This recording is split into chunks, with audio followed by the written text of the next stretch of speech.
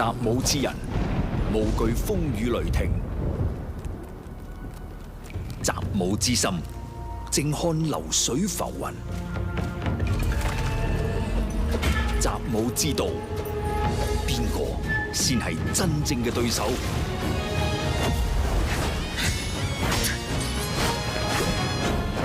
讓本帥看看，對手究竟有多少斤兩。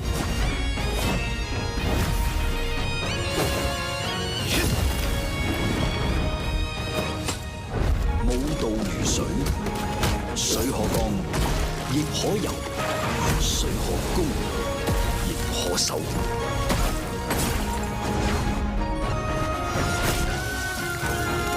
滔滔江河，奔涌无形。 无形为形，武道即道。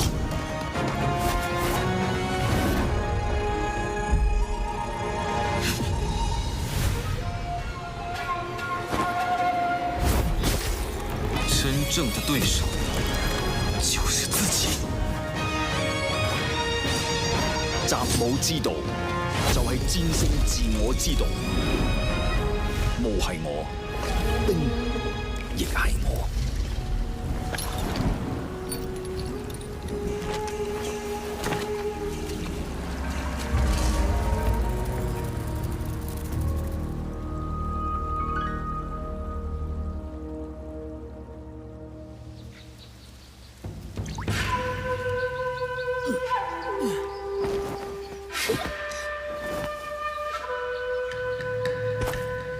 诸位，可愿为本帅俯首？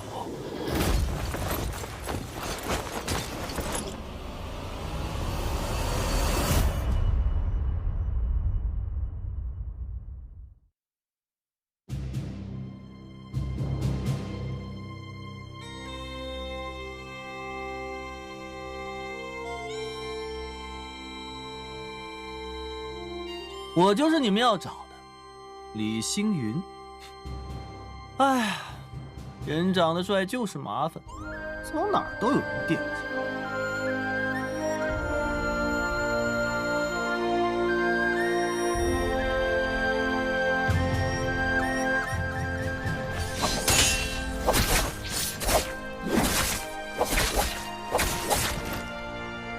记着，本姑娘叫姬如雪，是幻音房的人。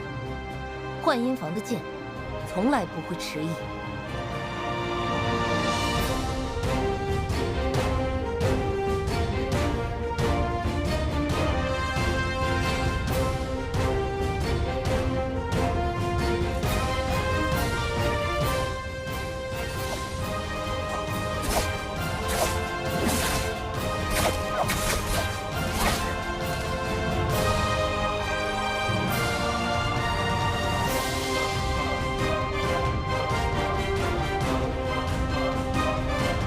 从今日起，本帅心之所向，便是人心所向。诸位，可愿为本帅俯首？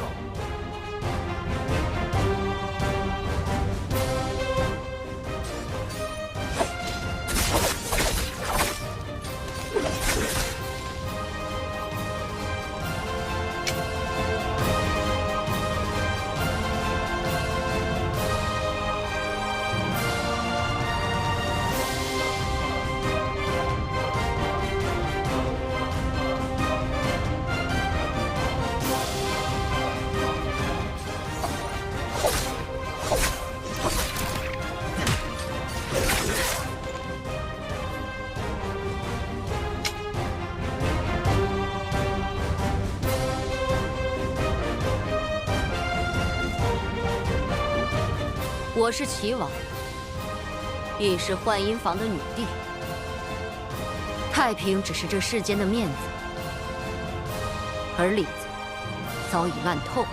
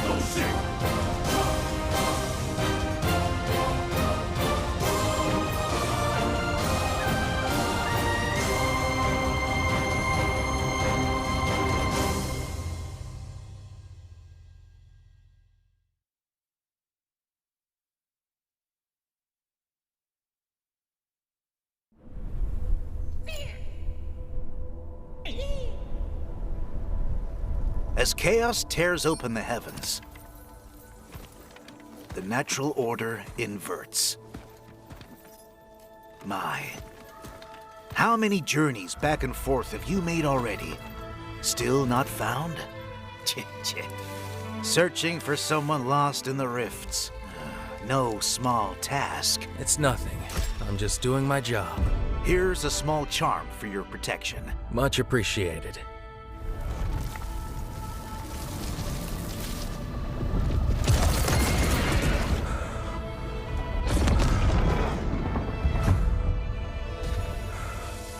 This is nothing like I remember.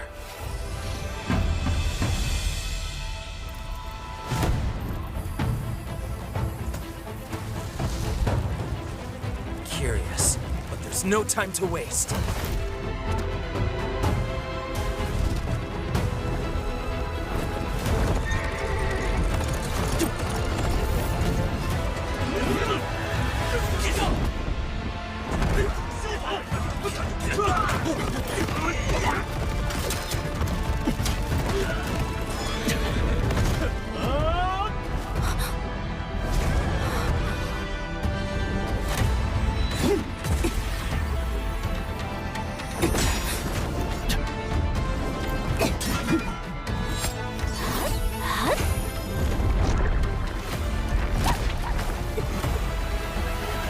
All that, Justina. Only to become the matron? Traitor. I will not listen to a curious lapdog.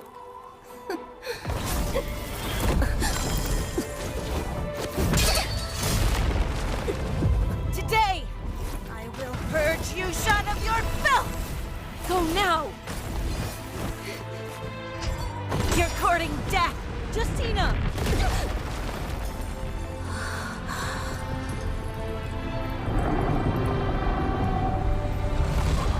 Excellent. It's taken the bait.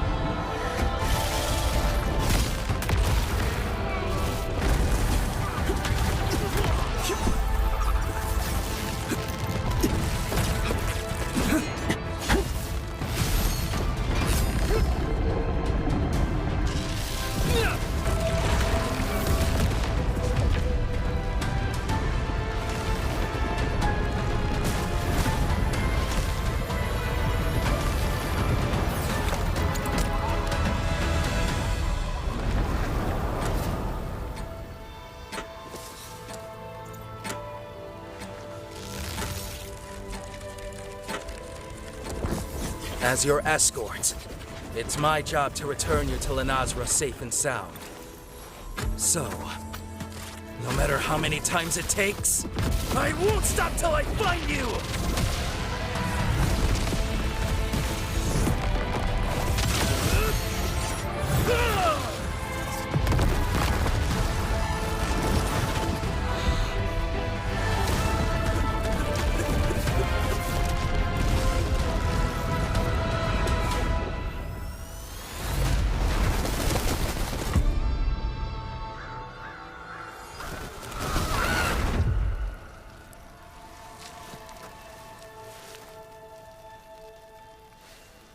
That light. Does it burn brighter than I do? When you find her in the rift, I'd like to see her for myself.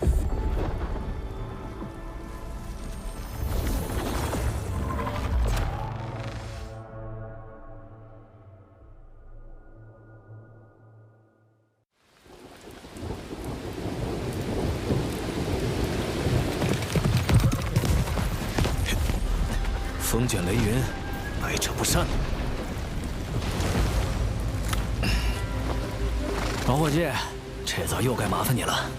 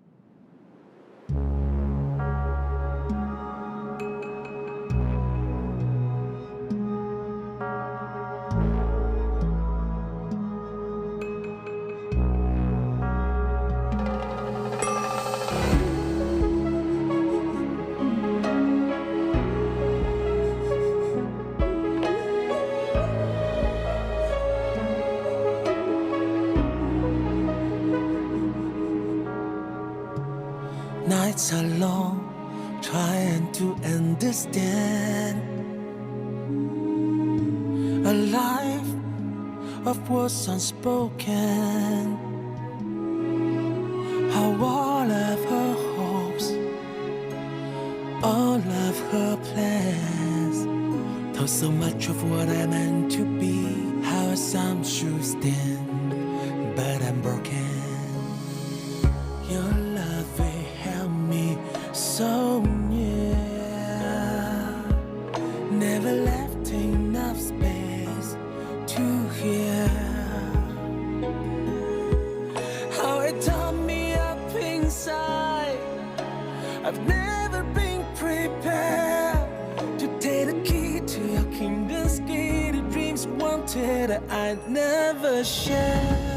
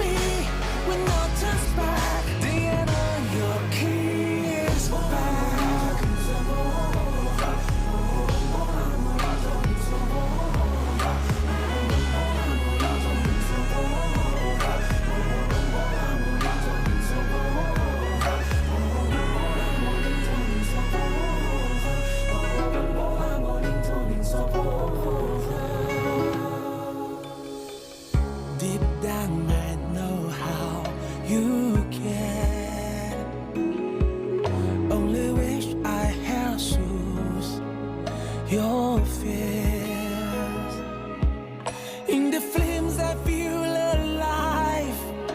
The burden in my hands are climbing up to the heavens gates. Defy the fates to show you who I am.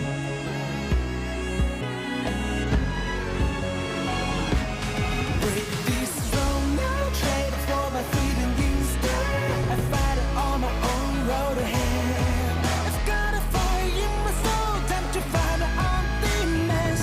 Never hold me back. Break this slow now. Face the world with all that I have. Lay forever held within my hand. NARAKA calls to me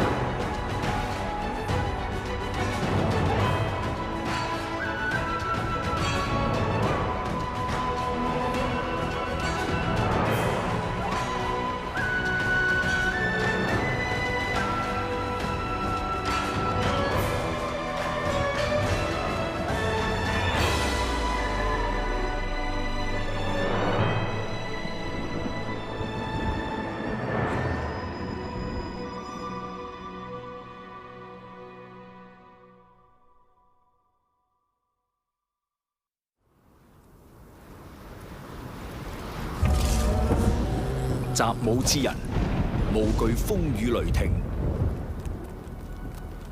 習武之心，靜看流水浮雲。習武之道，邊個先係真正嘅對手？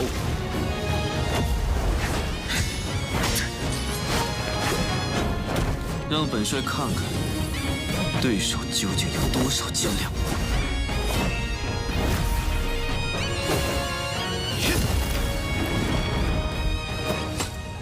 武道如水，水可乾，亦可游；水可攻，亦可守。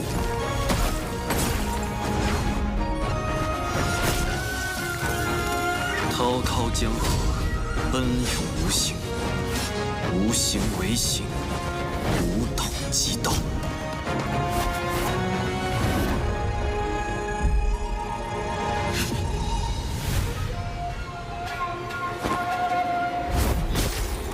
真正的对手就是自己。習武之道，就係戰勝自我之道。霧係我，冰亦係我。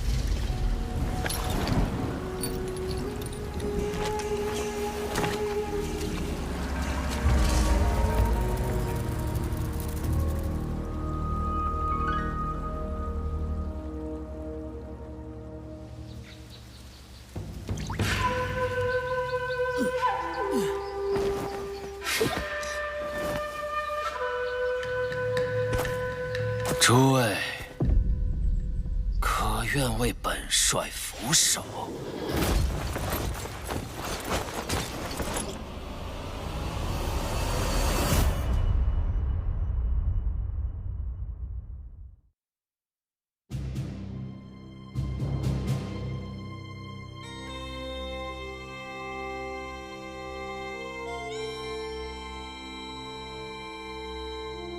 我就是你们要找的。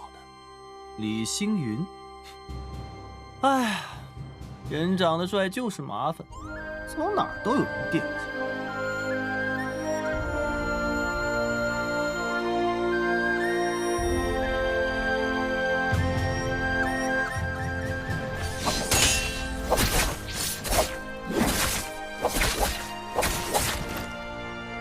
记着，本姑娘叫姬如雪，是幻音房的人。幻音房的剑，从来不会迟疑。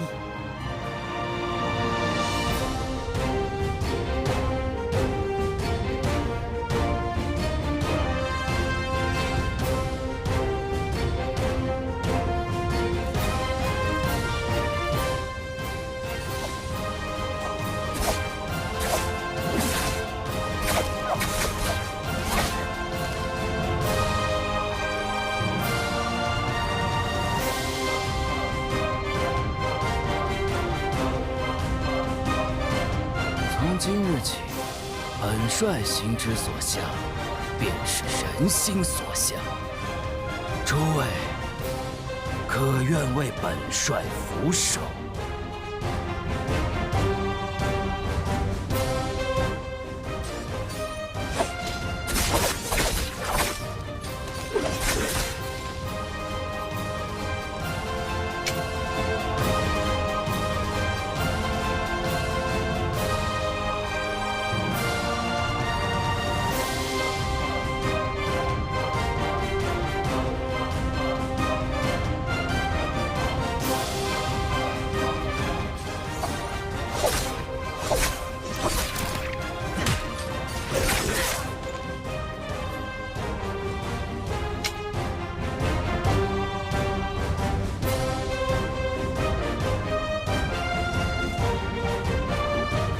我是齐王，亦是幻音房的女帝。太平只是这世间的面子，而里子早已烂透了。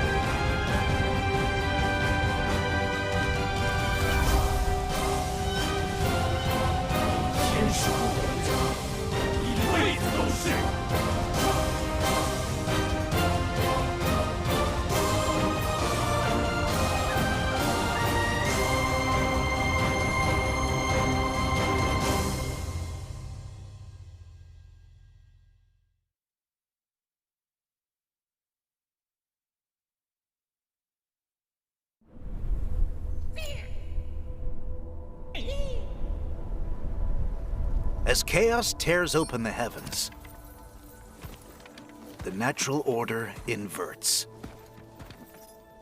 My, how many journeys back and forth have you made already? Still not found? Searching for someone lost in the rifts. No small task. It's nothing. I'm just doing my job. Here's a small charm for your protection. Much appreciated.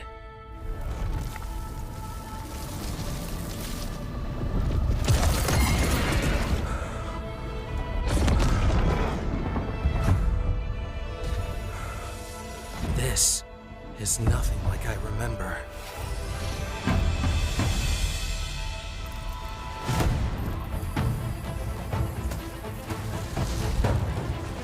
Curious, but there's no time to waste.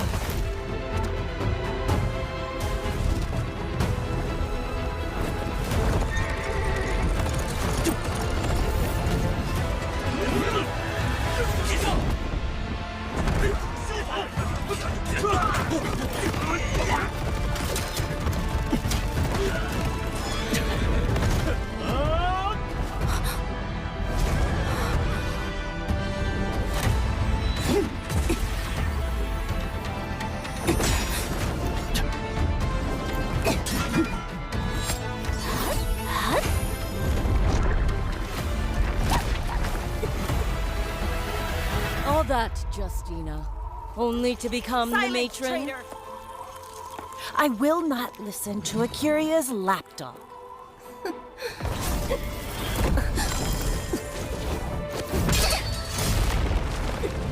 Today, I will purge you shot of your filth! Go now! You're courting death! Justina!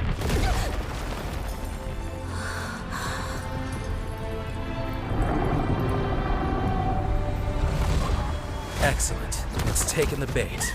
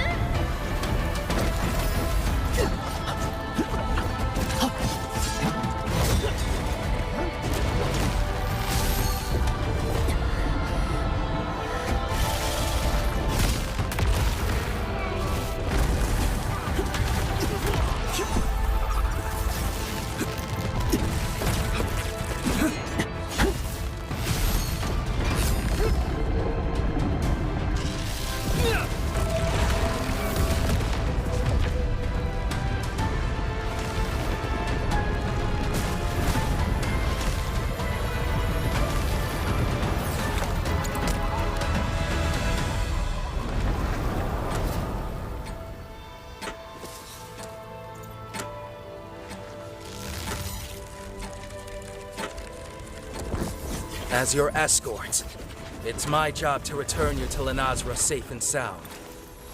So, no matter how many times it takes, I won't stop till...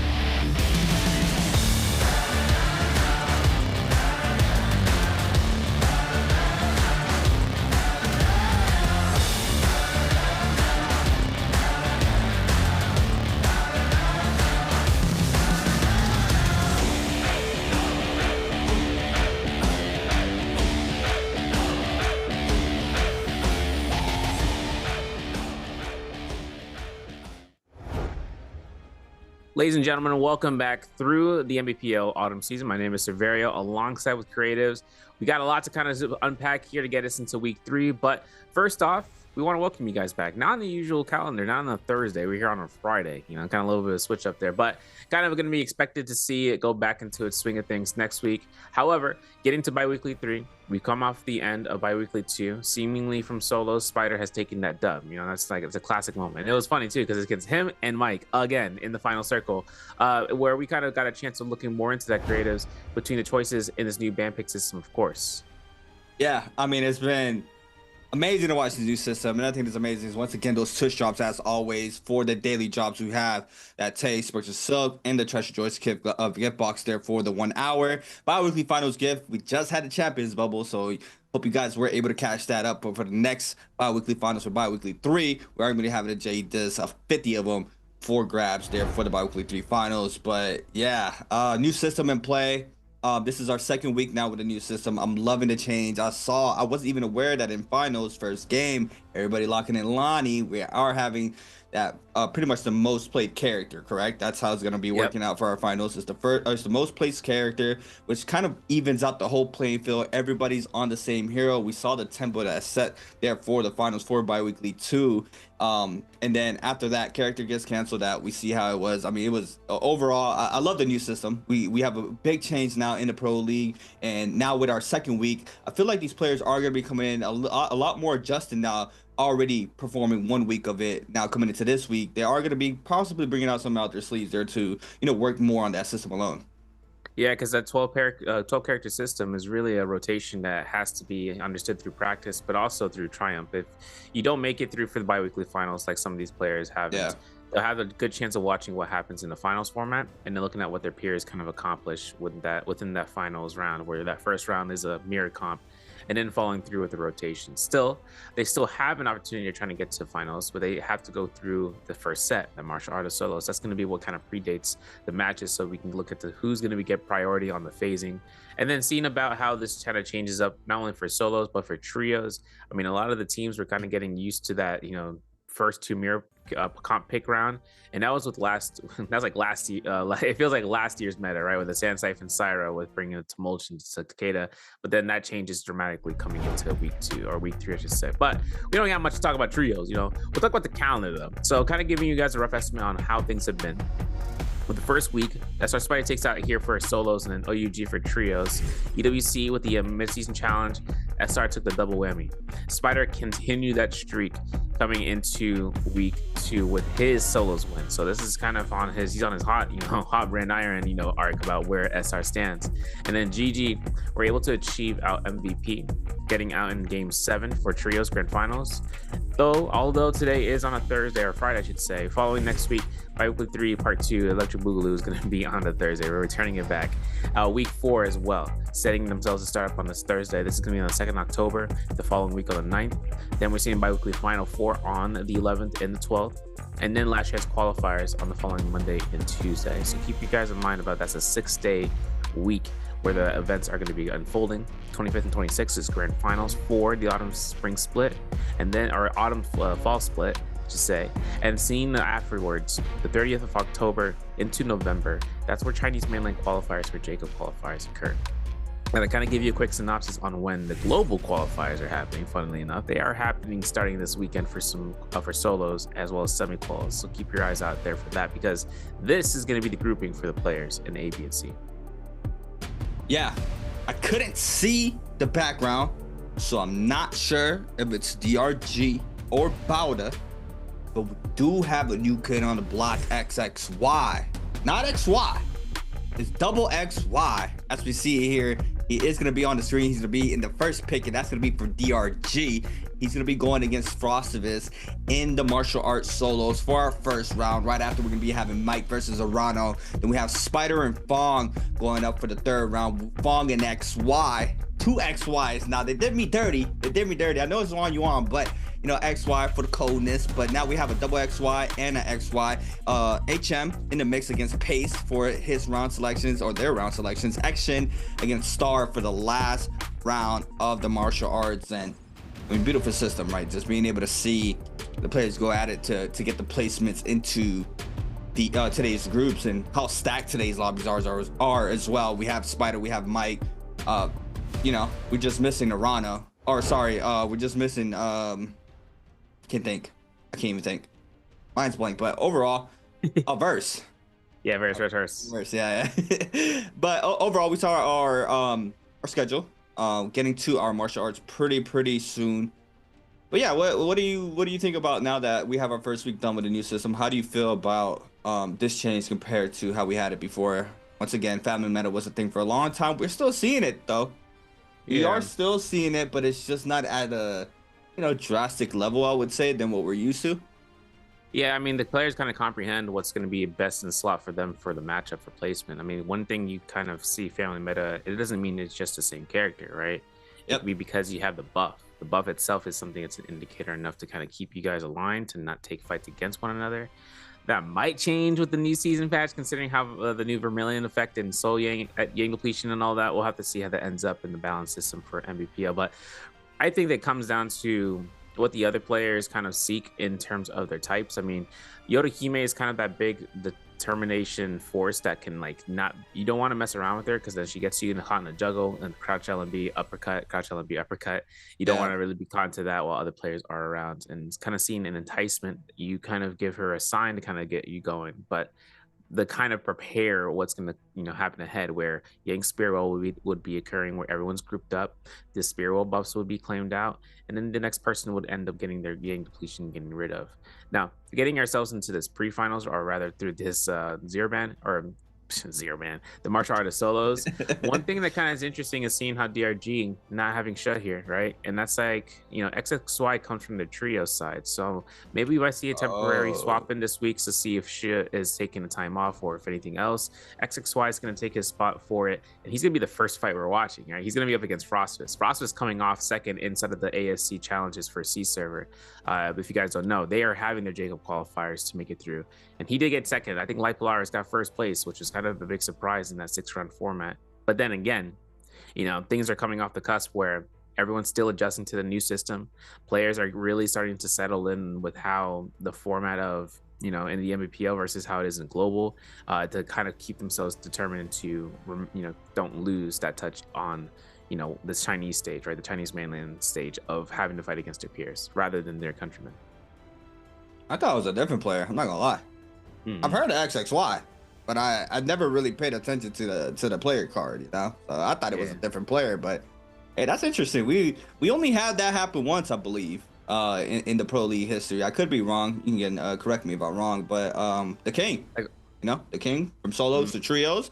But now we're having a trios to solos. I don't know we ever had a player come from trios into solo. Maybe from a significant team. Kai Bao was actually going through for OUG, but another person that kind of filled in for week 1 was Slows for BBE. I'm not sure how I would distinguish that, coming in here.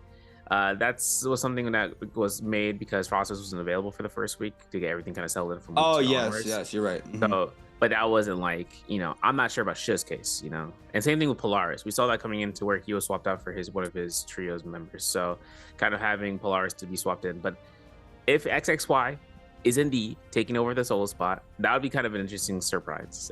We want to see how that kind of ends up. Right? Trios players, I really depend more on seeing trios players when it comes to the survivability aspect. If they've been playing for trios for a long time, especially if they kind of mastered into that fight sense. So we'll have to see how that ends up in the best out of 2 or best out of 3 situation in the beginning, and then how his performance leads into the 6 rounds, right? It's gonna be Firefly after the first round and Padoria, and then map rotation. We were looking at it earlier. You guys have been noticing it, where it goes into Firefly into daytime, Firefly into daytime into Firefly. So you guys would have that rotation kind of keep in your mind. We'll follow along for you guys to make sure you kind of keep yourselves preoccupied with the action that's happening at hand.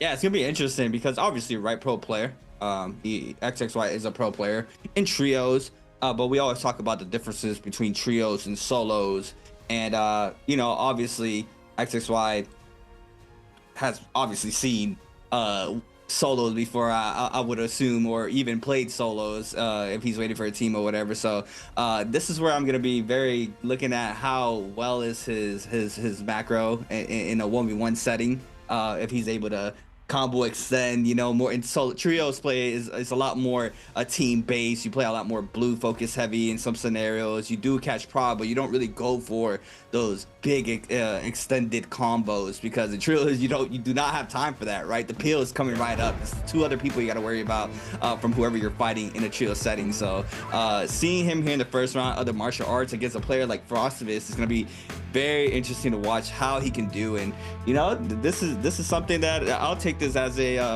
educational moment for myself as well, to see how well the trios players can compete in solos as well. And overall, we've seen it out of region, right? Players who played in trios are also playing solos, especially like NAEU. Those players both have been playing both modes for a long time, and we've had players who have qualified for both as well, for the J Cup, for both solos and trios. So, you know, it's not rare, but I think just in the sense of the Pro League, where it's been a lot more structured of, you know, this set of players are solos, this set of players are trio players, and, you know, being able to showcase it now with a system like this, especially the isolated one-on-one to start off the day, it's going to be a blast to watch. Big time, dude. You know, it's kind of funny too, kind of thinking about what I've seen from trios players that can coordinate into solos. I know you don't have enough time to kind of look for extensions, but very short hop decision making is like doing sheet swap or 2-on-1s.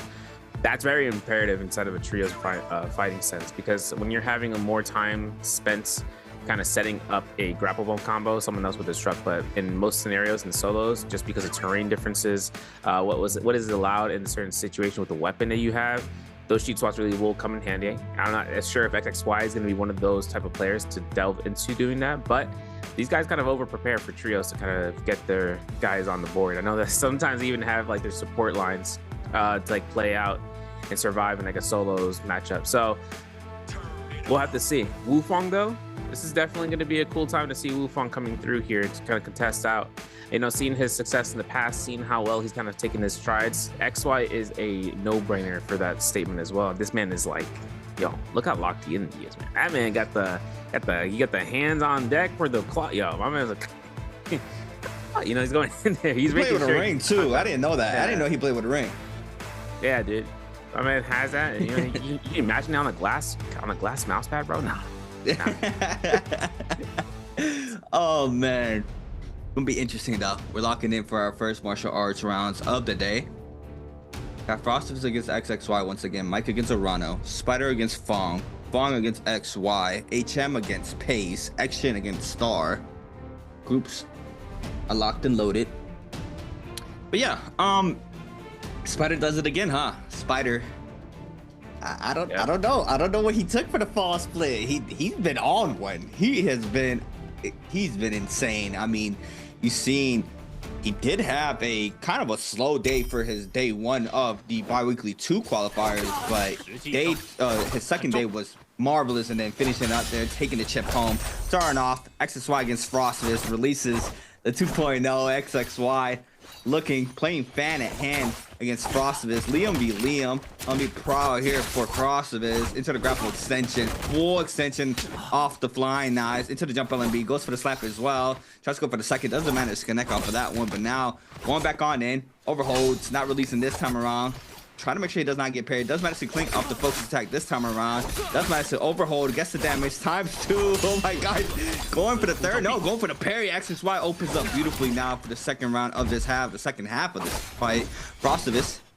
Now, both healths are even between both of these players. 28 seconds and counting to try to finish up this first round. Sends it back to back. Click comes in off this focus attack. Frostivus now trying to create the space, but XXY still with chick damage. All it takes is one focus attack, but the 1-2 from XXY taking the first round of martial arts solos for day 1 of bi-weekly 3. My man has a really good sense on that hold check, man. Frostivus is like, yeah, what are you doing here? And it's kind of hurts a lot a little bit. Frostivus still picks up himself for the Viper. This is something that we've seen for the past where Viper Dagger comes into play. And I was mentioning this off the very, very first time we had this, kind of seeing how much this, you know, look at the pressure that she kind of goes into closing gap, and then having the F2 as like, oh, here, have this tissue handkerchief full of poison. This is going to be inflicting a lot of points of, you know, who's going to be able to contest that range blue focus pressure. There's the F2 miss coming in here. Frostivus will avoid it. Open to see whether whether or not XXY will look for 1.0 horizontal. He uses this face out, has in the pillar play, avoids the F2 this time around against Frostwist, and Frostwist still has it in him. Look at the soul break. I don't know, bro. Looking for the crouch LMBs, looking for the hold LMBs, gets caught by the RMB. We're not going to extend that. That's okay. XY wants to keep him in place to try to burn out for the F2. Avoids it. Frostwist still keeps himself out here to get caught by a horizontal blue focus, but another soul break into catch 1-2. Forces out another F2 cooldown reset. Let's see if Frostwist gets a chance of proccing that. Misses. And I know this is going to be XY getting the soul break for free. And that's crouch LMB to the LMBs. Gets a crouch LMB to finish off the day. Wow. And that blue focus, that's gonna throw off a lot of these players off guard. I'm not gonna lie. A lot of these players play cross-ups, catches. They do release blues, but you know, XXY not afraid to release those back-to-back. The staple 2-2-2-5 is probably gonna be showcased a lot more today, but now got Mike against Arano. Straight proud for Mike off rip here against Arano. Liam for Arano. Mike on the Yorohime. Oh, that's Wuchen, sorry. One F blade down for Arano. Looking for the next opportunity. Jump LMB gets a little bit of chip damage, but the R&B focus is good there for Mike off the fist blades. Still looking, both players on fist blades. Gonna get a little bit of damage onto the wall, so no damage onto the player. This time around, does manage to catch the Prowl. He pouch cancels to catch Prowl. Beautifully done into the raw uppercut. Now forcing out the F out of the Yodo. The 1-2. The Wuchen blades are gonna be coming up pretty soon once again if he needs it. Playing inside the bubble is gonna go ahead and take a quick reset in. Arano tries to go for one as well. Mike not allowing that for now. Scare Rush play. Doesn't matter to connect. Arano trying to back on up here from the situation. Mike still trying to apply the pressure. There goes the first Vitalia there for Arano. Catches the 1-2. Still looking for the damage. The F comes into play here for the Wuchen. Jump LMB doesn't connect. The counter grapple is good. Into the R&B focus. A lot of damage off of that. Still cut up in the corner. Going for the double shift. But the shift parry there from Mike is going to be beautiful to close out the first round against Arano. He has a lot of kind of opportunities right now to see these choice picks. I mean, Mike is going to go out here to Liam to second pick, kind of having himself to go ahead and garnish up against another Liam, this time from Arano. But the difference is weapon set. Look at this. Nunchucks versus flying knives. Hoping to see a horizontal. Might be a chance for the clink. Might be a chance for the whole check. He gets caught to the 1.0, gets caught by the horizontal, burns out the combo breaker. Arano's making sure he can kind of muster himself out here for a cop a quick link off of the LMBs. And there it is. Another time for the another Liam F to be invested. Now looking for Prowl. We see the focus there from Arano. Mike gets caught up.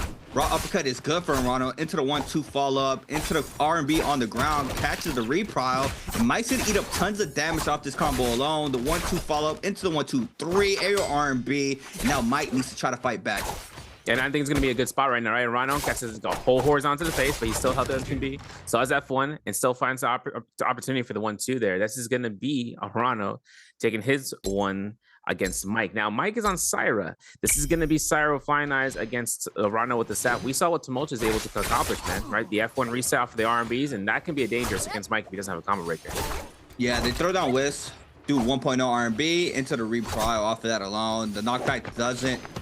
The knockback gets canceled to avoid knock him out of the Wisp. There goes the F now from Arano. Looking for the shotgun burst is good. The Wisp does not connect. Uses the follow up there to avoid getting caught up there from the Wisp. Beautiful done there from Mike. Looking for the hits on the top of the pillar. Arano still playing around there. Overholds, stays on blue, catches Prowl, forces out the Syra F. R&B into the Prowl. Beautifully done there from Mike. And now there's going to be a lot of damage, but a Tomok F comes online just in time. Just in time. My man's looking for the R&B drop in. I don't think he was prepared to want to release it. He's getting a heal off for free for Vitality, though. That white health is up for Arano. He's also attempting to go for an armor heal. And Mike is like, yo, I'm disrupting you. And he doesn't get disrupted. This is going to be the HP advantage that Mike was kind of hoping to keep. However, now that Mike is going to go up against Arano with at least 75% of that health bar, he's going to look for some blue focuses. He got just the 1-2. So he delays out the 3, then the jump R&B to confirm the knockback. And having F1 back up, Arano's still safe for the next engagement.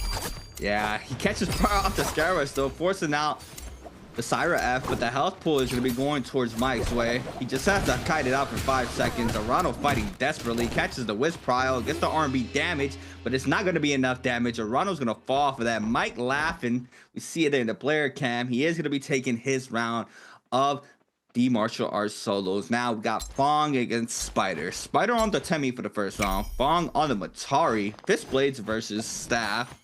Both players parry starting once again, looking for the dagger opener. It's going to be canceled off the R&B focus there from Spider. LB Prowl once again, 2-on-1 here from Spider. Jump LB for extra damage, caught in the corner. Fong now invests the F and trying to find the damage that he needs to even out this fight. You know what's kind of rough here is that, oh, wait, we got an uppercut. We got a chance out here to extend out. Can't do much about it, though. Gets caught in the blue focus until a reset on the Wisp. Gets tag dodge rolls too hard. MTF gets himself out here as Fong, slash MTF puts himself to the blue focuses. See, this is the thing. I was looking at the F2 cooldown timer. That thing ain't going to beat out the Atemi F1, especially if Spider's able to throw it out. Just unfortunate, right? I mean, it feels like Temi's F just comes online so quick because it really does. I mean, a lot of the Temis play drop down Wisp, right? I mean, one Temi that does play drop down Wisp, but not too much. That also has potential holding Wisp is XY, but right now got the Wu-Chen TP port there from Spider onto Fong, catches Prior off it is alone. 1, 2, 3 is good. Clutch on the beat for the extra damage. Click comes in now. Dagger in hand here from Fong. Staple weapon here for the man himself, but he's going against Spider, and Spider. You know that 1-2-3 game parry though? That's rough, Spider. My man has his F2 up. He slaps the immediate wake up. Yo, the LMB doesn't catch there, yo. MTF looks to kind of clink off, no soul break. I'm looking at the F2. It's just going to come up here in a moment, man. I'm feeling it. Even though the combo breaker is available for Spider, I mean, he's going to use it there. Gets caught. No, he doesn't. Gets a swap. No, he doesn't. That's unfortunate. Go focus, not back. Nice tap dodge. And parry to finish it off. I was clean. Stacks up the weapon, cleans it up pretty clean. See everybody laughing in the player cams. XY against Wufong. Liam v Liam. Both with flying knives as well. It's going to be very interesting to see both of these players duke it out here in their first round of the martial arts. Parry start, you know, respect. Fong looking for the opening. R&B's throw downs here from XY. Now we're able to catch Prowl. Yeah, overholds Wufong. Since the follow-up, gets the damage. XY trying to create the space. Nearly connects the pair. Wufong aware of it. He eats up the damage there from the focus attack. XY, the perfect spacing Wufong as well. Both players playing very patiently right now. Yeah, and I think one part is that now with Wufong, goes ahead, takes a scare rush, tries to see about the Liam burnout, doesn't even get a chance of actually connecting off that scare rush. So that's what feels bad. But I know Wufong's looking to go ahead. He's getting baited for a combo break there. I already see it. XY trying to make sure that comes out. He gets a nice R&B blue. He gets a shotgun blast and gets caught into the Kami kick. And then, of course, looking for the uppercut again. He gets an R&B extension like that. My man's nasty with this R&B catch, yo. Hold on. What's 2.0? Let me see this LMB catch again. That's going to burn out from the Liam combo breaker, dog. I mean, this weapon is so sticky, right? It's just so in the pocket. It feels like everything catches. You see it, look, cross up LMB catch into full extension here from XY. Forcing out the F there from Wufong. XY still applying the pressure. The health is very even. I think Wufong has a little bit of HP on him, but now eats up the damage off the focus attack. Jump LMBs for the extra damage plus the elimination. And he's able to close out the first round just in time. He knew that he had to get aggressive off the timer ticking, and he used that to capitalize. And now we have a Temi against a Liam, Wu-Chen, sorry, I keep getting the skins confused. But now, got Wufong on the Temi, XY on the Wu-Chen, the F-Wisp there from Wufong, not be able to connect. Does get the last frame though. Now XY's gonna eat with the damage off the R&B focus. Slap beta comes out. I know Wufong's looking for an R&B intermediate. There it is, block the stream. Because of the amount of damage he dealt out to, that meter is built up. Like he takes the nunchucks in the hands of his oppressor. I think that should be an LMB catch up here. Oh, good LMB immediate on the drop in. That's going to be recovery frames to his best benefit. But now the grapple bump in the R&B blue doesn't connect that pillar. It was the brief central right there, man. Wow, the pillar doing justice. Proc comes in off the nunchuck once again. Little bit of armor there onto Wufong. Drops on the F. 13 seconds and counting for the F to come back off a cooldown. The R&B LMB. Oh my god. Cancels the slap into the LMB. Prowl forcing out the Wu-Chen F. Recatches Prowl. Going for the 2-on-1 once again. With the jump LMB for extra damage. Doesn't manage to connect this time around. Proc comes in off the nunchucks with the slap. He stays in slap form too. He's going to get punished for it. Goes for the arrow LMB off the Wisp. And that's going to be enough there for the elimination for Wufong to take this round and take the martial arts round for himself. They're winning for today's groups. Yeah, that's tough. That's tough. I mean, considering that the Wu-Chen catch out, like it's a mixed bag of effect. You know, sometimes it catches, sometimes he don't. He gets a tap dodge in front, but paced. He's running Tumult. He's got the staff, man. He's got to get some stuff of Yodo Key, man. I was thinking about the Viper new skin and the new patch version, but dang it. There's a pitter patter. Confirms off of the F2. Now the F-Wisp ain't gonna get a reset off. He has a Wisp throw that kind of denies that. Yeah, I mean, all the Temi's playing staff Temi. We see the staple. I mean, you can cancel, right? If you're able to get an R&B focus, you saw Spider be trying to go for it, but you can't extend that off the Wisp. So hopefully we're able to see this, but the 1-2 from Pace onto HM, the Yodo, eating up for tons of damage. Now forcing out the help, but it's gonna eat up the parry as well. Pace doesn't get the damage off the R&B focus though. Swamps on over to the Fist Blades. Goes for the jump LMBs. HM trying to stay in the pocket. Pace as well. Playing both now with Fist Blades. Pace with the mind games here. Swapping his weapon on over from his opponent. Yeah, and the thing is that Whisk throw, maybe he was anticipating him to get followed up on. This one is, oh, the R&B is good, and the R&B after that, ooh. Ooh. My man Shmoo, oh my gosh. Ooh. Let me see if it's better real quick base. Yo, we got timeout, wait, hold on, 1-2s, jump LB, has F1, we're good, we're safe. All we gotta do is wait it out here. Making sure you can look for the LBs, but he gets top of the 1-2-3. I think we are in advantage of damage base. Yeah, we're chilling. Yeah, with that parry, you know, it's all to injury, dude. That was clean. He said weave, weave, weave. But now, Syra's back this time around for HM Pace. On the Viper, dual blades. First dual blades of the day. Running the same F as before. Looking for the opener, but the R&B there from the Flying Eyes from the Syra. Big damage off the extended combo. Misses and drops. Now the R&B focus from Pace to respond there from the damage from the Cryo. Trying to stay up, trying to play around the pillars. A little bit of movement error, and now he's going to be meeting HM. Continue his aggression this time around on the pillar. Yeah, it's kind of rough though. The F2 miss out and then caught by the R&B is tough for a Viper because she has no combo breaker unless she has ultimate V1, but who doing that in a solo time?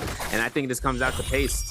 Catching under the LMB, burns out the combo breaker. He's got to back in. He's got to bait this. I don't know how the LMB is going to catch. Oh my gosh, he catches it. He doesn't get anything off of that. Pillar's actually going to push him more further in. F2 to deny that secondary blue, but the slap to finish it is dying. You know what? You know, we take those, but like, that's man, rough. That's rough. I don't know about dual blades. I mean, dual blades is very in the pocket weapon. Kind of reminds me a little bit like a katana.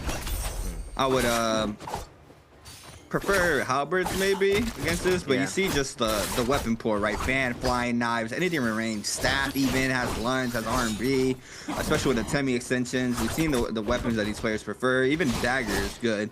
But this time around, HM on the Liam, playing the dagger. Got Pace or Fan. Pace on the flying knives on his Liam. Looking for the focus attack. Pace is going to connect. Has the health advantage against HM. Going for the crouch LMBs. Still going for the slaps. Doesn't matter to connect off of this alone. Gets the full focus follow-up into the shotgun burst there for the elimination. And now Pace is going to be taking that round of the martial arts. It's kind of rough seeing about the flying eyes, man. It has so much plus frames. I don't even want to talk about it. Bro, it's so good. It's too good, man. It's so good. Yeah, I think SS1's X in those Syra nunchucks. I got to see how this tens up because I don't know, man. Parry off the end from Star. The survive clipboard's kicking in. He's got Siphon. He's staying in the air as long as he can. I know that's for a fact. And he avoids the F2. Wait, this works out in X's benefit. He slaps the bait through. Hoping to see about a clink.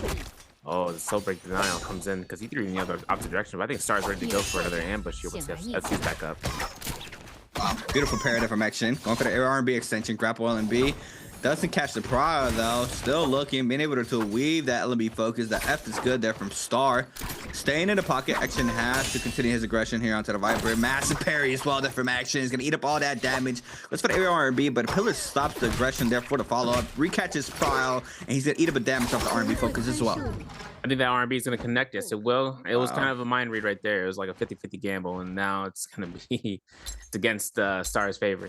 Flying Eyes, though, both ends. Liam's classic, you know, but now it's really who's going to be able to catch the R&B first, or rather chip away damage, burn the combo breaker, and set themselves up nice. And now 1-2s are after the one shotgun blast. Nexon got himself in a weird predicament. Blue focus is back-to-back. Yeah, I mean, just so much damage, and now we see it. Stay in the pocket, trying to go for the cross-up LMB catches mad damage. Star now eating up all that damage. No armor, trying to respond off the raw uppercut. Manages to connect, force it out. Actions F as well as Star this time around. Both players spin back, being able to get that. Gets the raw uppercut into the area R&B as well for the extra damage. Action still trying to fight back. The health's pretty much even. He eats up the damage off the shotgun burst, and both players are going to be taking a quick reset here to continue the fight. Yeah, this Liam kind of connections coming through here. I know these boys are looking for the parries. There it is. They're coming out here. Star puts himself to a nice spot to burn out Exons. And now it's coming out to where Star catches a 1-2. Doesn't throw out their 3-piece. Waiting to see this 2.0. Doesn't even release it then. He gets that chance of throwing the shotgun burst. And now comes down towards his final fight. This is going to be where we can find out who's going to be the final phase or the first one. I'm thinking that Exon has it in him with this Tumult pick as well on Fist Blades. If he gets a staff though, if he gets a parry off of Exon and earns it, this is his. Yep, Temi v Temi. We see it, but this time around we have Exon on the Fist Blades instead of Star on the staff. Massive parry opener here for Star. Swaps on into the fist blades, go for the jump LMB for the extra damage, being able to weave the slap there from action. Massive parry from action this time around, being able to even out the health now with the ×2 jump LMBs. Both players parry as well. Since the RB focus, doesn't matter to connect off of this, since the LMB focus gets the damage this time around. Forcing out the F due to the prowl, but look at the damage he gets off the jump LMB. The whisk is not good there. Star trying to play around it. Star gonna be able to eat up all the damage, continuing action, just weaving around that staff, doing a beautiful job thus far. Yeah, and I think one part is this 1.0. It's the energy the Star has on him, man. He's gonna smirk when he throws it, hoping to see whether the LMB catches. There it is, beautiful. Ooh, that's it. Coming out to the grapple ball. That's gonna be confirmation jump LMB. The kill confirmed. Yes, it will. Ooh, delay LMB off of the LMB, not going for the 1-2. He waits it out, anticipates the dodge, and it works out in his favor to recapture Prio, and off of that alone, he's able to get the damage for the elimination there. Oh wow, what a start off there for the martial arts solos. XXY taking his martial arts different style. He looks straight like a trios player, man. He looks just like a trios player in the isolated one. So I'm very excited to see how he's gonna do today's games. And hey, imagine trio player comes in and just top scores for the day. That'll be insane. Yeah, that wouldn't. That's not on my 2025 bingo card for a trio player. He did get 2-0 on advantage against Frostbus there, so that kind of gives us a little bit of a chance in seeing his solos predicament in terms of a one ban with the skill only. Yeah, things change when you hit the floor, mainly because once you start hitting the floor, I mean, sure, he's the first base pick, so he'll get more priority across the field for the 6 rounds. It's just seeing how he kind of operates on the macro gameplay and seeing what his drops are going to really determine if he does good or not, because those first fights really aren't the main attraction of seeing about someone's performance. It's really what starts to settle them in after the first fight. If they lose, and they get a good reset to build out. And then if they get into the second realm, if they lose the first, or if they win the first realm by getting into that scrap off in the beginning. Usually in this scenario for the Imperial Camp would be the first spot, or in Fedoria, Imperial Camp would be the first spot. And so very few often will it be Imperium itself. I think Ascension form would also be an opportunity for him to drop into some of those seasoned players, at least the solo seasoned players. But for this case, these winners are actually going to go through here, and we should see that actually be showcased for you guys to kind of keep track on those phases. I am excited to see about Feria Shen if she has an opportunity of showcasing herself back this week. I know that she was a choice pick coming from week 2, where the players had her to really start bullying out other players. But it really comes down towards which character can kind of contest her, not only to the beginning, but in the middle, but most certainly in the very end, like how we were kind of achieving between a Yorihime and a Feria Shen in those instances. I have to see. Yeah. What did he say they did to Vermilion's Bird's Might buff? In the current patch version? Yeah, in the current patch version. Yeah, it's essentially you don't get rid of Yang Depletion, but you get you get more rage if I pick up that Soul Blow. Well, we'll talk about it in a second. We gotta get some clips and highlights for you guys. A little bit of the Clippers, on Twitch. I know you guys are out there. I'm looking at you. All right, listen. Mike puts himself out here, pulls out 2.0, baits out the release and trying to confirm off of Rana for a free LB uppercut. That's good for fist blades. I mean, tap dodge the hell out and putting out a Rana on the spot right against the F2, I should say, gives him stagger for free. He's a run on the sky, said, yo, free RB. And then hopefully to see about the 1-2s, base up. A lot of fist blade action, coming out in this, these 1v1s. I really do enjoy seeing that. Yeah, fist blades, flying knives. A lot of staff, too, from every Temi. Very interesting. We had just one playing fist blades, but here in Spider's Hand, playing staff, being able to bait out the F there from the Matari. Spider now staying in the pocket since the 1.0. Both players clink. Since the back-to-back, gets the damage off the R&B. Jump LMB for the extra damage and elimination. Wufong, beautiful swap cancel there from Shi to weapon. Cross up LMB backwards too, by the way. Cross up away into the prio. Now, Nunchuck, Burn does not connect, or the proc does not connect. LMB focus or LMB prow into the whisk throw, catches the damage off the R&B, was enough damage there for the elimination. Pace against HM, shotgun burst for the opener. Pace just chunking out that damage so quickly here against HM. Yeah, I know there's kind of a spotlight between his Liams. I mean, once you have the range of the flying eyes and you're able to kind of test a 1.0, one hit 1.0 versus a 2 hit 2.0, like that's options on the table, and how you kind of bring that back in here. Star was actually a clear cut example of this. Once he was kind of opportunity, he strikes with a 1.0, he gets into you know, with the connections, and there's nothing you can really kind of get off of that multi-stagger except damage in your face. And knowing LMB against, you know, Star on this weight out, the weight goes is crazy to me. I mean, like, it happens sometimes, but a double rollout would usually be what you'd see to kind of prepare yourself. But this is going to be where our faces kind of present them. So kind of give you guys an understanding, since this is going to be whoever wins majority gets first phase priorities pick selection. This means that DRG XXY, OUG's Mike, SR Spider, T's Wufong, Paces from Team Alliance, and FPX's Star. These guys are going to be the first one in the set row. If you guys are kind of familiar with the last season, or rather the old pick ban system, right? The 6-phase rotation of the groups, that stays the same. The only difference is the pick order selection between those two players. So whoever wins at the martial artist solos in that set group of 2, they get first prio every time. This kind of determines in terms of, you know, also that there is 12 individual picks. So if Liam gets picked out by, let's say for XXY, and as the first pick, that Liam is banned, there's no other Liams, and then Lonnie takes her chance of being chosen by Frostbus. Those two are usually the case scenarios. That's a very rare instance of where double picks can even occur, depending on your choice of character in the earlier phase, and then even being available later on. But from what we've seen, Shayo, Syra, Liam, Lonnie, those have been pretty much our top 4 picks in those first 2 groups, because they're in a domino fortress, bro. You can't really stop them for both offensive power and defensive power.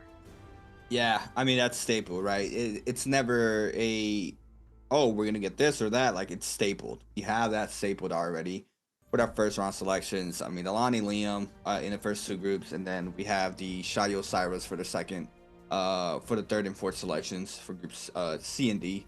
It's just been, you know, something that the players started locking in for the first day of this new system, and I don't think it's gonna change anytime soon. In our 5th round selections, we are starting, you know, to see pretty much more of the Temi now kind of taking that slot, but we do also have some players who will play a different character. It also depends on the round selection as well, right? Depending what game you're on and how many times you play that hero, obviously, as well. So it all has a lot of factors into it, but we're starting to see that Temi really take on that spot. They don't have the rework, so it's not gonna change because old Temi's still there. And I, you know, what me and Severio talked about even before the new patch, or I think it was the day of the new patch that came in. It's just not. I personally don't see like that's gonna be the new Temi because of how well-rounded and how structured the OG Temi is, especially in these matches. And a player like XY being able to really master a character like Tumulch, we see how much value he's able to get with just everything in Tumulch's kit. Overall, I just think it's too valuable to give up the Wisp reset there in the ult. If you're able to catch that Wisp, but who knows? We could probably have somebody later on once that patch goes online try to test the waters with the aerial slam down, whatever you want to call it, in the Temi ult. But overall, I don't think Temi's gonna change at all. Mike, 2-time champion, come off of J-Cup, only taken 1 bi-weekly since the 2025 season back in summer split. I believe it was bi-weekly 3. Super close, right? Super close. MSC, super close. Bi-weekly 3. It's been rough, but when it matters, you can't really count them out, right? We've seen how close it was, and you know, Jacob is right around the corner. We just saw the scheduling for the remainder of the season and how quick everything is coming. I mean, next thing you know, we'll have Jacob on our screens pretty soon, and I wouldn't even be surprised if Mike's able to clutch up, even with how his season's going thus far here for the 2025 season, because just overall, he's just, I don't know what it is. He's able to really clutch it up and lock it in when it matters the most. But hey, that's the topic for another day. Right now, we are going to be locking in our first game of today's games for the bi-weekly 3. Taking a trip to Predoria Midnight, our Firefly map. Game 1, as always, staple in Predoria. We have our groups, XXY and Frostivus, are going to be going for the first 2 picks Then we have Mike and Arano, Spider and Fong, Fong and XY, Pace, HM, Star in action. You think XXY is just gonna play something completely different? Nah, bro. Don't jinx it. Don't jinx it. I'm looking. Don't jinx it. He pulls out like, hey guys, XXY here. Gonna play. What does he play? What does he play in trios? What player is he? Nah, he ain't playing Tessa, bro. He's the Tessa player. All right, then he's gonna pick Tessa for us. I'm joking. I don't know if he plays Tessa. I gotta remember that one. I don't know. Yeah. It does come out though. If he does play something like he got a smirk on his own. Okay, yeah, he's gonna pick something.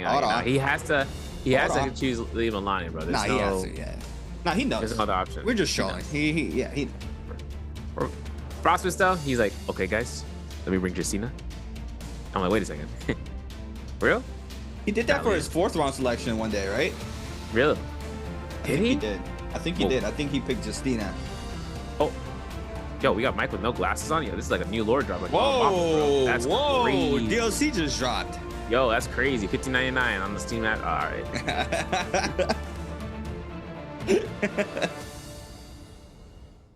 I don't think I've ever seen Mike without a glass. You see, there it is.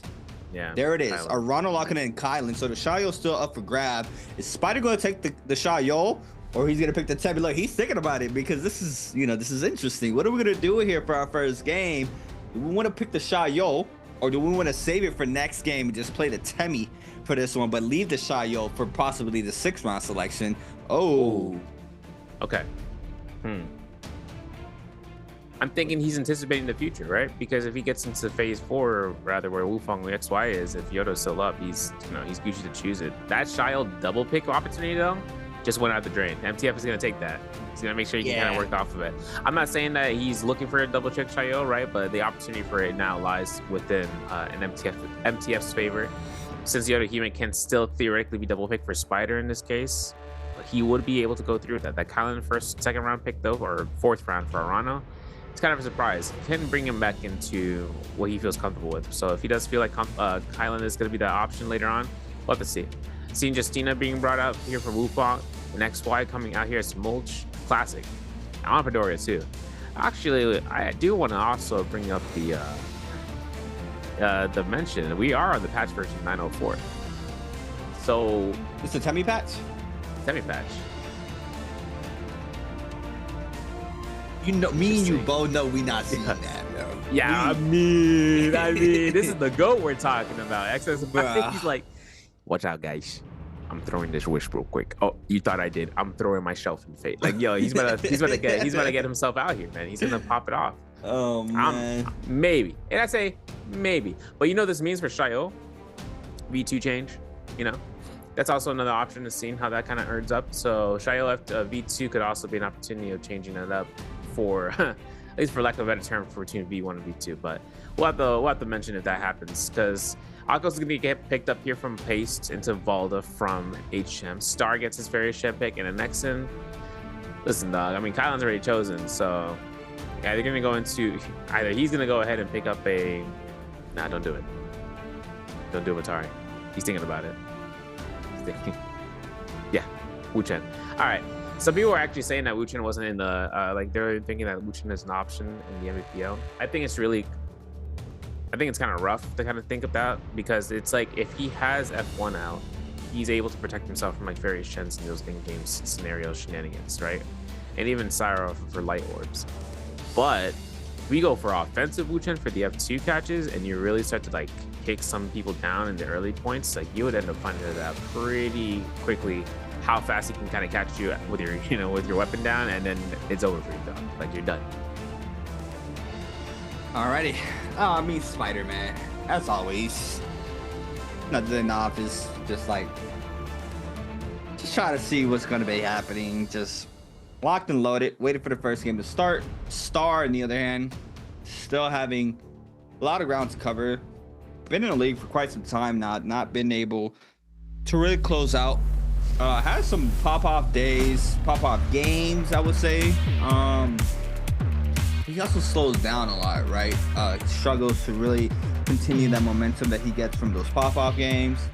It's just rough, right? In a lobby like this, I mean, Spider, being able to control a lot of the tempo. Mike as well. XY came into the league and another top tier player, being able to do a lot on the field, and Wu Fong as well, just an amazing player. Where's the Temmie? Okay, yeah. You're like scamming. There it is. Like, what the? You know, it's rough too because I'm looking at Shayo, man.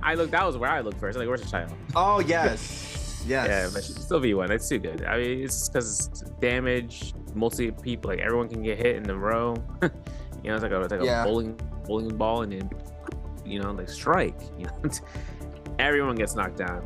But yeah, to Mulch, yeah, he's not leaving off of V2. Nah. That reset risk, way too impactful. Valuable, yeah. The word I'm trying to use it for. Yeah, it's just too good. It is way too valuable, especially with the change where your cooldown still starts counting down off of the F alone. It's just, it's just too good to run. But yeah, I was curious about the Shayo as well. We might see it though. I feel like Fong might be one of those. Not Fong, sorry. Someone like XY possibly, because it does have extensions. So possibly he might be able to showcase the changes there to the F and the old air for the Shayo. But overall, first drops of the day, we have a lineup now. Do have around 4 players. Maybe JL is going to be contesting that Volpine Essence there against DRG, FPSGQ, and AS. Possibly on the top side. WZ, SR, and BBE on that volcano area of the map to the right. Wolves loaning Lone Wolf in the bottom right, or bottom right side, yep. Alliance, OUG, and Wufong all right below Imperium for our drops for our first game of the day. That's a lot of contestants there for the Volpine. We usually only have around like 2, possibly even 3, but now we have 4. Yeah, I'm curious to see what XY or XXY, what he does over there, because he's in the southwestern end. We are on Fireflies though, so looking at Mike at the Ascension Forum, Wufong takes up Pace. I saw Pace get himself blue armor pretty fast, so this is going to be where Wufong's gonna he's not gonna have a fun time. He gets the armor swap though, so we're kind of chilling out here for the R&B held. Yeah, beta for the carry number 1. Oh, you get earned, you get burned. There's gonna be Pace going through for the blue focus in the face. Gets caught to the F2, and Wufong's already prepared with this combo breaker. And there it is, the F2 into the shotgun burst. Gets cut off the prow there, releases the second shotgun burst, and Wufong's able to get the damage plus the first elimination of game number 1. Beautifully done there from Wufong. Being able to find that common armor swap, he's able to retop off that blue armor, possibly going for the next fight against Mike in just a second. We also have him collecting more resources for the scale. ASC has a bounty, or Jail has a bounty onto ASC. We have Frostovitz Arano. Frostovitz starting off here with a prio against Arano. You know, it's rough here for Arano, but then again, he's got his combo breaker to kind of think about in a second. I'm kind of worried about whether he throws his blue focus though. He gets held checked. It's tap dodge, bro. Couldn't be me, man. This ping. Looking for the R&B, jump into the LB. That's going to be a catch up to the Liam, or potentially doesn't get it through. Frostovitz might die out, and there it is. Yeah, just unfortunate. That ball had to connect there. Did not, so he eats up the 2 slashes there for the elimination. Beautifully done there from Murano. Now Mike with purple armor running on into Fong. Fong now on the fan already to start off game number 1 on the Shayo.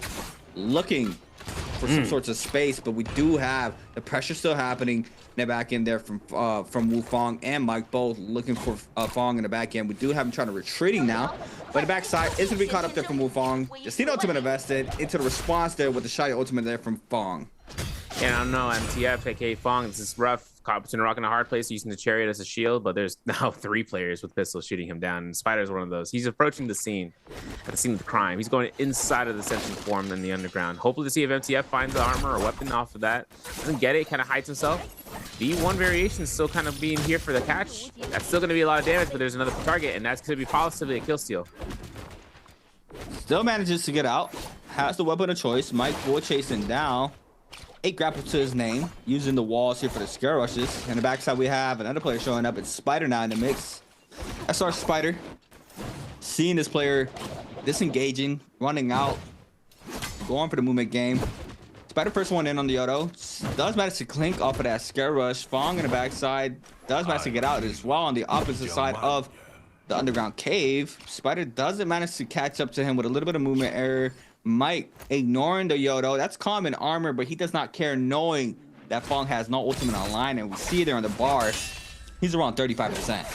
Yeah, just about. But that parry off the Spider doesn't even he doesn't even have a chance to do anything about it. Everyone's catching hands here.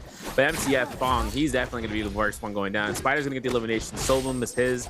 LMB from Mike with the purple armor, though. That's a dangerous situation. But we got purple staff. Spider's going to make full mention of this once he strikes off Mike with the Scare Rush Blue Focus. And otherwise, he's going to use it to escape. He's gonna back on up. He did his job. On the other hand, Frost of his, this could be Frost of his life. He's going against Arano again. Slash does not connect out the first. Comment on himself is good. The V1 connects there for Arano into the follow-up Slash. And Frost of his is gonna be eliminated here from game number 1. Not being able to set the pace for the whole game. Unfortunately, there reruns into Arano. And Arano capitalized off of that with 2 kills on the board. Now prepping for that first realm of Yang. 23 on the clock. Realms are about to start spawning in. Spider swell with that first elimination. Purple staff, but swaps on over to the blue flying knives. Not surprised. On the Yodohime, we have the Yangs up. Now, before you know it, XY looting on the underground chamber for Imperium. Has a lot of tropes to kind of keep going, but these purple fist blades are really going to set the tone. And then with Mike having blue fist blades. Now he does have Phantom Step, he does have Windy Trinity, and get this, bro, Sap Jade. This is all gonna be in Mike's favor, man. This is crazy already, dude. And it's funny too, because I've been seeing Sap kind of being more available for a lot of players, at least in the EU. You know, when I was watching their games, like, man, how are we getting Sap Jade so early, bro? Lexa, what are you doing? What are you getting fed onto, bro? This is gonna be with the Sap Soul Jade. You know, when he gets that, when you get that early, bro, the other opponent doesn't think about it, and then all of a sudden that common rigor becomes nullified for what its effect is, right? For multi-strike weapons, and even that isn't even enough to kind of set you up here for using it right afterwards, because the person that uses Sap will back off. They don't want you to get caught. They're not looking for any follow-up. They did their job. About like 800 damage. Bullpine's Essence on XXY, though, is in this favor. Whoa, he hasn't got any eliminations. Wait, so you're telling me that there's 4 people dropping into this area, no eliminations, but he gets Bullpine's I don't know how contested it was, but I really want to see what happened earlier at that case then. I want to see what kind of gave XXY the favor in getting the Thunder coins. The more is that the fact that he had an extra one in his pocket. Yeah, I'm curious as well. But he's posted up for round. Hopefully we get to see him. Just looking at the Wu. Is that... Did you see what Wu Chen skin action had? Is that the... I think that's the rarest action... Oh, here we go. I think this is the rarest Wu Chen skin. Because the Yang pool. Yeah, because Near Collab is rare too, but it's about to have a rerun. So I think this is gonna take it's definitely gonna take the title of the rarest skin. But now Spider trying to fight for the Yang pass. Team go for the grapple LMBs. The F throw down there from the Wu Chen sends the 1 point off. The long sword, Spider though. So trying to get aggressive, grapple to pistol shot. Doesn't matter to connect. Being able to be very slippery here in this terrain, having the pillars to maintain his movement game. We see action still kind of not the pressure there for Mike. Have XXY as well joining possibly this fight. We see him in the center of the map as well. And Imperium Spider's going to back on up. Doesn't want to waste too much time potentially to rotate on over to another round. We see him just lurking the top side of the roofs. Action still has the pass in hand. 15 seconds in order to take the Roma Yang. That's full, I believe that's damage reduction, 24%. Yeah, mostly. You know, it's kind of interesting. We were talking about this in trios, how a lot more teams were opting for more attack rather than like defense and mitigation. Just because like those burst opportunities in trios is one thing. In solos though, like it's how long can you last in this fight before your opponent wants to kind of rush you in. Damn, Mike's taking the carry. Yes, I would like to take the tea biscuit, please. My man's royalty, bro. I got Spider though. I got hands on deck. He's getting everything that he can get before round. He got Salt Smolder and Phantom Step and the Slur Crystal now. With the purple flying knives, bro, like that, he's got to take that. He's got to get to the realm, like right now. Like he's got to ambush something. If he doesn't take realm with his 1 elimination to try to get up to 2 and getting a gold weapon, his opportunity comes into where he gets somewhere else out here. 21,000 Dark-type coins, so mind you. So this also comes into where he's getting everything he can now beforehand, so that way when the fight ensues later, he's kind of preparing for that. But first round fight, Mike versus MTF. This is Shayo versus Syra, where Mike has that Soul Jade for Sap, but also for Phantom Step. Armor advantage towards Mike. Fong taken up to the high ground. Under Shayo, blue armor, blue staff, blue fist blades for Mike. Clint comes in. off the light attacks here from both players, looking for the opener. Does get clipped off of that scare rush. Fawn would have dropped an R&B as well. It's good into the pistol shot. Mike tries to respond. Nice dodge there. Nearly connects out the prowl. Doesn't manage to do so. The spin back at Nbpl. Fawn to clink off the light attack. Both players playing behind the pillars, and Mike trying to go for a quick reset, but not being allowed here by Fawn. Yeah, I think the LMB burned out the combo breaker, perfect for Mike, but maybe not much because you saw how fast Fong / MTF was kind of pushing him, right? Like, my man was really, yeah, there it is. Combo breaker's invested there in the right timing and right place. What are we shooting? Hopes and dreams in the wall. Ooh. Mike puts himself for a bit for the ultimate cast. Has to be done. And now the Shy ultimate can go through, which means he can't throw level select. He cancels ult to get an immediate health reset. Is that going to work against him? Oh.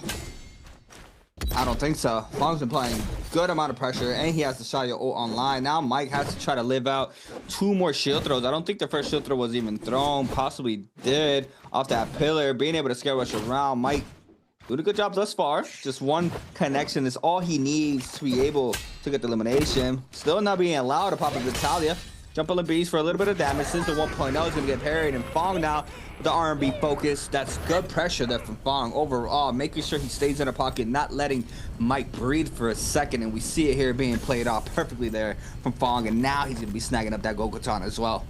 Plus getting velocity on his hold. This is going to be great if he finds those nunchucks later on. That's why he's going to be holding on his Tellura crystal unless he wants to pull up a flying eyes. But you know what's crazy too is that the Mike canceling ult, getting the scare rush, just because he's baiting out for time to start getting disengagement. But that 1.0, I ain't gonna lie, that's rough because that's what he was kind of mad at. You know, he saw his reaction coming through. But we got a replay as we come out from the first from Yang in the second room. XY up against HM for this Valda versus Tumulch having that V2 variation. This is XY we're talking about, so we have to see how this fight can ensue against Valda. That's right. I knew it. I knew it was happening because as soon as he popped F, HM pop ult. And you know he's afraid. That was just beautiful there from XY. Now outside of Yang, XY, man, he's just so good. He's able to get those TLDs like it's nothing. Like it's just straight bread and butter for him. We're seeing that with a prowl. LMB to the 1.0.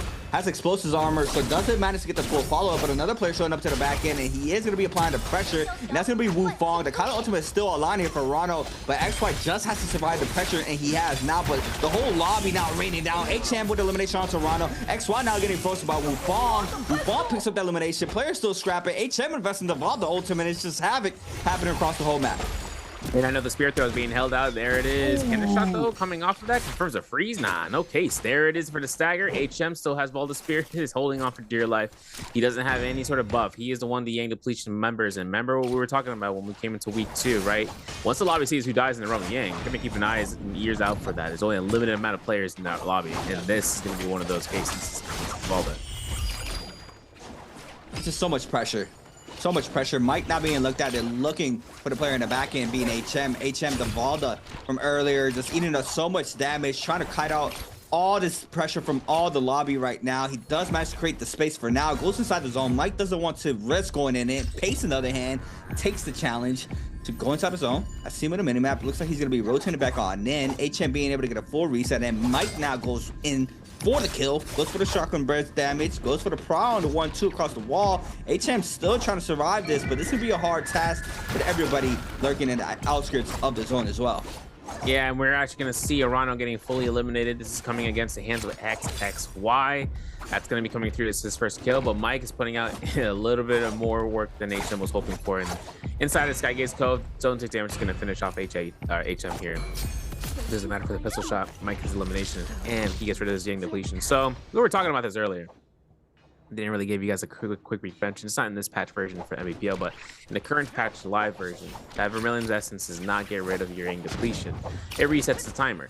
Same thing though applies with the Yang Spear or with the Yang Spear buffs, like the Spear Well buffs, like those Spear Wells inside of Immortal Warfare Trios. Those also don't clear out your Yang depletion. So I want to know how that's going to turn out for the players inside of the new patch version when the time comes. But we still have a lot of points to kind of work around. Heaven's Rise or Heaven's Watch has a lot of players contesting. When Nexon's on death's door, where the 30 seconds on the clock, he finds Pace, but Pace is finding these tap dodges like no problem.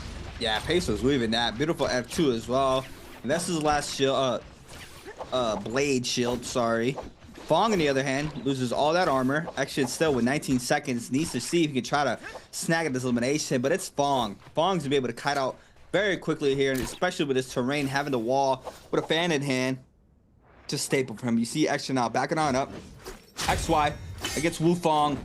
Gold pole sword against gold nunchucks. XY looking for that disgusting wisp. We do have the proc come in. Still trying to bait out the Justina F. Once that goes off cooldown or on cooldown, he has a full go to fish for the wisp hit, but Wu Fong's not gonna make that easy, especially with a pole sword applying tons of damage off the chip damage. I'm wondering how XY is going to get the scare rush, because of course the ultimate comes out as a mitigation factor, and I know XY is looking this corner to take full advantage of it, waiting at the second dash. Okay, we're looking at the third dash to mitigate it with the ultimate cast, right? I'm thinking about it. Yeah, there it is. He was anticipating it, so Wu Fong takes full advantage of this horizontal, and he throws a 1.0 horizontal in his face. That's rough. That's actually going to give out Wu Fong the victory. That's what we needed to see, because now XY's fight up against Spider, this is going to be a, this is going to be an opportunity to see if that Volpoint's been popped, and if not, if it's gonna happen right now. Now let's see it. XXY on the Lonnie. Spider, this is a big scrap off here. He's able to pull this off. It's one of the go-to in solos. XXY loses pretty much all that armor. Does manage to connect off the Lonnie ball throw. Doesn't catch the rebound still. Now the prog goes towards Spider's way, forcing out the Lonnie F. And go ahead and invest the Yoda ultimate this time around. Goes for the uppercut, doesn't manage to connect. Goes for it for the second time. XXY being able to kite it. Gets caught up from behind the pillar. Big damage. LMBs, crouch LMBs are good. LMBs, crouch LMBs into the scare rush as well. And that's that Staples Yodo He-Man being able to go through walls, catches that LMB into the full juggle for the elimination. And now we see it here for Spider taking the second round plus that White Tiger's powers. Plus, he's getting himself a Heta detach. He's also putting himself with a swift cut and that gold katana. It could be converted to Hong Sword, to be honest. But with that Phantom Step we mentioned earlier with the Assault Smolder, he also obtains Sap Soul Jade and he has Stamina Strike. I'm thinking he's gonna get a direct purchase Jade, right? Okay, well, he didn't decide to pay on picking up that Jade. That's all right. But he's kind of moving alongside. He's kind of moving himself outside of Imperium, maybe even towards Heaven's Watch, where we are right now. Since ASE XY lost that first round Yang fight against Wu Fong, which was beautifully done by Wu Fong, right? I mean, I throw that word out very sparingly. That thing kind of clean for the anticipation. XY is inside indoors. He is a tumult. This area is somewhat of an area that he kind of has a good dominance on, especially, but I'm worried about what's going to happen here. Because the Star is a very intense. The moment that Star pops his beacon, even if he can, it's going to stop all the effort that XY has just put into this fight. Unfortunately, he meets up with Fong in the other half. Getting caught up. There goes the Fairy Mech. Not being able to move from there, I believe. He's kind of stuck there, I think. Not sure. No, he's able to still cut up to the top side of this building. Mike now joins the fight. XY drops very low, but the pressure's gonna be going towards Mike's way. Mike's be able to retreat and retop off the health pool. We also have Star now. We canceled out the Fairy Mech. Now the aggression is gonna potentially rain down on him. We do have XXY joining. XXY also having to try to cleanse out that Yang depletion going against Spider earlier in the second round. Also XY, both players. Just 3 minutes and 4 for XY. XXY potentially around the same timer for his Yang depletion as well. We see somebody in looked at Mike, but Mike's be able to back on up. XXY is going to be able to choose that player to try to get aggressive onto, as we see him here rotating across along the same side as Mike. But now Spider joins on up on the top side. We are going to get some aggression pretty soon.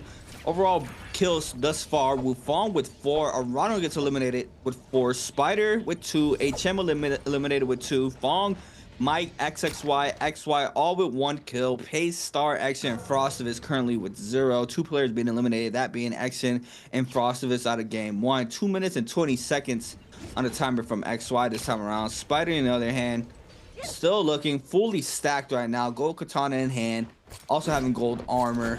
Nobody wants to fight a player with gold armor right now, but we have XXY now taking his aggression onto Mike. Yeah, Mike was looking for the counter grapple. Gets a switch into flying so fast, man. And now it's go Texas-wise into the Thunderdome, man. I'm looking for the LMB catches. He ain't going to get it. Mike's not going to allow it, man. He's going to be pushing himself backwards. And inside of the ravine, though, by Heaven's Watch, XY is getting pelted with the pellet shots. And having no ultimate here online, it's rough. 100 seconds on the clock before that Yang depletion starts to really trickle in. And as XY pushes up here against Spider into his corner, I mean, White Tiger's prowess is going to mitigate the damage that's being peppered against him. You know, 25 heal per tick. Spider puts himself in the corner, and the ultimate proc on a downhill terrain kills all XY. There's no chance for him to survive here with the jump beast, man. but he doesn't get caught. I think MTF is looking to kill, and he earns it. Wow. Perfect positioning as always there for Fong. Being able to snag up the elimination at the end. XXY now on the other hand with a minute 57. He's trying to get aggressive. He's going to use the first ball throw. He's going to TP to avoid that shield throw. Fong on the other hand, he's going to eat up a lot of damage in the zone. Throws the shield. XXY is going to get caught off of that. The backside. Do have, is that Moonshot, I believe, on one of the players? Yeah, somebody has it. Oh, he might have purchased it from the shop, to be honest, but it could be Pace because I saw Flying Eyes and then he dipped out of the point of view. So there might be an opportunity of seeing that. I don't know if XSY has it in him to kill off the Shayo. I mean, she is scared rushing MTF with the fan dagger. That's not going to be a good chase. And now Pace is actually dropping in there.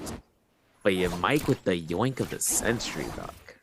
Ooh, this played R&B too much damage. Too much. Fong gets out. There's no way, right? There's no way Fong's gonna get out of this situation. Spider now. There's got to be a time where it just has to stop, right? Like it's been like this for years. He comes in, snags up, kill, gets out. Right now, Spider's trying to stop that as we see it here. Also trying to see if we can find some sorts of hits there off the grapple LMBs. To proc that burn. He's caught up in the corner. The 1-2. Oh, for the 1-2 in the corner. Eats up so much damage. Chayo F invested. The backside Spider now still applying the pressure. Mike joins the fight. Fong gets a common armor swap. One grapple LMB is all he needs, but the 1.0 is good off the katana there from Spider. Forcing out the Yodo F to pick up the resources, top off the health as well. And I think the aggression is going to stop for now until our Spirit Well comes into play, which is going to be Mystic Might. Yeah, summoning shot in the hands of Spider, but you know what's crazy against Fong? He did the 1-2-3 vertical, and he had stamina strike. The one case instance. Wow. Wu Fong is stacked out of his mind though. He's got Juggernaut, he's got Phantom Step, he's got Target Fire, Target Lock, he's got that stanchion we just saw a second ago. Looking for an LMB catch into that uppercut, ain't gonna confirm off of Mike, but the combo breaker is. So that's good for Fong. If he catches another LMB priority situation, bro, he's looking for it. This is a downhill terrain slope. But for Fong, he can't contest his sire for this. He knows that. If it comes to a lump sum game, everyone else could be looking for that ultimate as well. Spider, though, takes himself to the Yang Spirit Well to be uncontested. F ability is going cooldown. You got 48,000 Dark Tech points, and he pops ultimate against Pace. Yeah, the F is going to be invested there from Pace. The ult as well there from the Akos catches the leap into the V2. What a confirmed damage. Now trying to reclaim the center of the Yang Spirit Well. I think that was an overhold there from Spider, looking for the hit. Doesn't manage to connect off of this. Is the ult recast going to come into play? It is not. The ult's going to run on out, but the Aqua's ultimate still online. Nearly captures it, but now says the 1.0. Pace with the parry. Common armor swap. Swaps on over. Almost getting captured, I believe. Now his bar is top right. Spider still has the advantage. Another player shows up to the mix. It'll be Wu Fong starting to back in as well. Spider claiming the center, captures the Yang Spirit Well, now inflicting Yang depletion to the remainder of the lobby. Mike in the mix already cleanses from earlier, capturing the other side with that Mystic Mike buff. Now he's trying to look for the aggression onto Wu Fong with currently no armor in the situation and quarter of that white HP gone as well. Doing a good job staying mobile. Does have gold great sword, but now getting caught up between two players, Spider and Mike. The aggression still going towards the Justina's way, trying to create the distance, overholds, swaps back on over to the greatsword for the Scare Rush damage, and still we had the Moonbane now implemented into the match, and this is where you got to be careful because Wu Fong might have to Bane her pretty soon. It's rough though too, right? Because look at these guys, man. They're hunting him down. There's gonna be Spider getting the Soul Bloom. He's oinking it from Mike and then push him into the Moonbane potentially. Dazzle ain't gonna confirm nothing. Yo, look at Star, bro. Capturing the flag. What a gamer. Oh my god, that's insult to injury, bro. Don't do it to him, please. RNG. Come on, 30 seconds on the clock. Don't let him lose his out like this. I see a movement right there, but he gets himself out of it. He's safe. He's good. He's moving. He does get caught by Face. He gets caught potentially by Mike too, but Mike is focusing onto the Akos more importantly because he doesn't want to fight a barrier shot. Not here in this case. And now for Mike, it's going to be a combo breaker. Pace though, no armor in the tank, has no ultimate. Looking for an LB catching a dream. The horizontal doesn't catch anything, and Spider just rotating in and out, looking for the priority of damage. Who can get this final hit though for the kill steal? It has Moonshard Storm. The gold focus gets F2'd out. This is it. Parry's in, but he can't do anything from that kill because the F2's up. Yeah, he needs to continue kiting. Mike now cuts the left side to be able to get the damage off of that with the jump LMBs. And Mike snagging the elimination, being his third. Now closing out the distance there from Spider with 4. Both players still up. Last one standing as well to be Star in that top 3 with Mike, Spider, and Star. See both of these players with gold armor, gold fist blades, gold nunchucks here for Mike, fully juiced out in the weapon department. Spider's gonna be snagging up the great sword, swap on over to the pole sword, 2 gold pole swords in hand, has purple fist blades, purple long sword, ready to take this fight. Now Star on the other hand, the only one without gold armor, being able to play out that purple armor with the purple fan on the Feria. They might get aggressive pretty soon. Not having to fight this mech at the end will be a blast for them, right? I mean, would have to deal with it if it goes to the full circle. But off of days 1 and 2, I didn't really watch finals. I didn't really see end circles come into play, right? Even in finals.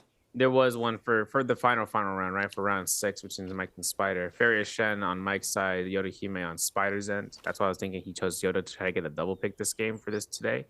But another thing too is the fact that Spider was out of opting in to switch up his spear loadout, right? He got Blistering Edge. He got both gold great swords were now converted into pole swords.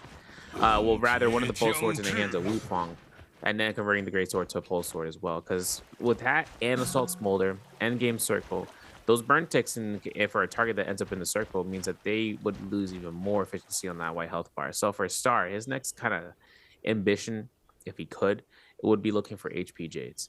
That's what Mike has, at least, to try to mitigate that burn tick damage when the time comes.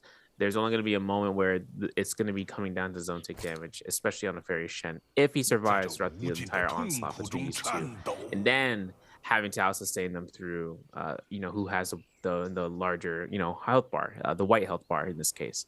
For Spider though, Yoda Hime, downhill terrain, I ain't seen much except that little stairwell right there. It's like Jordan Belfort and Wolf of Wall Street, having the opportunity of just looking down there like the Kuntak. And now for Wu Fang, replay coming through here as we buy for time. This is the first Rumble Yankees you guys coming through here. This is Star, and I didn't mention, but he does also have Kabloom, and then he goes ahead and try to force out this fight against Wu Fang on that Justina. Yeah, the V2 beacon is out. Looks like the damage didn't really come into play. Wu Fang forcing out the Feria F into the 1.0 from the R&B. Star gets cut off of the LMBs, tries to catch the dodge there, doesn't manage to do so. The shotgun burst is good there from Star. Goes for the raw uppercut, gonna eat up another shotgun burst. Manages to catch him off the scare rush into the jump LMB. Since the LMB focus, looking for the last and final hit. The clink is good there for Wu Fang, and that's how he's able to win his Yang. Still falls though after second Yang. Star on the other hand, trying to live out the pressure. Gohong sword in hand. Nobody really full committing right now. Don't want to get in a third-party potential. Star now snags up a gold armor. This time around from one of the dead bodies. Spider and Mike just waiting this out. There was a poke game between both of these players. Both Fs are invested. The ultimate's gonna be called in here for Spider. Mike's gonna respond with the Cyro ult. Spider's gonna drop down, looking for the dazzle. The two charge beam does not connect there for Mike. Gets clip off the second slash there from Spider. The dazzle doesn't connect as well. Has 2 dazzles left online, but the ultimate is about to come offline. The dazzle connects this time around, forcing out the Yodo F. Star now starts to move it on in. Mike tries to retreat, does manage to do so. Full reset in for Spider. Mike as well. Star potentially choosing out Mike on the top side. Seems going in for a full reset as well. No aggression. Players gonna be waiting this out. No ults for both Mike and Spider though, so this could be bad. The Ferris still has that ultimate online, but Mike and Spider full committed into that fight, but no bodies were falling there off of that situation. I was wondering about that. Like, we were forcing out ultimates this early on. That's crazy. But now it's coming down to if they notice that's going to be the case. After all, I mean, the terrain is also another disadvantage for the Farius Shen here. Look at the burn ticks, right? Look at Star's HP. He gets immediate vitality heal on the representing that heal. This is going to be the last final moment. As much as Mike and Spider are 1v1ing, Star has the offensive pressure right now to try to look for this. The burns are reflecting. He gets last hit confirmations on both targets, and that's a 2-piece for Star. Did they really play that gamble? Because they definitely get ulting early on. They got to give the Smirk King now. TG25 has a competitor for that. To start, that man's working it out here for that game with no pressure at all. That was a little crazy, I'm not gonna lie. That was what? Kills. Second place, multiplier. Well, no multiplier, but he had more kills than Star. Star had 3 kills coming out of that. No, actually, I think that was his only 2 kills. He had to have 2, right? Yeah. Those are his only 2. Yeah, he had 0. Okay. Yeah, that was a little confusing because if he has just 1, he needed 1 elimination there. He was able to snag up the last 2 plus the multiplier. He would have been out Spider with 4.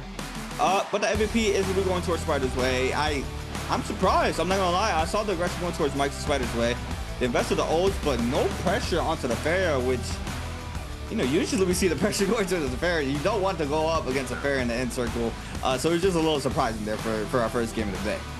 Yeah, but and it's kind of rough too, because I was like, Spider, he was set up to be the progenitor of Burn. Like, he was setting him as like, he was Starka pretty much. He had all the Burn, Soul Jades to kind of brush her out, except Rupture Kill Burn, or Rupture Kill, you know, with the Burn attachment.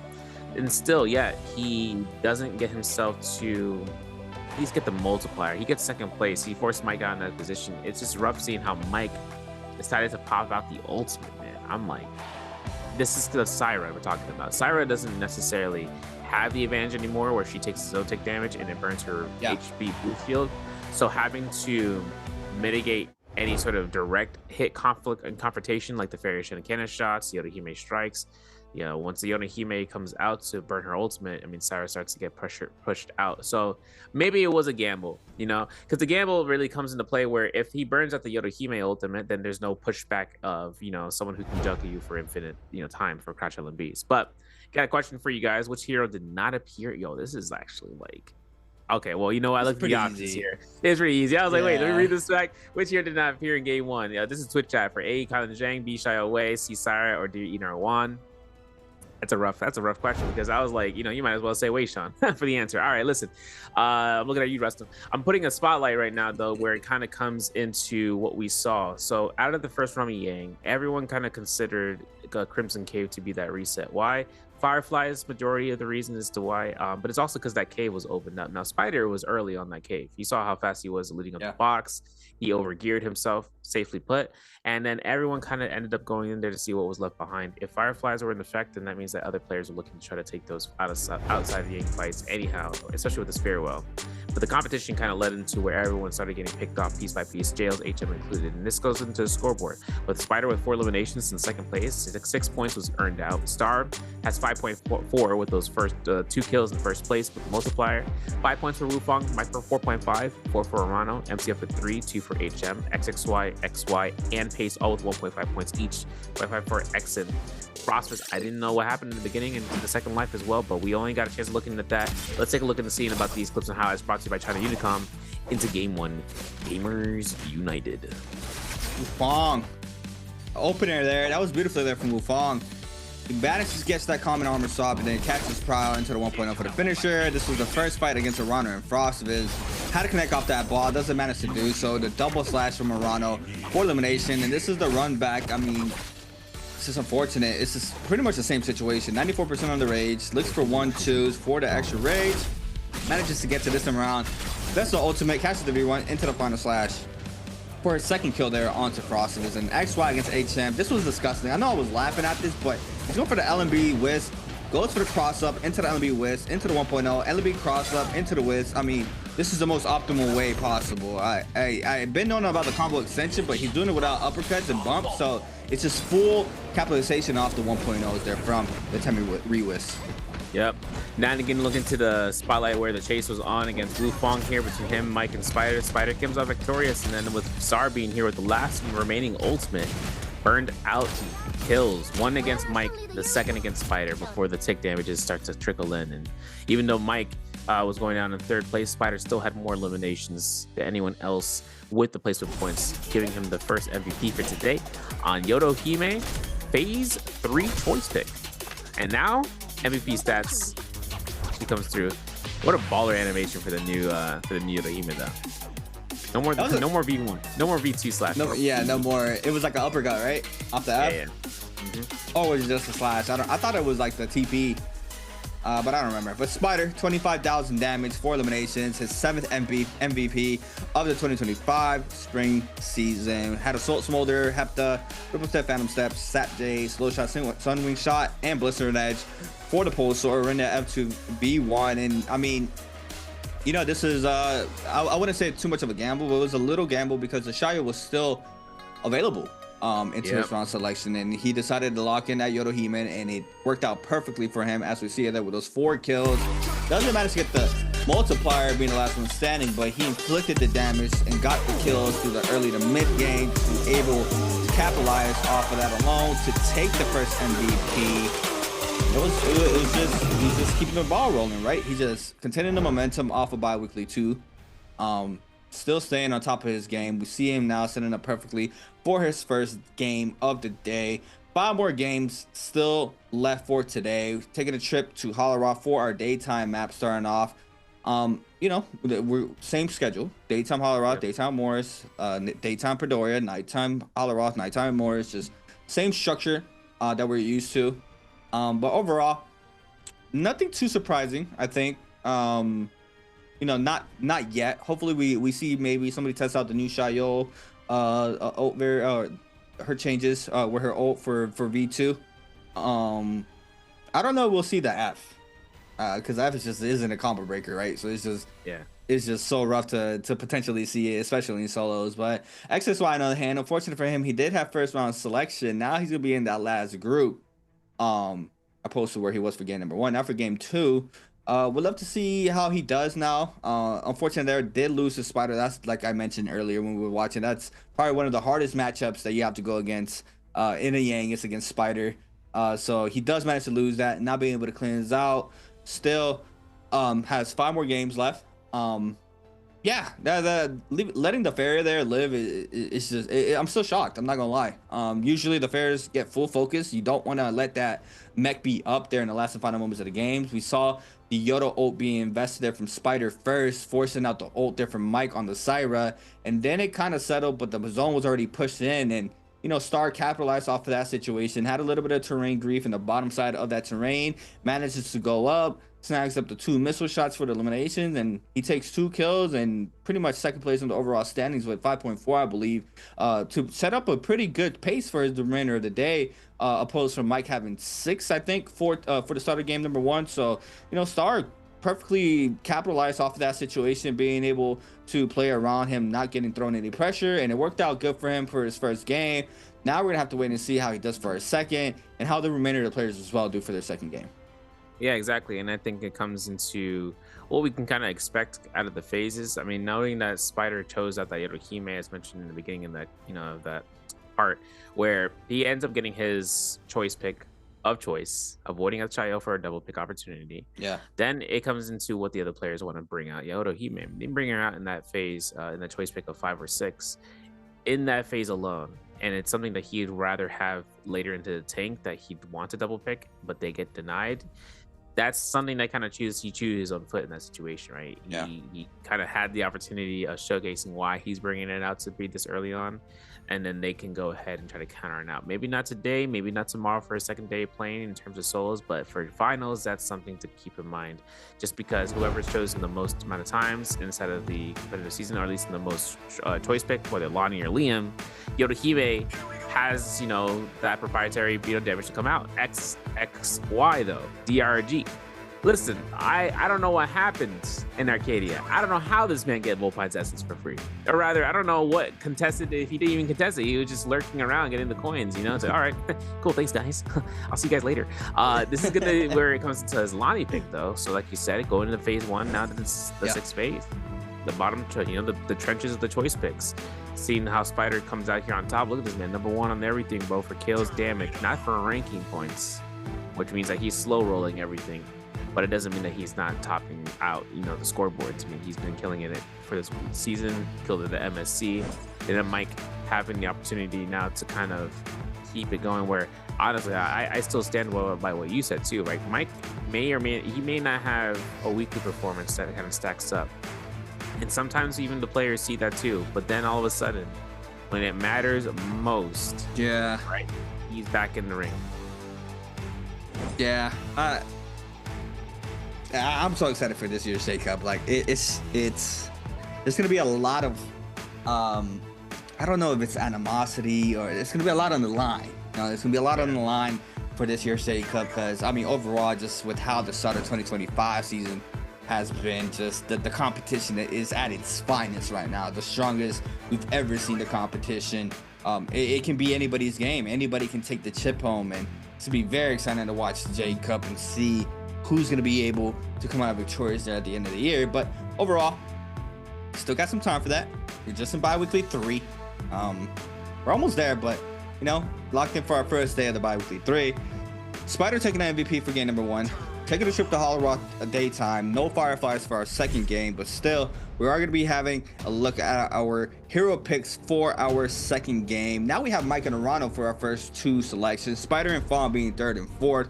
Fong on 5th, XY on 6th, Pace and HM for 7, 8, Star, XM for 9, 10, XXY and Frostivis for 11, 12. We'll have to wait and see if anything changes in that 3rd or 4th spot, like we did for our last game when we had a Kylan for a 4th round selection. But Spider now in 3rd.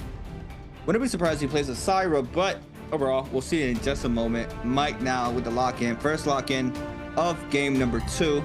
It's gonna be Lonnie or is it gonna be Liam?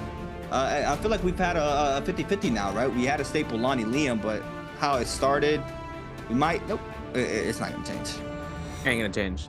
But maybe after the next patch, the live version, that could change. Her healing got cut.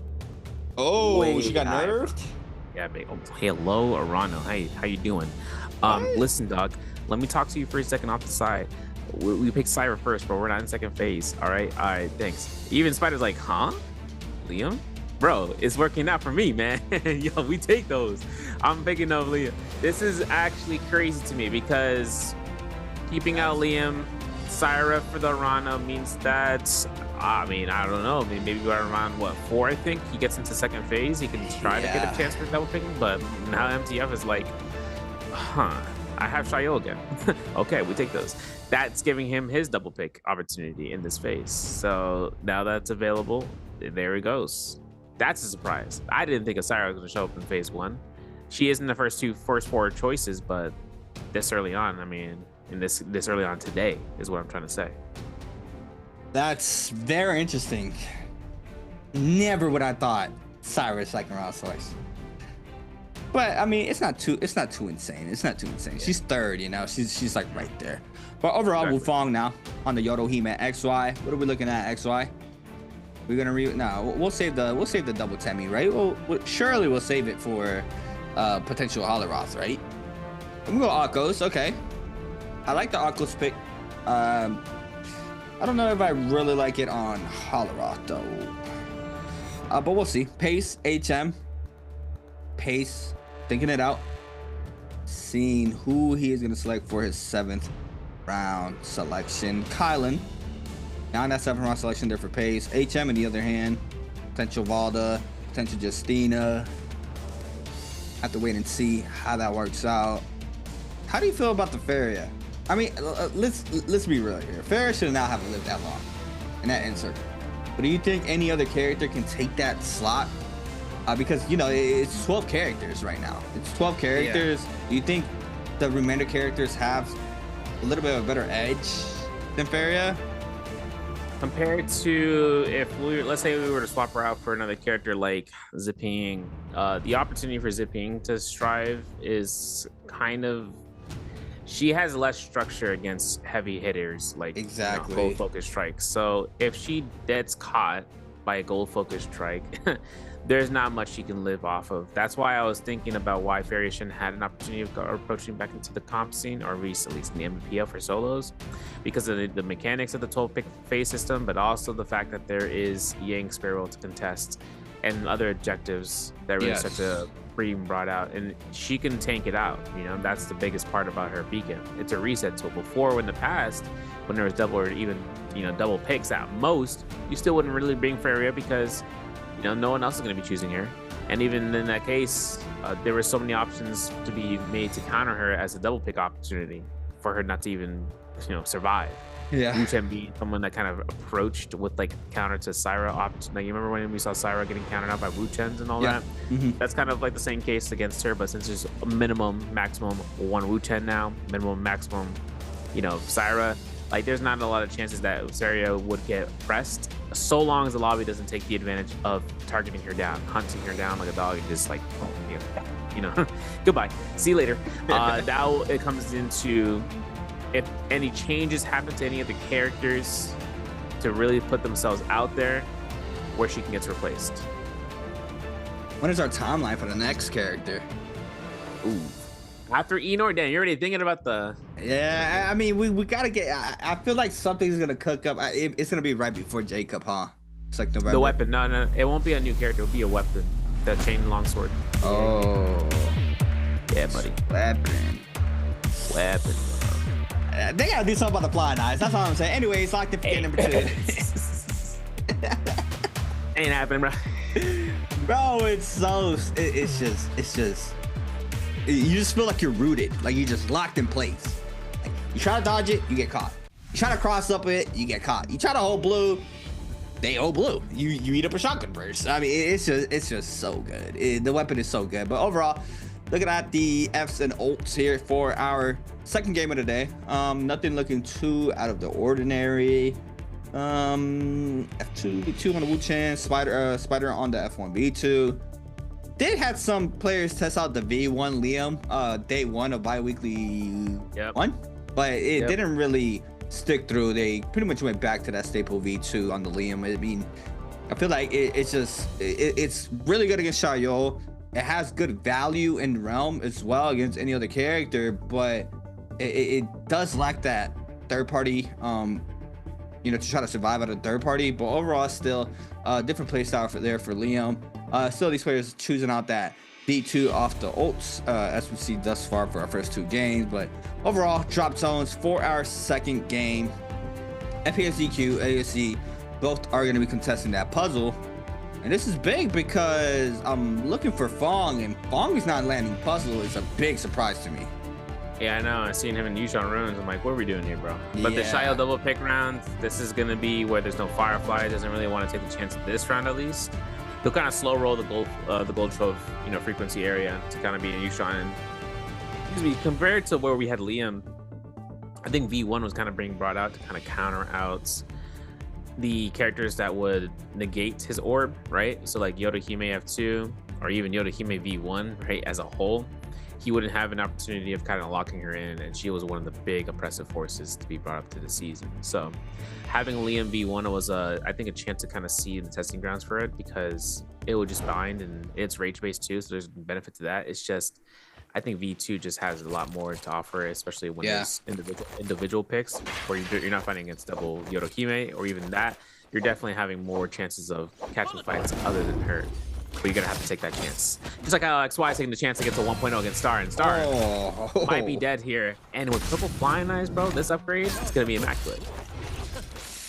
Wow. That's a good job there from XY. And then the damage outburst very quickly. He had a common fist blades, by the way. He was going against purple flying eyes. It was probably common armor, but still, he took up a lot of HP there off of that common fist blades, and he's able to win that fight. Now Frostus against Mike, overholds, gets the damage off the LMB focus, forcing out the Lonnie F. Pace now joins the fight. Mike trying to retreat, back on up the retop off that common armor. Looks like Pace is gonna back on up as well. Frostus is gonna back on up. Does not want to get third party, but Fong and XXY going at it, and XXY has the health advantage right now. Ugh. Throws a shield throw at that half toss. Not the case, not the case. XXY, I'm looking at you, my boy. Look at the, let me get the shunt. Oh my god, he's getting stone forms out of the wazoo, bro. No way, XN. No way, X. That's a man. That's you. You deserve this pair. I mean, you throw in the 1.0. Wait a second, XN getting a 2-piece for free like this. Oh, the jump glide comes out. Has F1, still has V2, and he gets the jump LMB again. No, the Scarus is good though. Ain't gonna catch that foe unless he gets. Yo, imagine he gets a V2 beacon drop kill. Hold on. Oh, yeah. Bow shot finisher. This was some good stone forms there from XXY though. That's some trio stuff. Not gonna lie. Oh, the jungle. Oh, the blender there from the Stormblades from Frostivus in the Wu channel. I mean, might not be able to play the game. You saw him there just back and forth, back and forth, back and forth. Frostivus is gonna be able to snag that kill onto Mike, snag up all the resources as well.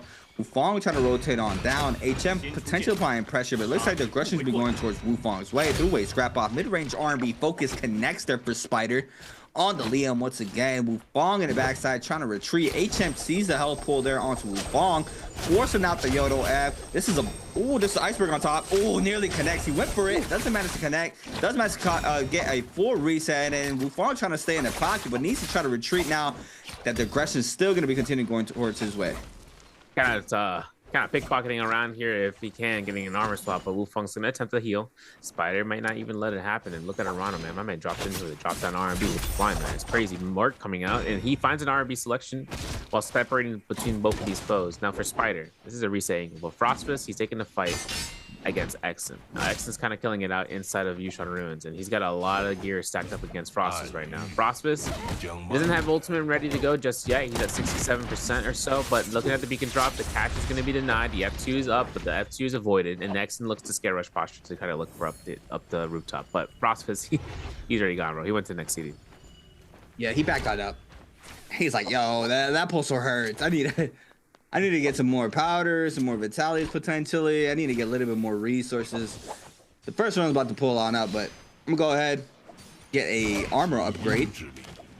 Now with purple armor, R&B focus is good there from Frostivus. Action, since the 1.0, be able to recast the Prowl. The back-to-back R&Bs is good for the second time, but Action's gonna T-point on now. Frostivus and Action nearly at the same health pool. Frostivus still trying to continue his aggression. Massive parry in a corner. 2-1-1. No, it's an R&B focus off the grapple bump. Sorry. Do have Action losing a lot of HP. Tries to go for the jump L and B. Clinks off of that, and now Frostivus has the advantage. I'm looking at the minimap. Nobody around. Action try to cut out the pressure. Currently with 2 kills on the barrier. The F invested. The V2 beacon down. Is going to be forced to take the mech as well. And Frostivus now just needs to cut out this pressure until this mech goes down. I wonder if Exon's gonna get the full reset, go inside the portal immediately, because that would kind of be the play here. I'm not sure. Exon's going for full reset. Oh, you know, maybe he's like pulling out the punches if he deforms into cannon shot. Yeah, look at the flick. Look at the flick of the wrist. All right, listen, Exon. I'm looking at the cannon shots, but now Mike is approaching this area. You heard everything.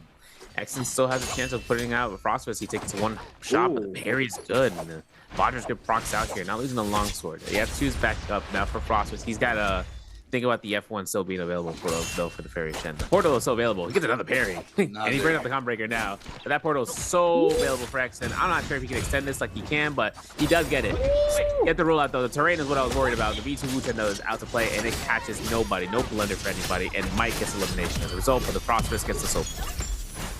Mike took that fight off spawn personal, comes right back on in, snags up the elimination, has the Lani O online now. Health a little even right now. The TPF does not work there for Frostivus. Mike's still trying to apply the pressure. 2 ball throws left to his name. Inside the zone. Throws a second. Doesn't manage to connect. Stays in goal form. The 19 meter burn is good here for Frostivus. Good damage inside this corner. Doesn't get the full follow-up. The Lani ball throw connects once again. Manages to catch the R&B ×2 for the elimination. Frostivus now taking the trip to the Soul Ultra. A 10-minute ultimate invested in the back end there from HM. Fighting inside the zone against Arano. We see Spider in the mix as well. Through a scrap off. And it's getting icy and dicey. Arano with the health pool good. One player gonna fall, and that's gonna be HM. Arano going against Spider now. I'm thinking the armor stuff is good too for Spider. There it is. Blue focus is released. Rano eats self the damage. Wow, we throwing all these blues today, huh? Yeah, Rano had to get the dazzle though. Of course he did. That's gonna be Spider's F1. That's gonna be a scare rush opportunity right now, as long as he doesn't get caught with the 3rd orb, the 2nd orb, I should say. Okay, cast a curse it. It was too clean though. He walked in a straight line. You know, zigzag. We got to do some zigzags. Some tat dodges, but Spider wasn't thinking it was going to happen. Now Rano almost at the culpability of Mike, because Mike just picked up the kills against Spider, and it feels like Mike is just getting these eliminations. Like, oh hey, thanks, I'll take that. I'll try to see about compensating you later. You know, with smack on the back of the head. All right, Mike is putting himself out here with 19 grapples, so the chase is on. Rano doesn't really have an opportunity to kind of separate him. I'm doing the math right now. I'm thinking within 7 grapples, Mike would, if he continued the chase, he would have been able to catch him up. But he's gonna go ahead. He's going for the Roma Yang inside of the Ice Shard Lake, where XY at the quarry. We haven't seen how this fight's been ending up besides that first one. He has himself with a advanced seal, right? Flying knives is really the biggest thing here, alongside with the Hong Sword. That's gold rarity from the puzzle Salvation Podium as a kind of contested N1. But this is interesting. Spirwell, right on the outskirts of this game, has to pass. So he's literally, literally at least an inch a centimeter. He's got.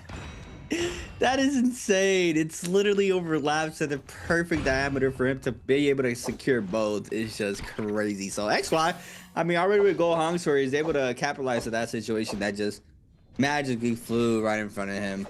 But XY now takes the realm. It's going to be going against Wufeng. Akko's Yodo.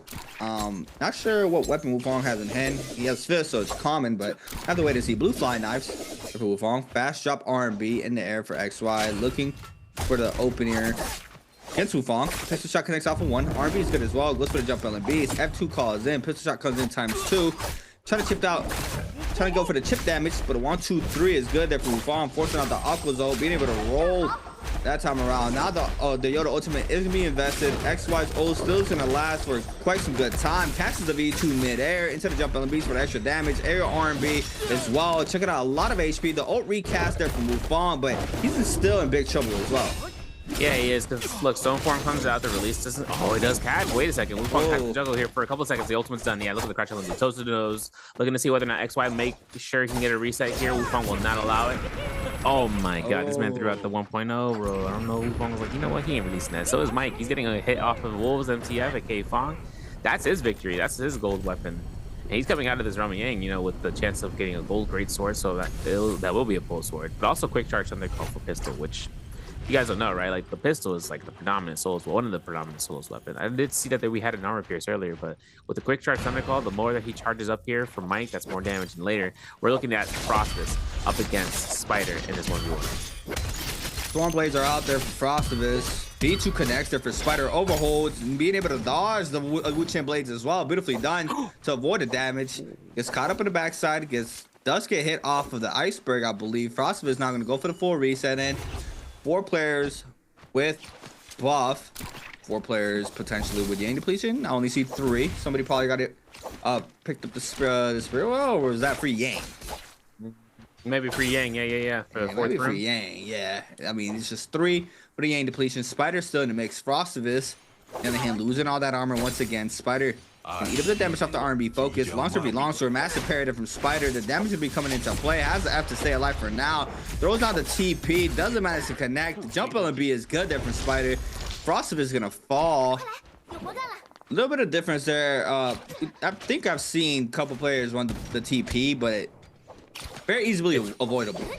Yeah, I think it's more of like a catch you know, while you're lacking hard, you know, for F2. Because like when you're escaping and all that stuff, you'd find an opportunity of like end frames of just getting caught by F2. That's like the biggest thing. That's why it works well. But when you're in a fight where they're anticipating it, tap dodge was one thing. The jump LMB, that was confirms. And that's kind of the cycling of the F2, well, at least with the longsword in that instance. Spider, though, puts up action down to the trot, and he has no armor. And Exon has also ultimate, still has combo breaker. Looking at Exon here for the R&Bs. He ain't releasing them. He's going for a heal. Spider almost catches himself out here for the R&B, but the musket shot still confirms off of as Exon continues to try to go for a reset, and Spider still puts on that pressure with that purple longsword and finds a nice parry for a 2.0. Another one. I mean, Spider's been on one all day. Catches the nice parry there onto Frostivus, catches it onto Exon. Slap comes in for Exon. We cancel the second. Looking for the line. It's going to clink off the second. The V2 beacon down. The R&B LMBs for the confirmation damage. Now full reset for both players. Looking for the opening. Nobody around. Another parry for Spider. Overholds. Not baiting out the F though. Now going to take the Meg to be full reset city once again. Action's going to backline up. Spider going to retop off that blue armor. Action has purple. Trying to kite out the pressure on the top side of the terrain. Spider quickly adjusting to this. The ult's about to run out pretty soon. Has the side of this wall structure or rock structure to avoid any missiles if they were being thrown their way. But now the aggression reaggresses. Mike picks the elimination onto HM. Blink comes in off the focus. Longsword still in hand here for Spider. Goes for the double jump aerial LMB. Parry there for Action. Gets the damage off the LMB focus as well. But that's common fist blades in hand here for Action. Yeah, man, common fist blades, just using it for the Truman, especially against the Liam Orb. But I think the Ice Butterflies comes into effect here. Spider finds it. Might even look for a blue focus. He doesn't have enough frame for it, so he knew it. He knew at that moment it wasn't going to happen. This last orb, though, has to make it count, right? Fist blades, that's why. Yeah, you see where he's using it, right? He's using it to avoid after Liam. It's kind of like the option selection for disengagement, but in this case on the ground instead of the walls, like a fan or a dagger. Slap's good. Copper bomb is good, but you know it ain't gonna last long, bro. This longsword, bro. This one hit, that's all he needs. Spider, 2 eliminations. Sobel built up Yang to be something to think about. Yang depletion more so. We do have some players still with it. Wufong in the last remaining one, having started to contest here. No Justine ultimate's ready, but Wufong either doesn't have an ultimate either. F2 is available to be used to mitigate this, but in the next 20 seconds, it's a do or die situation. Strong with no armor. RB mix here off the dual blades. The drop down from XXY. Sees the Yoda weak. XXY with elimination. Be able to snag at the Bloom as well. And the other side, Star trying to make a run for it. We have XXY picking up all the resources. Potential armor upgrade. No, just a little bit of Vitalis potentially grapples. Mike posted up for the second round. Fong, a little bit of pokage. We see Mike potentially full focusing this player. Can go ahead and read back on up. Wants to snag up the pass. Nobody contests this, so he's gonna be able to go inside the round. Gold greatsword in the hand for Mike. Also has a gold J. Not sure what that is, if you know. Armor pierce. Armor pierce for musket. Yeah. Spider on the other hand. Once again on the longsword. We could have a potential full TLD here with a V2 Liam if he gets caught up. He could also, I believe, Raw Dragon. Coulda, shoulda, woulda. There's a parry. There's the strikes. F1 combo breaker burn out. LMB catches again. Yo, Spider-Man. Yo, you better get pressured, bro. To that's gonna be pistol shot to pistol shot, and he's already at 1 HP pretty much, right? 1 RMB to the 1-2 is enough to kill. Now Mike has ultimate advantage to kind of cast it out. Gets caught. That's it. Good pressure. Good pressure there for Mike. Now XY and Pace going at it. XY with gold flying knives in hand off the first round. Looking for the elimination onto Pace. Pace as well with gold fist blades looking for the elimination onto XY. Akos for XY.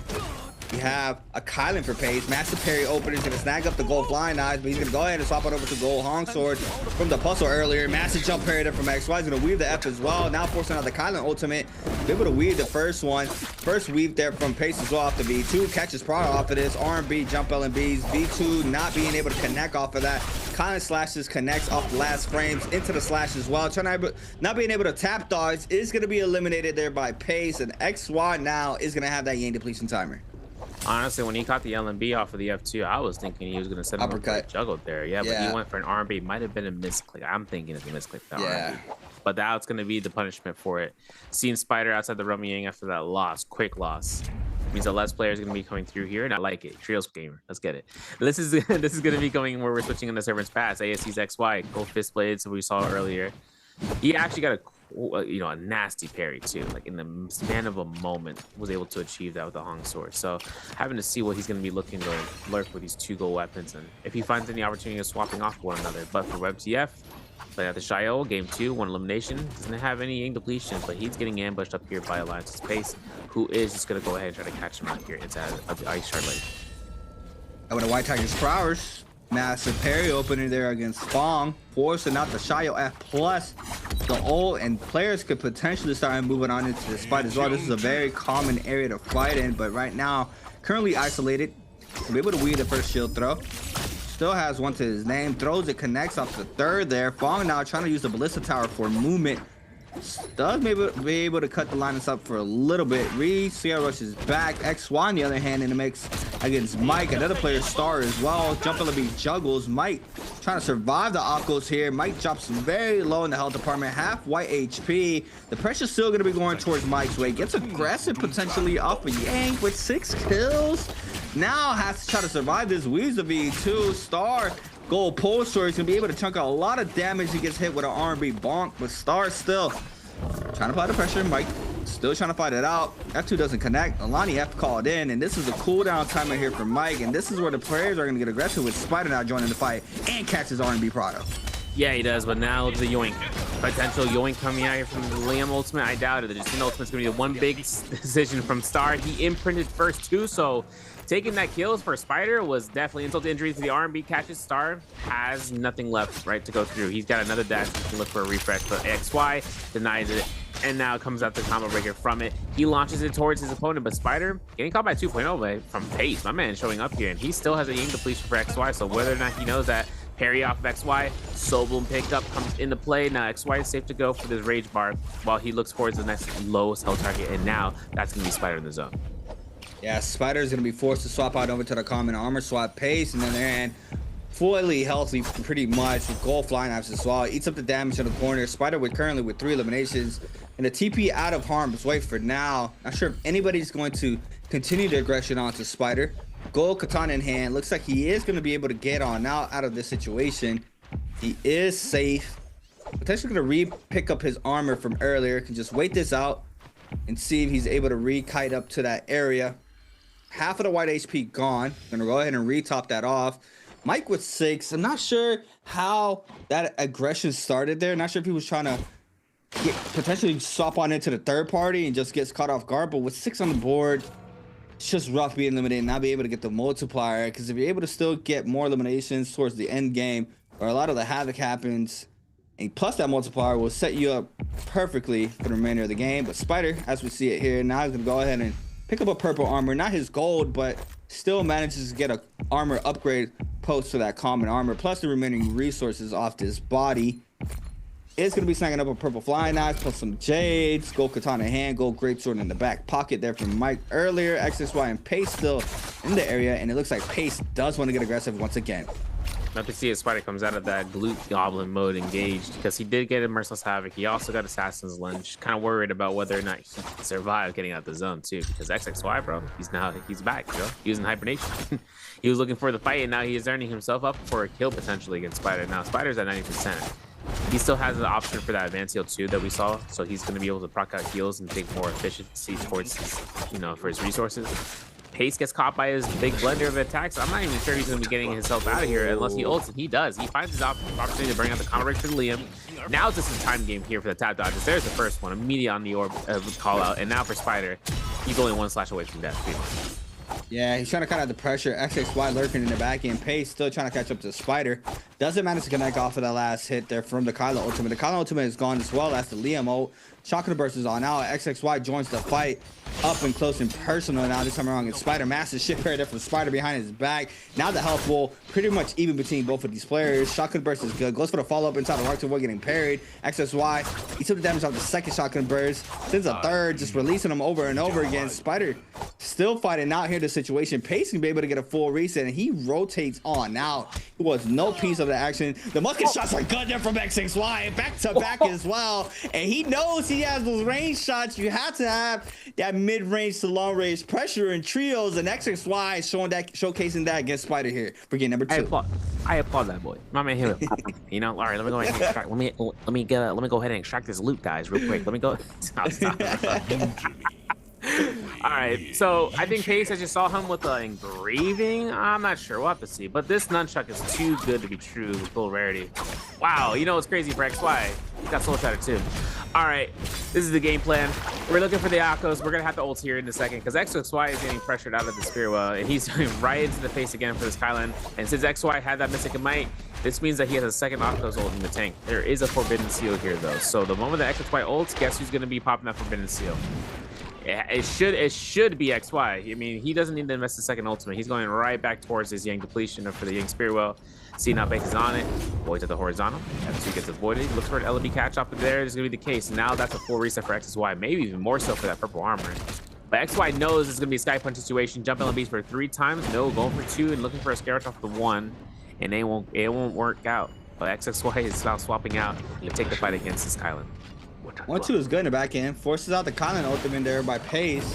Doesn't connect out the first. He baits out the Valda though. Connects out the second. In the corner weaves. Oh, beautifully done from there from XXY. A lot of damage though in the corner there between both of these players. Being able to re-slash 3 times in a row. Now the Yang depletion is going to be inflicted to the remainder of the lobby. Pace, on the other hand, is going to lose a quarter of that white health. XY now starts to move on in. XXY getting looked at the Valda with a lower health. But the Nightshade meter burn is good there for Pace. Pace now on the other hand is going to get aggressive onto XY. XY has the Akos ult once again by capturing that Spirit Well. Looking for the leads. Random Bane spawns on in. Last 1v1 of game number 2. Pace backs on up the pressure here from the Akos ultimate. He's around 50% now on that raise from that Conlon ult. No ult zone pop here for Pace. And now it's going to be a 1-ban inside the zone. Nunchuck meter burn does connect at the last frame. I think that's Longsword tune there. It does not work out there for XY, and it is going to be stopped there by Pace. Oh! And he backdashes too far into a boom main, bro. Oh, man. XY is going to carry it. He knows he needs to, and he gets blown up as a result. Countered out, pistol shot. Pace is there. XY angered about it, dude. It's tough, too. He did use that tome. I saw that. Even Pace is like, yo, that's crazy, bro. This is getting out from the longsword tome, where once that meter dump was charged up, we were a little bit too close for comfort. I know that he was trying to confirm the hit on the longsword to confirm a stun and then see what happens next for like just quick range shot here or there. Just once he gets struck by that gold focus, that cooldown of 90 seconds procs in. Now for the Moonbane surfing, that was a double-edged sword. That was a gamble. That was a big gamble, and that worked against him. But, you know, XY kind of worked out to kind of push out the Mystic Might and then pressuring into where XXY and Pace were ending up. The rotation between those two are kind of flawless, too, to kind of burn out the Kylan ultimate, seeing what he would really start to step to do. And then not having Kylan ultimate, Pace posture towards going towards the, going towards the Forbidden Seal. And it kind of puts him into a spot where the Forbidden Seal is his, you know, it's his salvation to avoid that Oculus pressure. And that gives him the MVP as a result. Beautifully done. Takes the MVP, stays composed. Had a lot of pressure thrown his way, especially by XXY, but he's able to live that out.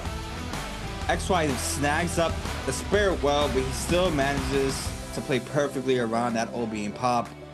Instantly rotates towards the Forbidden Seal, stays up. The last rate on Nunchuck meter burn connects there to stop that Launcher Tome, which is insane to watch. And then off of that, XY gets cut off the Moonbane and just eats up some of this damage, and Pace just had to let go. One pistol shot for the elimination, as we saw there. And he's able to do so. Beautifully done. But game 2 concluded. Mike, 6 kills there for Mike. I really hope we get to see how that aggression happened.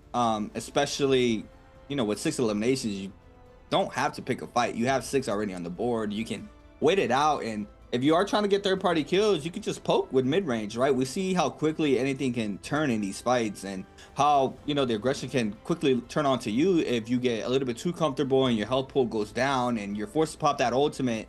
And depending on the character you are, players can kite it out, just wait it out, and then the real aggression happens onto you, and now the tables have turns, and now you're the one being hunted and not being the one trying to get the elimination. So I really hope we get to see that in the replays and see how that panned out there for Mike. But Mike still with 6 kills. Beautiful game too, right? 6 kills in a lobby like this, and it's not easy to do. Even getting 1 kills, right? We've seen players in 2 days of the Pro League matches get what, like 5 points. In most of that is pretty much just placements with 0.5s in 12 games, right? I mean, we've seen it, and we've seen it because it's rough. It's actually really rough with how hard it is to pick up kills in here. And I mean, even like I mentioned before, like even seeing a parry on land low ping where it has to be as soon as the focus gets released is not an easy task. So each time I see a parry, to me that's just insane alone, right? It has to be 1-to-1 with the parry department. But overall, another answer for Treasure. For everybody at home, if you guys are watching on YouTube, make sure you guys swap on over to twitch.tv/NARAKA Blade Point. The question will be, which player chose Kylan Strong in game 2? SR Spider, B, BB Frostivus, C, Wolves, MTF, or D, Alliance Pace? And we saw their top 3, so this shouldn't be that hard. I was about to say, yo, I'm like, what the?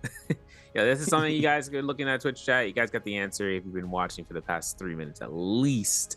They kind of give you guys the understanding on who that player is. But yeah, it's kind of rough, you know. Mike getting 6 eliminations, getting knocked out after the second round Miang, having the opportunity of just like pressuring Spider out as quick as possible.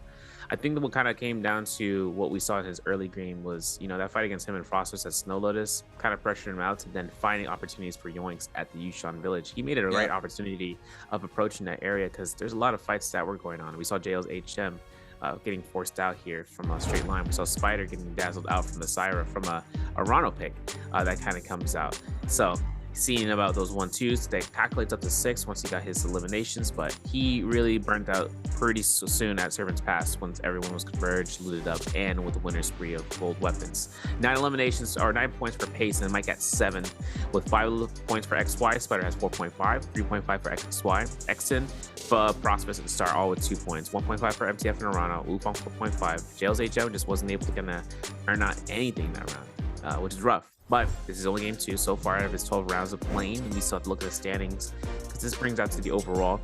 With Prosperous here in the bottom right now with HM, this is a 2-point day so far. 2.5 for X and then 10th, and Wolves for 4.5, 5 for XXY, and Wufong for 5.5. Realistically, taking more placement points in some eliminations here and there rather than that first place multiplier for the bottom 6. As for Arano, he's at 5.5 so far, and he's tied up here, but takes the top 6 with 6.5 for XY. Star has 7.4, 10.5 for Pace, 10.5 for Spider, with more eliminations most definitely, and then with Mike taking the lead with 11.5 in the first 2 games. Now, out of this, we go to Morris Almadei. But some clips and highlights brought to you by China Unicom into the Hollow Sunday matchup for round 2. Mike against Spider. It's a massive round. I don't think we saw it. Oh yeah, we did. This was a massive power parry opener there from Mike. Just continues to apply the pressure onto Spider. He baits out the ult very quickly. There it is there from Spider. Pistol shots connects off the first. Continues the aggression, weaves that off the clink. I mean, that's just insane to watch as well. Catches the ball throw into the R&B. Follow up for the elimination. And now Spider against Mike outside of round 2. Catches Pryor off it. This is where Mike falls. Times 2. Tries to complete TOD, but now Star gets the damage off the pole sword. The LB focus is good there from Spider, and that's how he's eliminated off of game number 2. Yeah, and then this is where Pace was kind of gutting out here. He was gutting through his ultimate. He was making sure that XXY was in the spotlight where he didn't want to be in, which allowed for XY to push up and for him to confirm this meter dump from a distance. Then getting a chance into that Forbidden Steel situation, delayed out the release, burned the tome, even though it wasn't intentional. It just happened to be the case. F2 burns out the combo breaker, and for Pace, the moment that he backdashed into the window without having eye of the tiger, bro, he gets himself to try to escape, try to disengage, gets popped, gets pistol shotted, gets eliminated, and then Pace comes out with those 5 kills, taking a nice sip of water. I'm parched, bro. He's going into that because he earned it with his MVP on Kylo, which is the answer, by the way.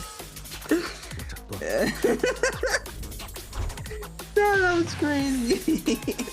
Kylan MVP from Alliance Pace, 16,000 damage, 5 eliminations for game number 2, had Merciless, 2 standard damage reduction, jab and aerial dash, and Vod's script if he didn't get parry. His 3rd MVP of the fall split on the Kylan. Good pick. Good pick there for Pace, being able to snag up the MVP. Now, seeing if, what round? So he was around 6, right? Around 6 round selection? Yeah, no, but I think it was round 5. I'm gonna double check. Round 5, okay, yeah. He was pretty, you know, he was like mid to lower side of the round selections for that game number 2. So he's able to snag up the MVP. Beautifully done there for himself. Now have to continue momentum the rest of the day. We have to wait and see how he does for the remainder of today's games. But overall, good set of games thus far. Games 1, 2. Spider taking MVP for the first game. We do have Pace there with the second game, but we're gonna have to wait and see how the remainder of the games look. We are gonna be going to a quick break. Once we come back, we are gonna be locking in our 3rd game in Morris Isle daytime.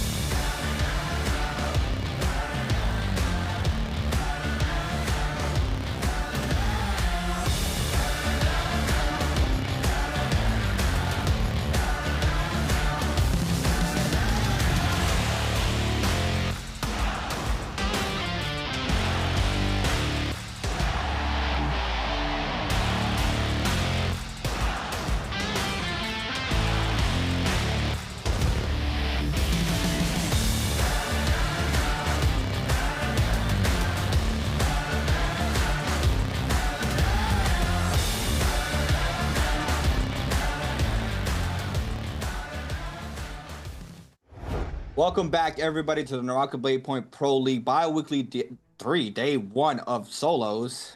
All right, it's a tongue twister. Overall, amazing games thus far. Games 1 and 2 concluded already for our first days.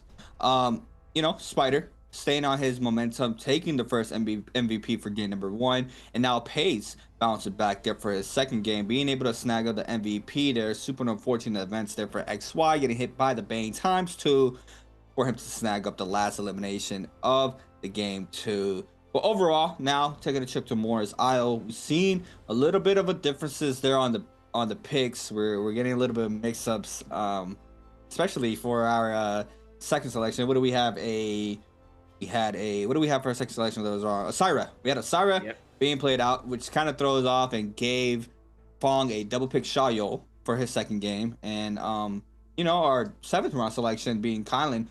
For Pace being able to snag that MVP in that instance, and you see how strong Kylan still is in these lobbies. But overall, Mike as well has been putting up a lot of damage plus eliminations for his second game alone.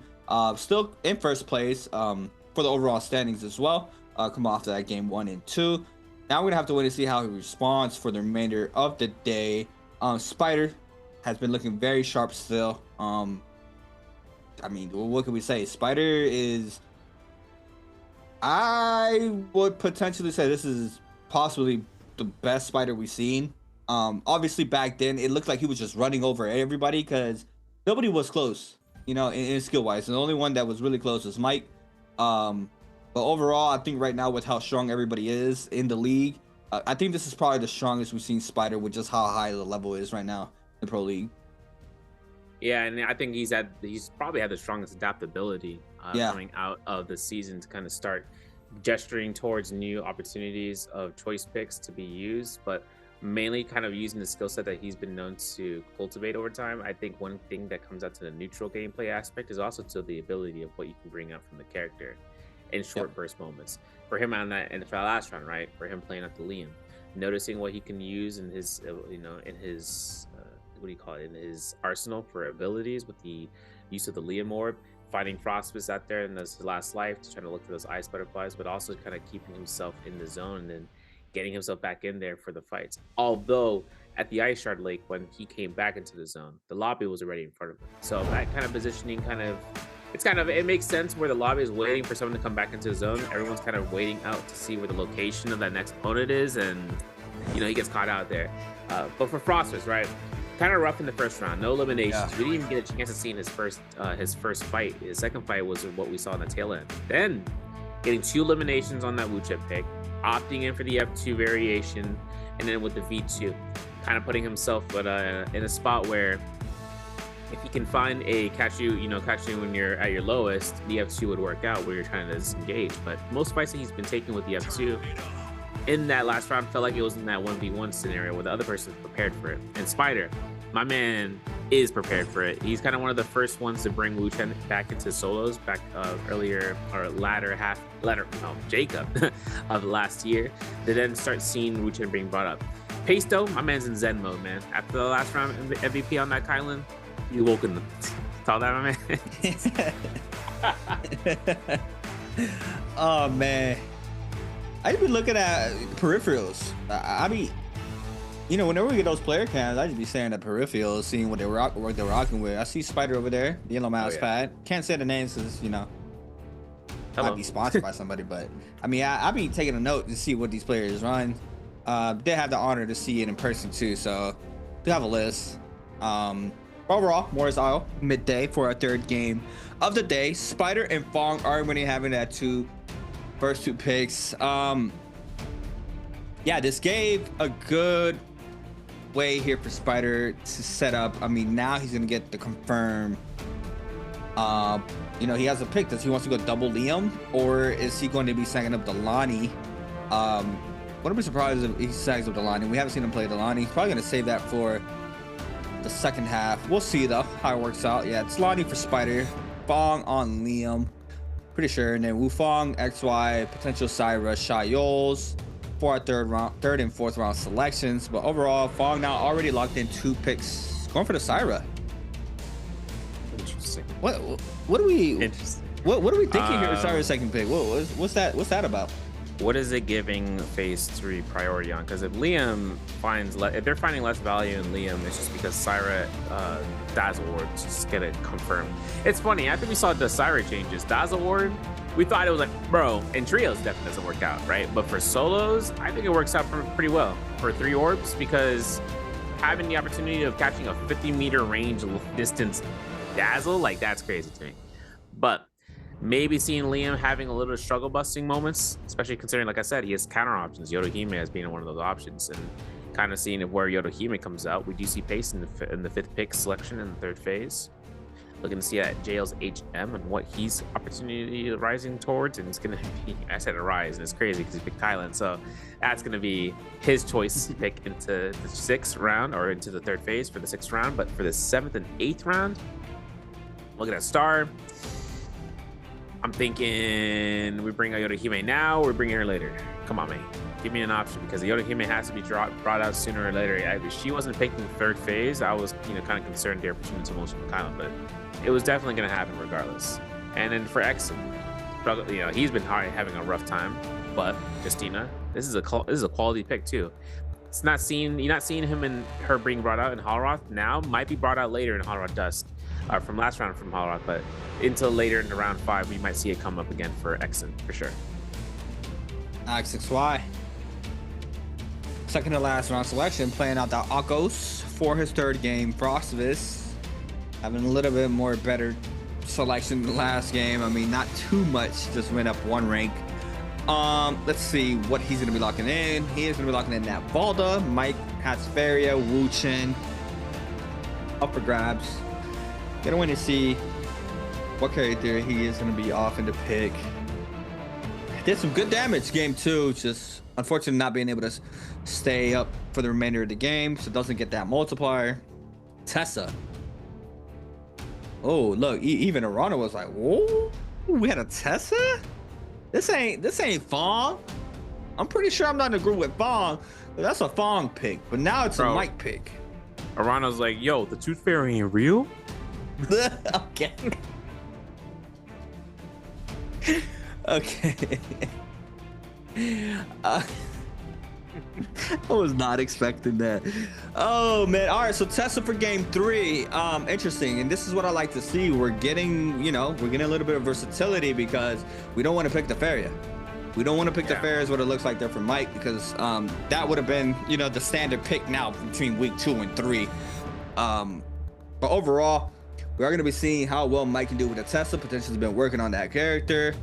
I want to talk about HM rookie in the league, right? First 3 weeks in the league, still trying to get accustomed to the pro league. Overall, from weeks 1 and 2, there was a big break.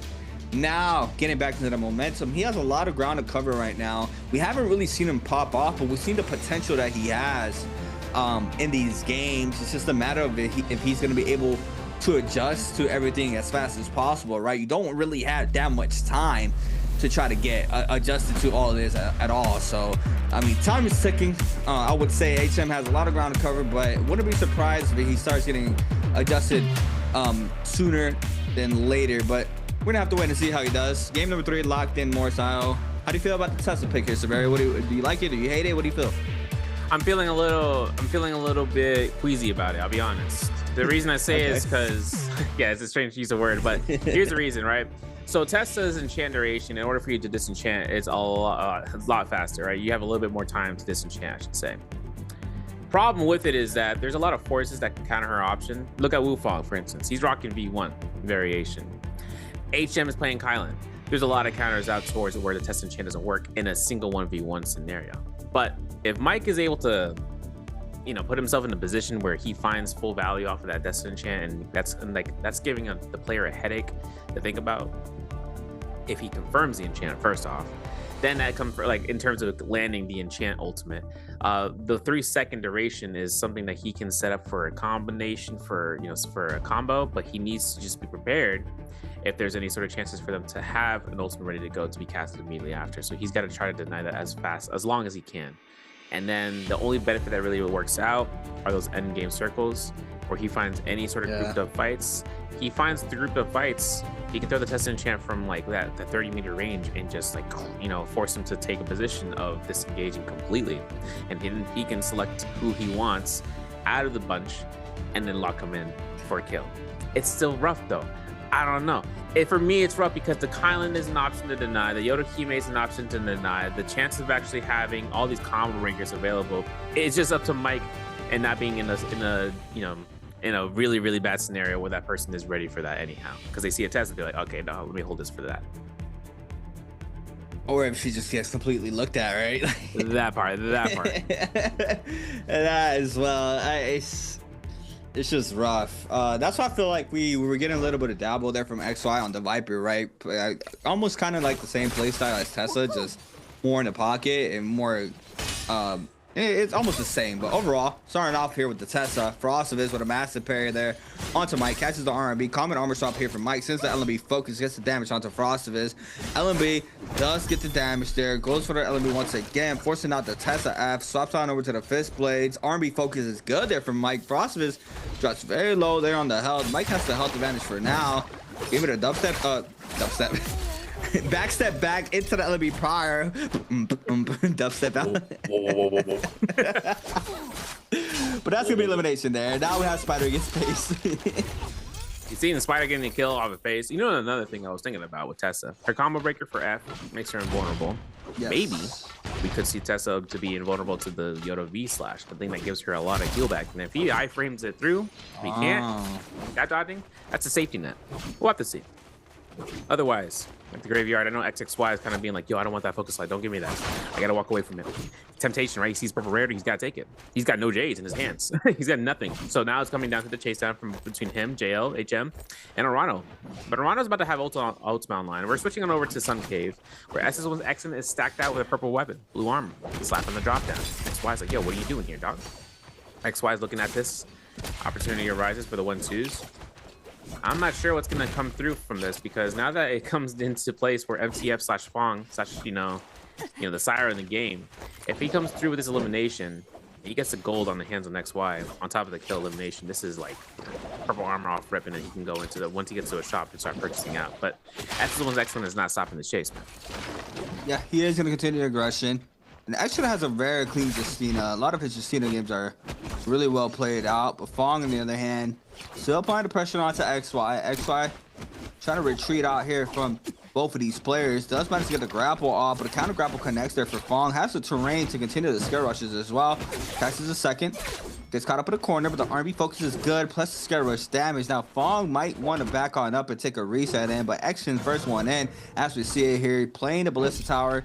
XY is able to back on up for now. Spider takes out Star in the kill feed. Arano, Wufong, HM going at it. HM trying to lay down the pressure off the cannons. Stormblade is good, but the TP does V1. Yeah, I was talking about it earlier. Yeah, I was like thinking, I was like, hey, Wufong using the V1, wanted to try to reposition himself. It's gonna work out against Tessa especially, but we did a blender from Arano, and Arano's caught in this whole check R&B situation from that fan, and those Halberds too. Gets caught by the ones.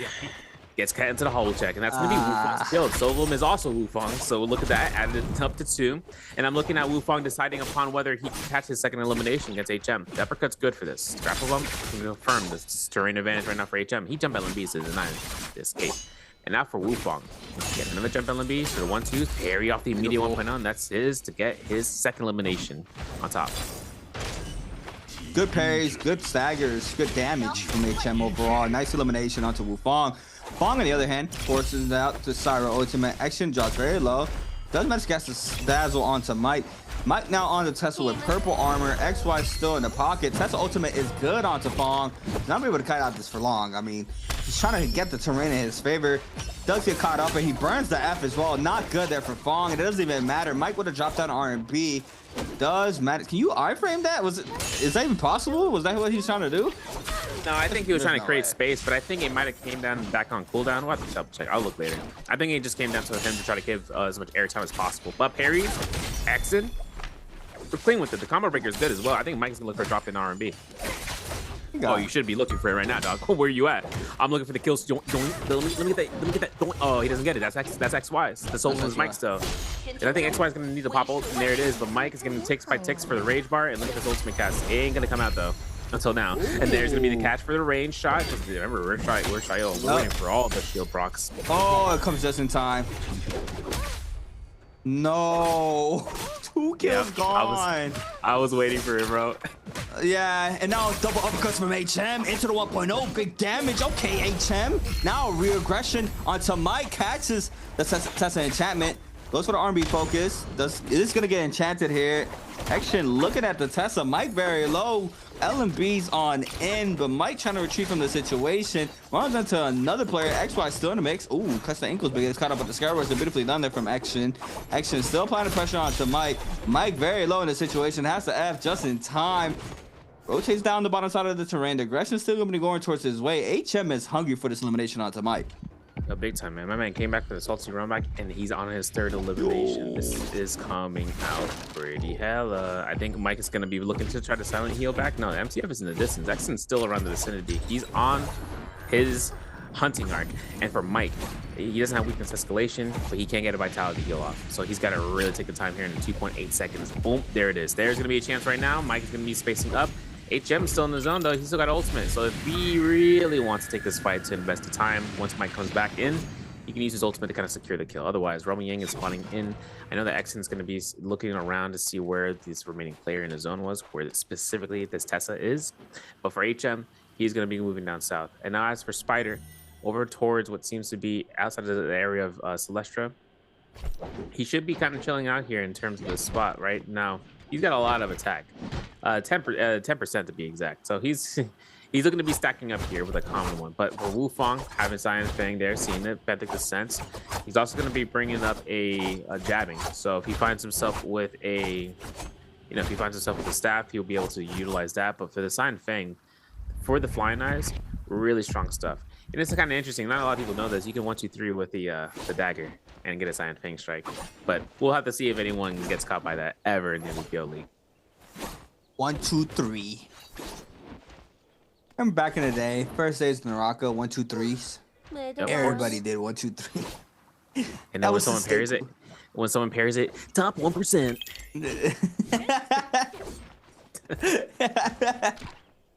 Oh man, all right. XY against HM. XY on the Shio now has a blue armor swap. Playing the fish dual blades. Looking for the opener. Gets caught up in the corner, forcing out the F there from the Shio. Catches LMB. Nice patience there from HM. They're not burning the F against the LMB. Playing on top side of the pillars. Looking for the scare rush. Cannon shot flies on in. Does not manage to catch. That's R&B swapped into the LMB from the katana. Jump LMBs off the grapples. Jump LMBs into the LMB. Doesn't manage to connect. Touch the recatch Brile. Overhold since the 1.0. F invested once again here for the Shio. Shio ultimate is online. A quarter of that white hell left. HM applying tons of pressure. Waits it out. There goes his the ultimate there from the Shio. Being able to avoid that off the F. And now, what's going to be the mixer here for HM against XY? We'll have to see because 2 shield throws are ready to go. We're looking for the V1 catch, and there it is. Confirming. Jump LMB afterwards. Nice. He's gonna go for the RMBs, and he catches again. Are we extending this? Oh yeah. Oh yeah. Look at this. Ready? Boom. 2, 1. No more keel on guard. Now we had to look towards his last shield block. That ain't gonna be procced, and he got a combo breaker, but we won't be able to dodge away from this one. But the combo breaker comes out, and HM's at 1 HP. Yeah, this is bad here for HM. XY applies so much damage there, but one cannon shot is all he needs. Being able to avoid them all. The overhold R&B focus is good there from XY. HM with the advantage off the start, but XY with the composure there for the elimination. Being able to extend that off of the grapple bomb into the full jump LMBs with the shield throw. Beautifully done there from XY. He's be able to snag up gold katana off the. Yeah, I feel like we're seeing a lot of katanas now off of. Yeah, we are. Biweekly 2 into 3, right? Like I feel like we've seen them a lot now. In the Romiangs, right? Because I think yeah. Yeah, this is like the 3rd one we've seen so far, man. I think about to be a hot patch, bro. I'm selling. All right, Spider puts himself inside that cave. This is the 2nd time we've seen Spider take the cave, so this is going to be something that to keep in mind of. But more importantly, winning the Romy Yang and then entering said cave, getting another Telluric Crystal on standby. Wu Fang also going to be approaching us out here with the Yang victory. Gold staff. We talked about it. He has Jad. forcing out in this position for Spider. Gets caught into the Jade Pawn fight against HM. No parry on that side. I'm looking to see whether this is going to be a catch on the ride because I'm looking at what we have in the background. I see XXY in soul form. Parries are good though. HM's going to converse for this, but XY with the katana is meter dumping the R&B in his face towards Spider with that katana. And all he needs is one hit elimination to come through with shield throw. Spider's waiting in it. He's gold focusing. He's dashing away. He's got teleport for the goalie stance. Ooh, there he goes. Perfect. And it's been anticipated. HM's been waiting for him since like 2 days ago. He's been waiting for 2 days. Oh, nice shield throw. Gets the damage. Very low. Trying to be eliminated to have that Vermilion's Burst might proc. And now XY against HM. F caught in there from HM. HM is still not good. He still needs to cleanse out that Yen depletion. XY does manage to back on up here for the pressure from the Kylan ultimate. We have Spider rerunning their back. A lot of players showing up to the make Fong as well. XXY as well. Everybody showing up to this area of the map. XY being the one being hunted now. No online does have the Vermilion's Burst by with 1:20 left for that buff. Since the LB focus there from Spider, big parry's gonna snag up the gold pole sword. Click comes in the back end. Fong's gonna clink off for that. Gold longsword in hand there for Fong. In the backside, lots of pressure going towards that player's way. Spider's gonna get parried. XXY, another parry, just parry after parry. That's Fong with the parry this time around. The scare rush is out there from Spider, being able to create a little bit of distance, but XY sees the line of being very low, and he wants to pick up this elimination here onto Mike.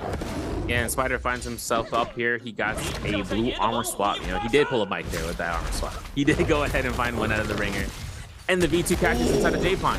Now this is dangerous for Spider, man. He went ahead with the Sultan spawn, but at this stage, this is the worst case scenario right now. Everyone sees his low health Lonnie. The ultimate isn't going to be coming back online so far, but Spider knows he needs to get his armor back because he's looking to reset it regardless. The XY is hunting him inside the building. He is looking for it. The blue armor is still in the hands of Spider. XXY having 90 seconds on the clock, still elimination, has no ultimate. F2 the cast out, gets knocked out, doesn't get caught into the goalie stance, but still this means that Spider no longer has an escape. All he has is 2 casts to try to dash away from this. He finds the common armor in the nick of time, finds the blue armor. We see Mike getting eliminated by pace somewhere in this. We haven't seen where that fight's been happening, but everyone's conversed out here. Frostmas as well, having that Valda pick to work through, still looking to try to see what's going to be next for this Akos, because Akos is getting melted, and XY gets immediately eliminated from Morse's MTF. That's unfortunate. XXY goes out. HM though catching those priors off the R&Bs into the swap there, into the katana. 1.0 there from Fong. Gets parried this time around, gets the damage with the follow-up, massive damage there from HM. Fong still has online, doesn't invest it though. He has a Vermilion's Birds Bite, so he's still safe. Kind of ultimate out caught in here from HM. Catches the V1, forcing out the ball to F. Ooh, beautifully done there to get the extension up the slash as well. Wants to pick up his purple armor though, so he is going to be swapping on over to that armor. We topping that off, trying to back on up for the situation, knows that these players are going to be potentially looking at him as you see Fong being the first one chasing down. Now he has the advantage against HM. HM still trying to cut out the pressure. Fong trying to cut the line of sight as well. Backside couldn't catch the last name there, entering the second round. HM potentially wanted to take the round if he's able to potentially move on to wherever the realm of Yang is. We see Arana posted up. Fong now applying the pressure. HM forces out, or forced to pop this F.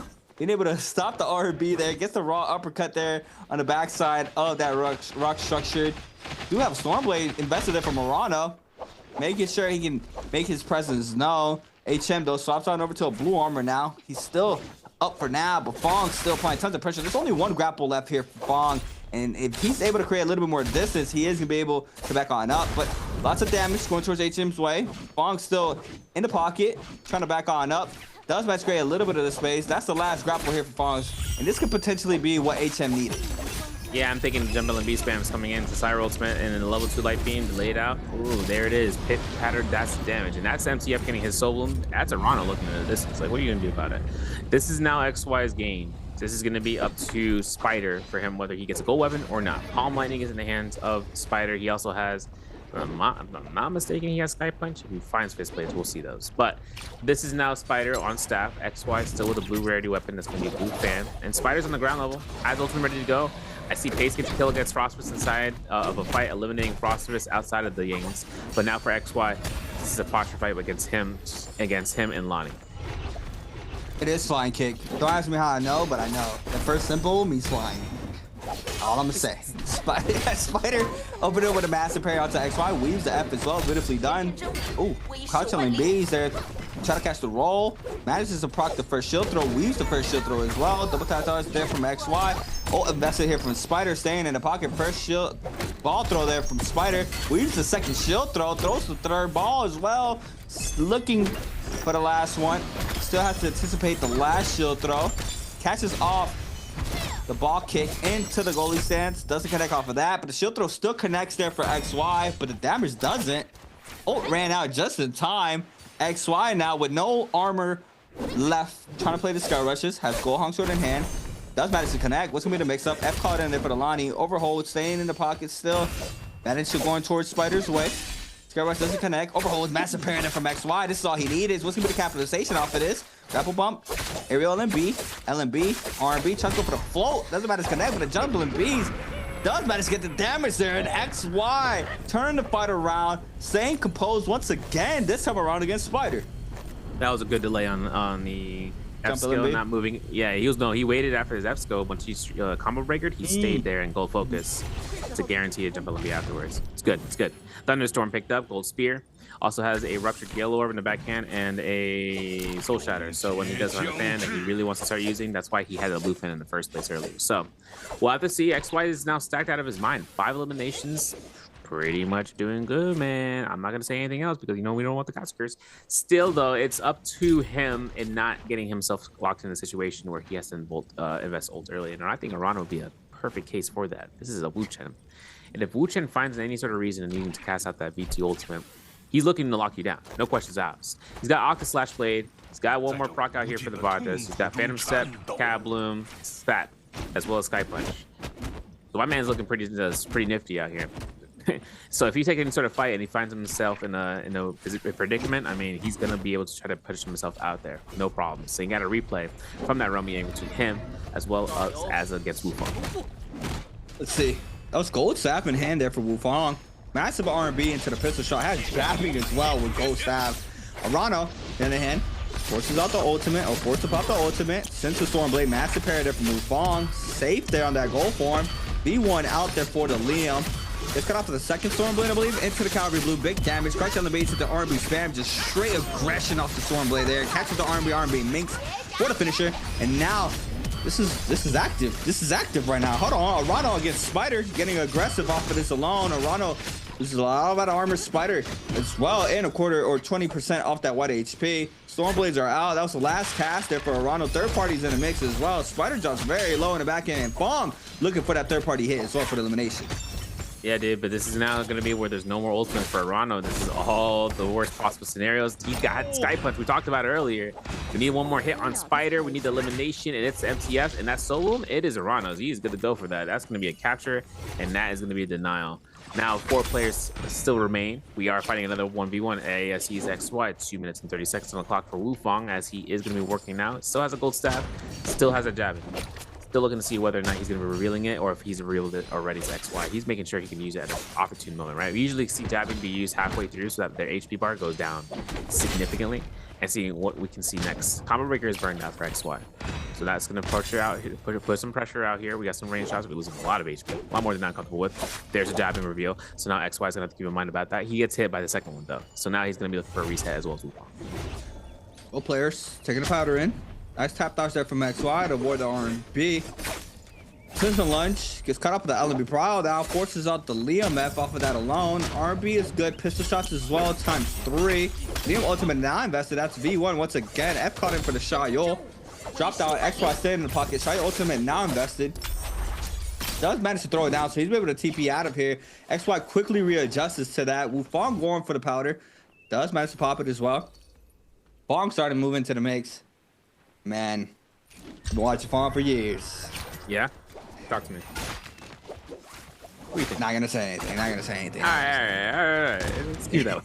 That's why we have this curse, man. That's why it's kind of embellished. Look, he's there always. He's always there. Oh, I thought he got that one too. But it's Arano with the last hit. I would have been livid. might say thank you for that donation to my prize pool. Yeah, it's tough though. Rano, I mean, he's getting invested on pretty heck. He got a nice ultimate cast tap dodge here, so cast as a blender might work in his favor. That's most just gonna say otherwise. So yeah, he's gotta walk away from that.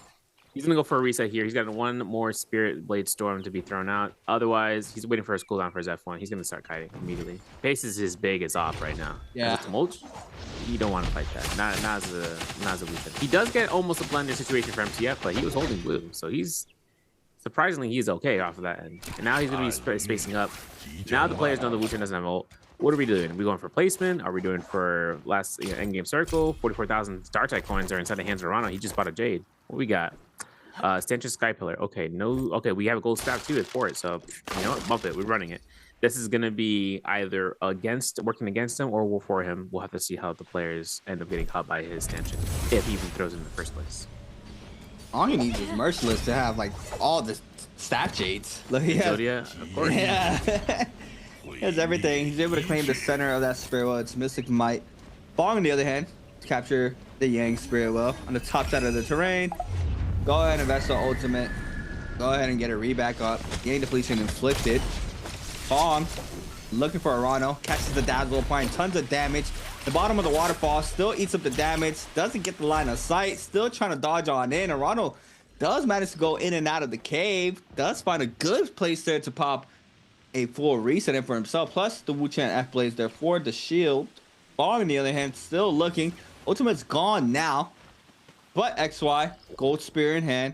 The only one without gold armor is going to be Pace. Still has the Yang depletion due to the Spirit Will capture, as well as XY and Arano. No, Pace is going to be able to have, I believe, the buff, Mystic Might buff. Oh no, it's not captured yet. Still waiting for that. Bong now, swap it on over. Gonna go ahead and stay in the center with the gold longsword. What does he have? What you see? I saw Juggernaut, bro. He's at level 5. He got 5 kills. He got it from the beginning of the game. So he's kind of stacked up. He's got palm mining too, we'll have to see. Otherwise, Pace is now in the position to try to force Toronto with that palm. I just talked about the palm mining. What do you want me to do? This is something that I just called out. The Pace might be called out because of it. He might be eliminated from a range shot. That's all they need to go ahead for it. One pistol shot. That's all we need to see. But Pace looking to try to see if any sort of armors are indoors. Doesn't find any. Doesn't have a chance of actually getting out of this as the movement is not dropping it.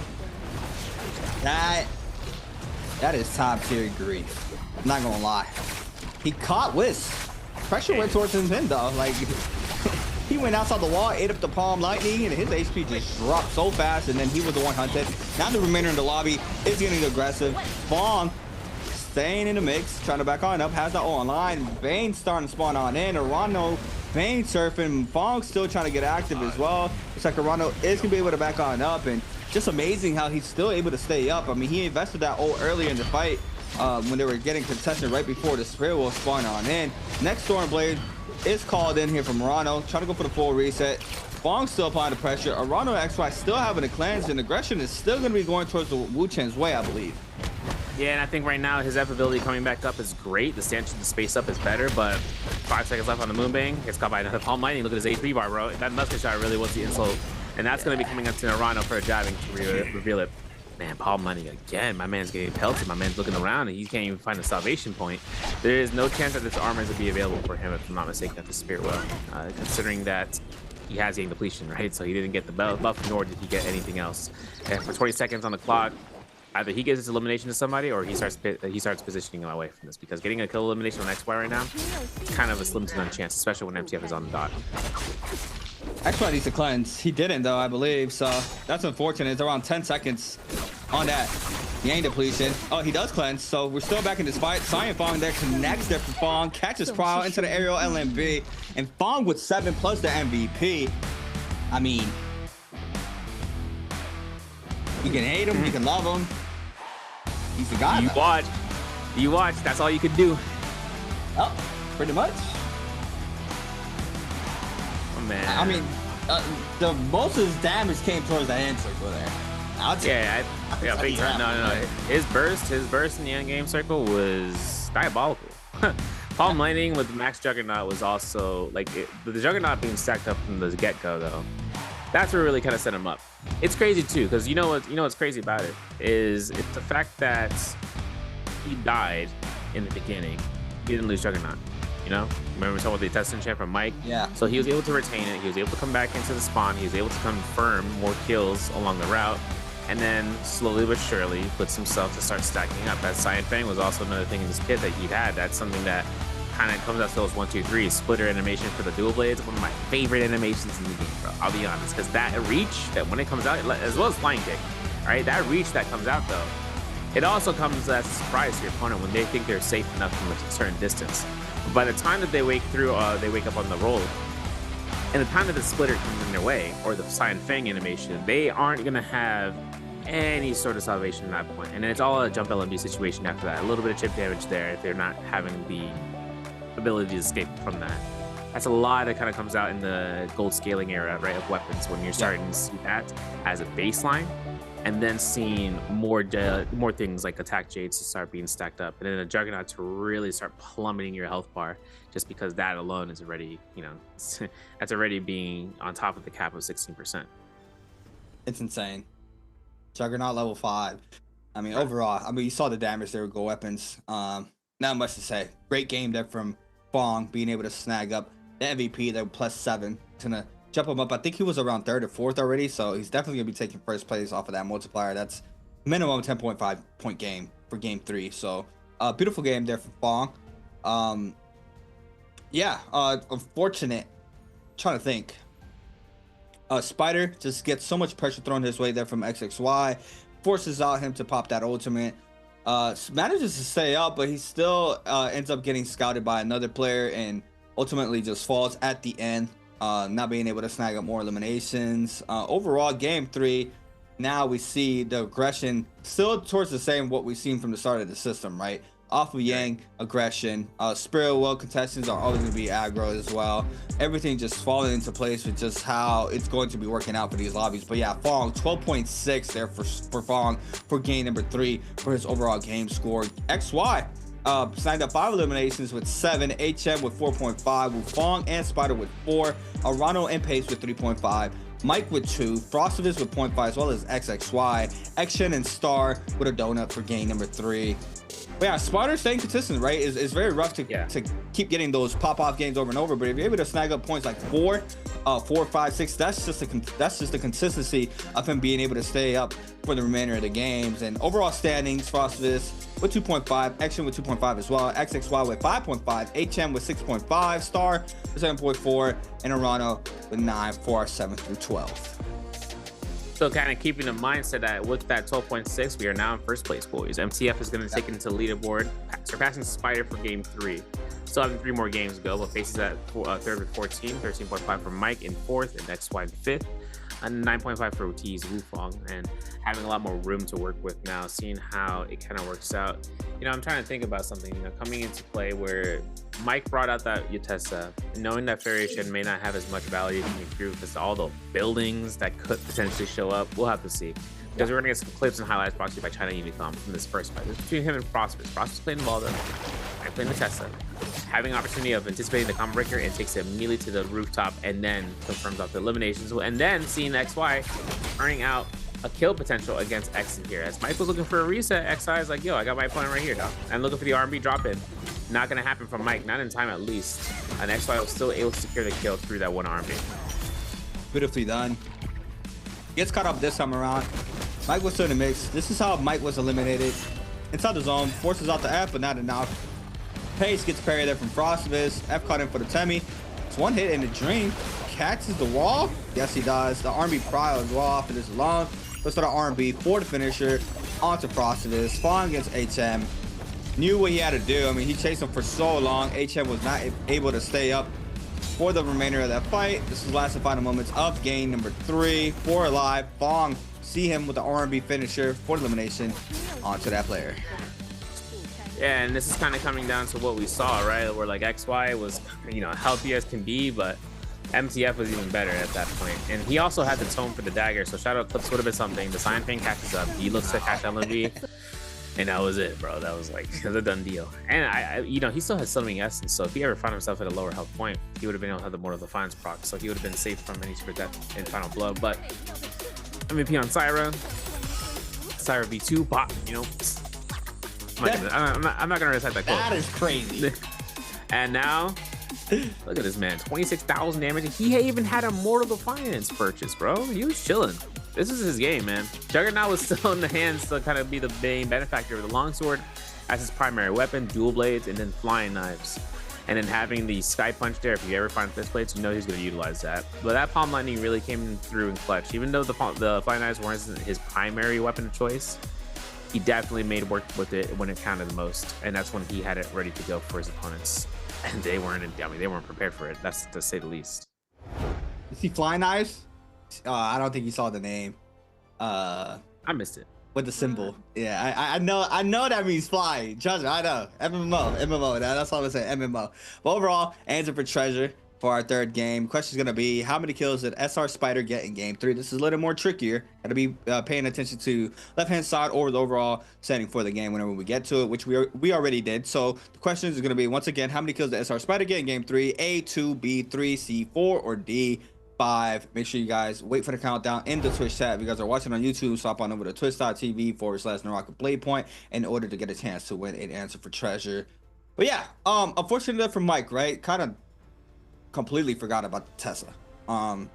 Mike had some good ults. It's just unfortunate. I think back-to-back kills got stolen from him. By Fog, I think. I know for sure one was Fog. Another elimination probably potentially stolen from somebody else. Well, overall, we saw the potential. Yeah. We saw the potential. HM. Yeah.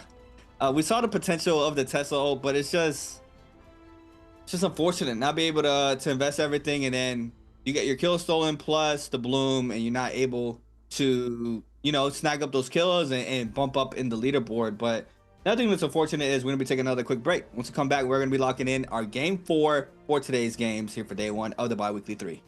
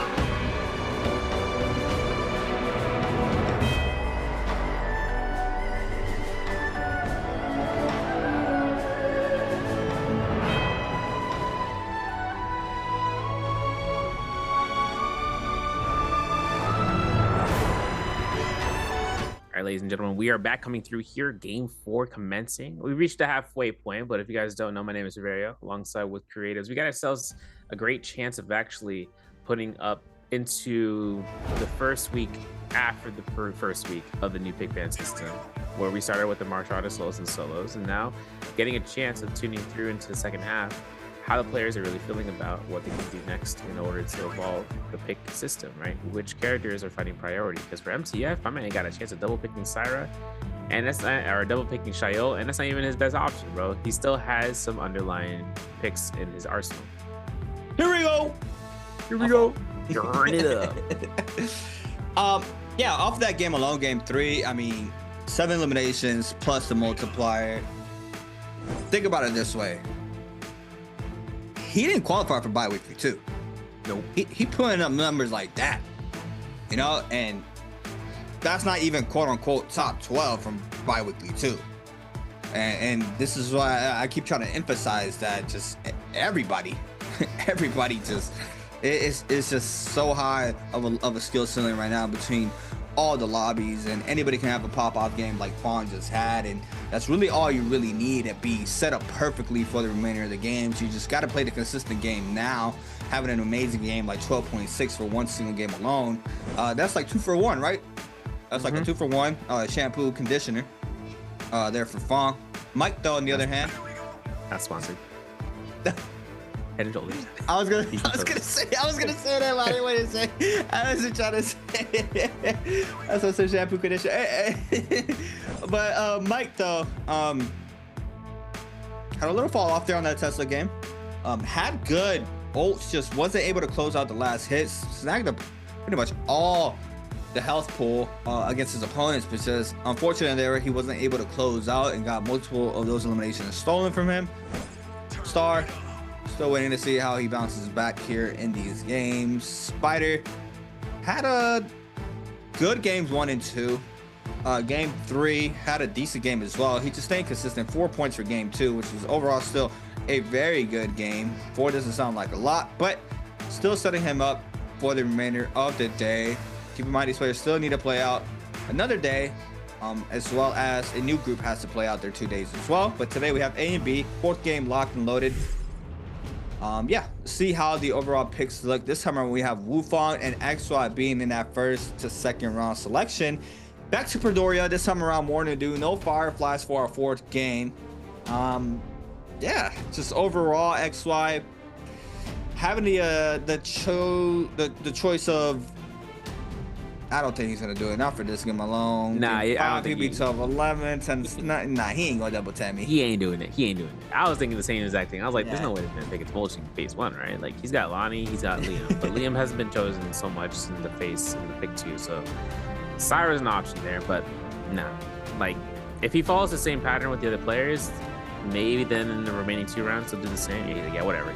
But the one thing that comes out for Wufong is just, it depends if he chooses Liam first. No, he chooses Lonnie. He's like, no, this is my primo option, top of the pyramid. I'm talking about Apex Predator.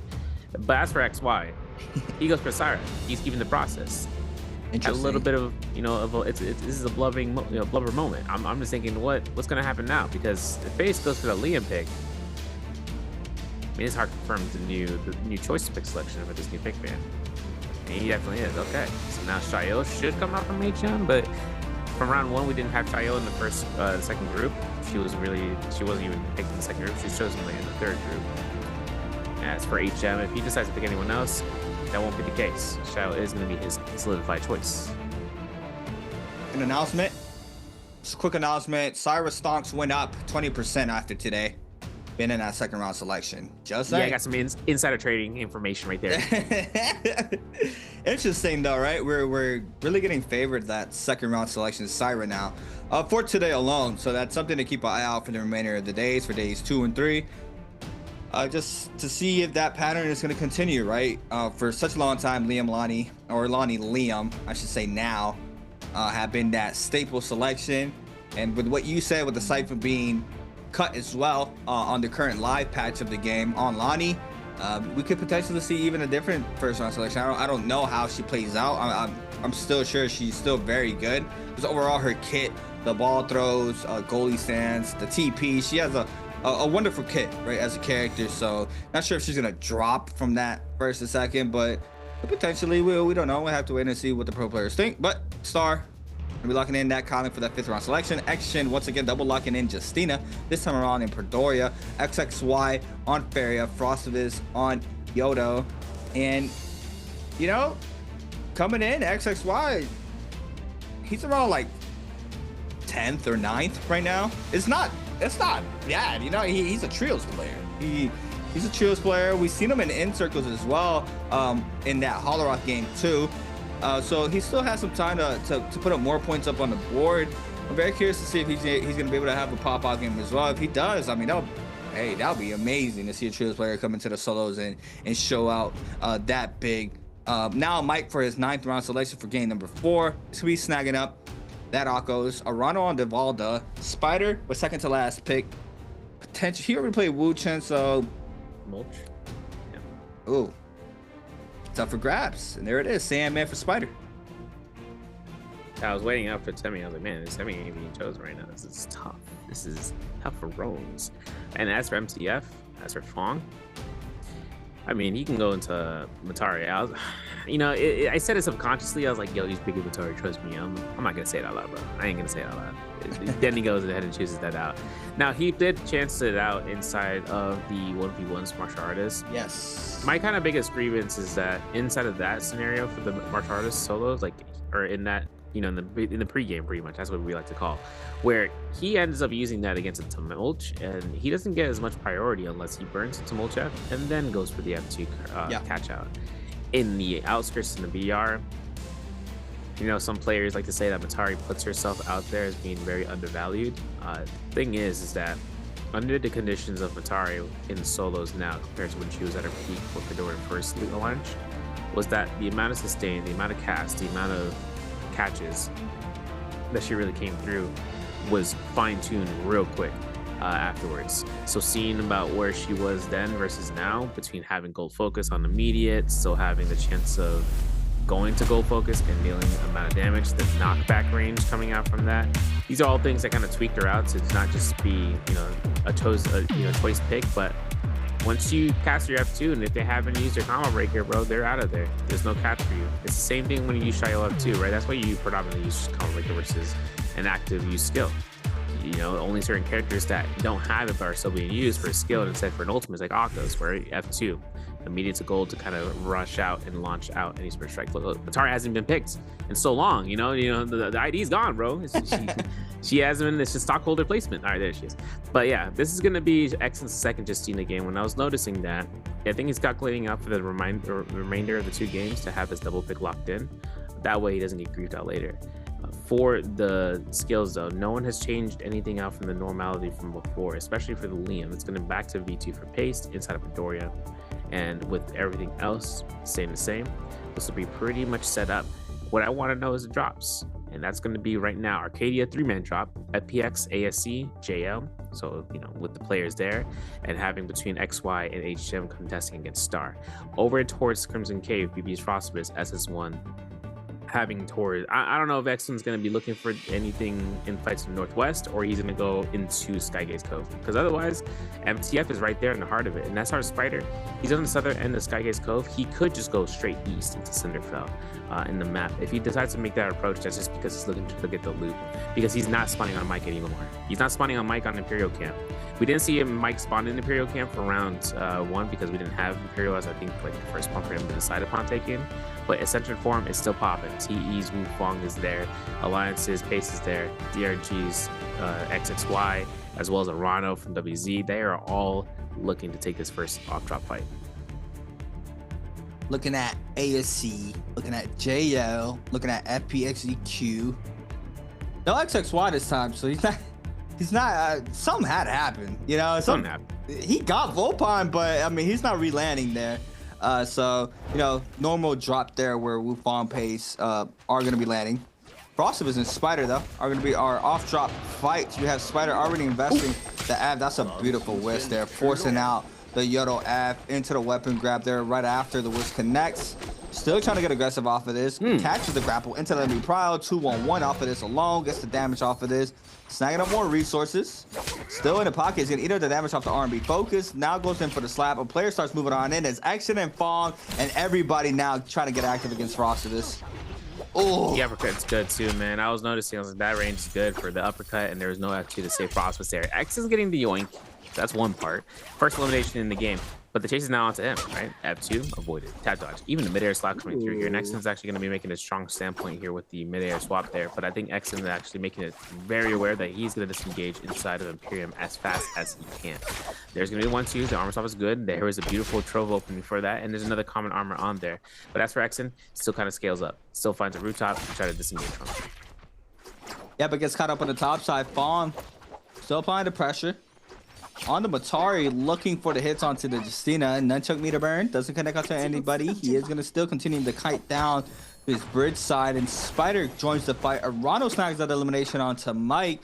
That's going to be his first elimination. But with Fong, on the other hand, on the line, he has 2 already on the board. XY with 1. Fong just playing around his top side. XY and HM going at it, fighting for that Volpine essence. Yeah, and I know that this is purple rarity for XY, but he has no armor. So kind of seeing what's going to be in this trove here as a Syra. He is going to go ahead and get a reset while Star is chasing down the HM. It's a strange choice, though. You know, kind of looking at seeing what's going to be the case. We'll have to see in the future because Wufang, he's taking the fight up against Orvano. This is Lonnie ultimate invested. Either he used it defensively or something had happened where he wanted to use it offensively. But now that the Volta ultimate's out, Arano catches the cash. He ain't gonna get much off of this, but the RB will connect. There's gonna be a chance for Scare Rush to LMB. That's it. Scare Rush again. LMB, uppercut. F1 is available for Wufang. The tap dodge is good to go through and escape out of this, but the Scare Rush is also good for the damage. Not enough range, not enough of an angle for Arano to kind of capture that, and a beautiful parry off the immediate blue focus. Incredible. One movement error, and that's all it takes there. As you see Wufang dead, but still has second life. Oh, Spider going for the full extension. Can go ahead and get the whisk. He got the glitch. It's a glitch. If you walk through it, you don't get it, but it doesn't even matter. Fong is going to be taken for a ride. Into that will be focused as well. Nice and beautiful plays there from Spider. Extending there with the ultimate there from Temi. Spider now with his first kill, game number 4. Blue long sword in hand. Fighting an Imperium. Mike now on the other hand, no extra life. Currently trying to see if he can reach up off the health pool there from the zone on the Akos. Playing Blue Dagger. Have HM and Pace going at it. Long sword for Pace. HM purple nunchucks once again. But re-aggressing. Not sure who took Volpine though, because they kited down the zone from there. And looks like one of these players might have it, but we're gonna have to wait and see who that is. HM on the top side of the rock. It's gonna be a little rough to try to catch up there to the player as we see him now cutting the chase down and rotating on in to start setting up for the first Rumble Yang. I got Tuna. He doesn't have Volpines active right now on his body. I'm looking at Pace, you know, I mean, Minlu is SG right there, kind of pulling up at Twilight's Fall, but HM's good to go ahead and loot. Looks like no one got except XY, so he just got the Volpines. Been holding on to those coins. You know, one of the tactics is that the players hold on to the coins, walk away, waiting until that person gives up the search, and then they go and claim it out. Sometimes I think that happens a lot more than what people might think because we don't see their point of view. At least try to capture it until the time comes. As for MTF, has common armor. Still looking to try to go ahead and kite away from what seems to be the ever engrossing Spider. My man is looking all 8 limbs, looking to try to tango out here for MTF. But the problem is that MTF is killing noise. Can't hear what you can't see, or can't see what you can't hear. And as for Spider, he can't see for anything in the corners. So he's gonna wait out. He's gonna wait and seeing where the movement happens. As for MTF, it's a zero-sum game there. But Mike is on the edge of the zone, finding out Wufang, who was looking here for a reset, as Mike is on the second life to take this fight against Lonnie. Yeah, the no ult zone pop there for Wufang, and this is both players' last life of this game. That's a lot of damage off the purple nunchucks there for Wufang to Mike. Now trying to cut out the pressure, trying to play outside the no ult zone. It's gonna be able to invest the ultimate if he needs it now, but no ult zone there is gonna be able to stop a lot of that pressure if Wufang is able to kite back from it. Dragon Slayer is good, forces out the Lonnie, yeah. Trying to back on up. Lonnie ultimate now invested in for Wufang. First ball throw is good. Aqua's ultimate now called in. Weaving gets cut off the first one, throws the V2 back to avoid the golden stance, does manage to do so as well. Looking for the second leap. The ball throw doesn't work out. You see Wufang kiting right inside the no ult zone. No ult zone. Mike's gonna have to stop that and respect it. Swap back on over to the blue armor. I have a question. Hit it. can a player go into the Volpine Essence area, pick up like 3-4 coins and just leave? Yeah. And just nobody gets it? So they would end up putting themselves in a spot of just like hoarding, you know? They hold all the stocks, private equity. Wow. They put the public stock, the stock options are only limited to what the coins are. Yeah, because it doesn't go back, it doesn't populate out of the inventory. It doesn't respawn either? Yeah, it doesn't go in there, no. You know, it's kind of like it's kind of like when it comes into what's it called, when someone dies and not claiming the red longsword, like no one's able to enter that room, like once it comes out. It's only access to the first person, so it's kind of following the limited options. But just like how limited options are, Xen's out here on the Roman Yang, bro. 30 seconds until we can enter him. For the first Roman Yang fight, Mike is also looking to kind of be in that. Erudition's, you know, it's acquired. Purple Focus, after coming through here, he's going to be trying to get into this with the Erudition and also with the blue dagger. The purple pistol might work a lot better because he is Akos. F2 in the range shots with the pistol really comes into strengths, especially at a certain range where he can start getting the confirmation of those hits, at least 2 pistol shots. But when it comes down to the Volpine's Essence for XY, best case is that he doesn't need to burn it. He has a secondary range weapon, so that kind of gives you a mindset on what kind of player he is, right? He's like looking to lock in sort of those range shots, bringing his tumultuous advocation coming out from there. But his opponent is going to be Wufong on the other side as the first Roman Yang fight is used with both sides on both sides. Let's see XY and Wufong going at it on the top side. Being able to catch that Nbpl into the 1-2 as well. Since the 1-2-3 spins back there to avoid getting parried. Both players with nunchucks. We see XY almost out of that blue armor. Wufong, on the other hand, has a little bit more of the health department there for the armor side. Going for the 1-2. Comes in off the nunchucks towards Wufong's way. Nasty ship parry there from XY. Gets the damage as well. Snags up the purple nunchucks. The 1-2 spam off the nunchuck as well. Into the RB focus there for the elimination. He is going to be able to snag up that kill against Wufong. That was quick, that was concise. And now Frostbus is taking this fight against the Kylan here as Yoda Hime, of course. Taking a look and seeing what Sar has up his sleeve to kind of look for these fist blades. I mean, my man's going up and down, left and right. Frostbus is looking to chase this up here with the fan or with the dagger, purple rarity. Assassin's Lunge is going to be revealed out, so whether or not Sar wants to stay on the ground, he ain't making it easy. He's looking to try to go ahead for a whole check blue focus. Scratch Element confirms off the hits, still having the Kylan ultimate to be available. Carries are good. It's going to be horizontal into the Assassin's Lunge, and then, of course, burning out the combo breaker for the Kylan is even better. And then for Frostbus, once he sees the Kylan ultimate to be casted, he then has permission to go ahead and die, like then and there. No Bane reference. Frostbus is coming out here. One elimination to be burned in the Rum Yang, but that's purple armor, that's gold weapon on a Yodo Hime, no less. Gold dual blades and a Juggernaut to boost it out of the ground. Beautifully done. Frostbus now. He's snagging up this Rum Yang. Vermilion's Birds might. You have a bounty there, though, from XXY onto Frostbus, right out of Yang. We are going to be having XY on the Syra. Finding out also with Vermilion's Birds might. How many kills? 2 for XXY. We have Mike, Wufong, Arano, and Star with that Yang depletion. 2 players with 2 eliminations, that being Wufong and Arano. Try to cleanse out this Yang depletion action as well. Winning that Yang, getting Vermilion's Birds might. Wufong with 3 minutes and counting. We're going to be having Havoc pretty soon. In around 2 minutes, right? Once that timer ticks around 1, everybody gets active. Mike with 4 though. Last one out, the Yang potentially. 1 second to last or last one. Still trying to see if he can find some remaining resources. Currently with 0 eliminations on the board. XY and XXY are going to be the ones going active. And XXY is on the Feria. XY is on the Siren. It's so confusing. XY, right? XXY, yeah. Because like XY or Shin Yun, someone let me know the butchering of the pronunciation again. The thing is, he left his Volpine's Essence somewhere, so no one can pick it up. At least, he's attempting to hide it so that when he loses his Vermilions, he goes back for it. I don't know where it is. I looked at the rock and I was like, what am I, geoguessing, bro? I ain't doing that right now. Tease Wufong puts himself with the blue armor, and Wufong, I mean, he can go for an RB from the range, but Frostbus wants in the area. I didn't even want the Yoda Hime. Look at the juggle, right? The combo breaker doesn't need to be necessary for Wufong, doesn't need to cancel ultimate for it. Having a little bit of zero tick damage, but a little bit more healing from the orbs. Now for the heal off of that, the ultimate is done. He will get a heal off of this armor. This will be a lot more beneficial, but that was his last level 2 armor pattern. Getting a 1-2 is going to burn out the combo breaker. This is what the best case scenario for Frostbus is. He's got F2. Beautiful parry. That's the extension, and that's going to be the extinction for the lifespan of Wufong in this round. And we switch to XXY versus Shin.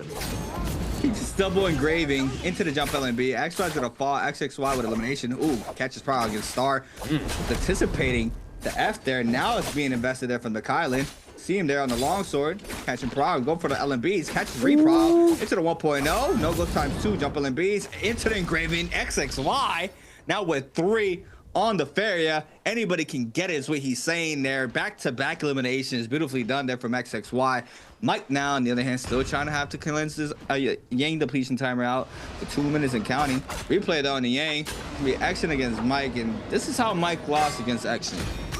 I think one part came out from these nunchucks that we were mentioning. Oh, man, Cyan Fang Trace.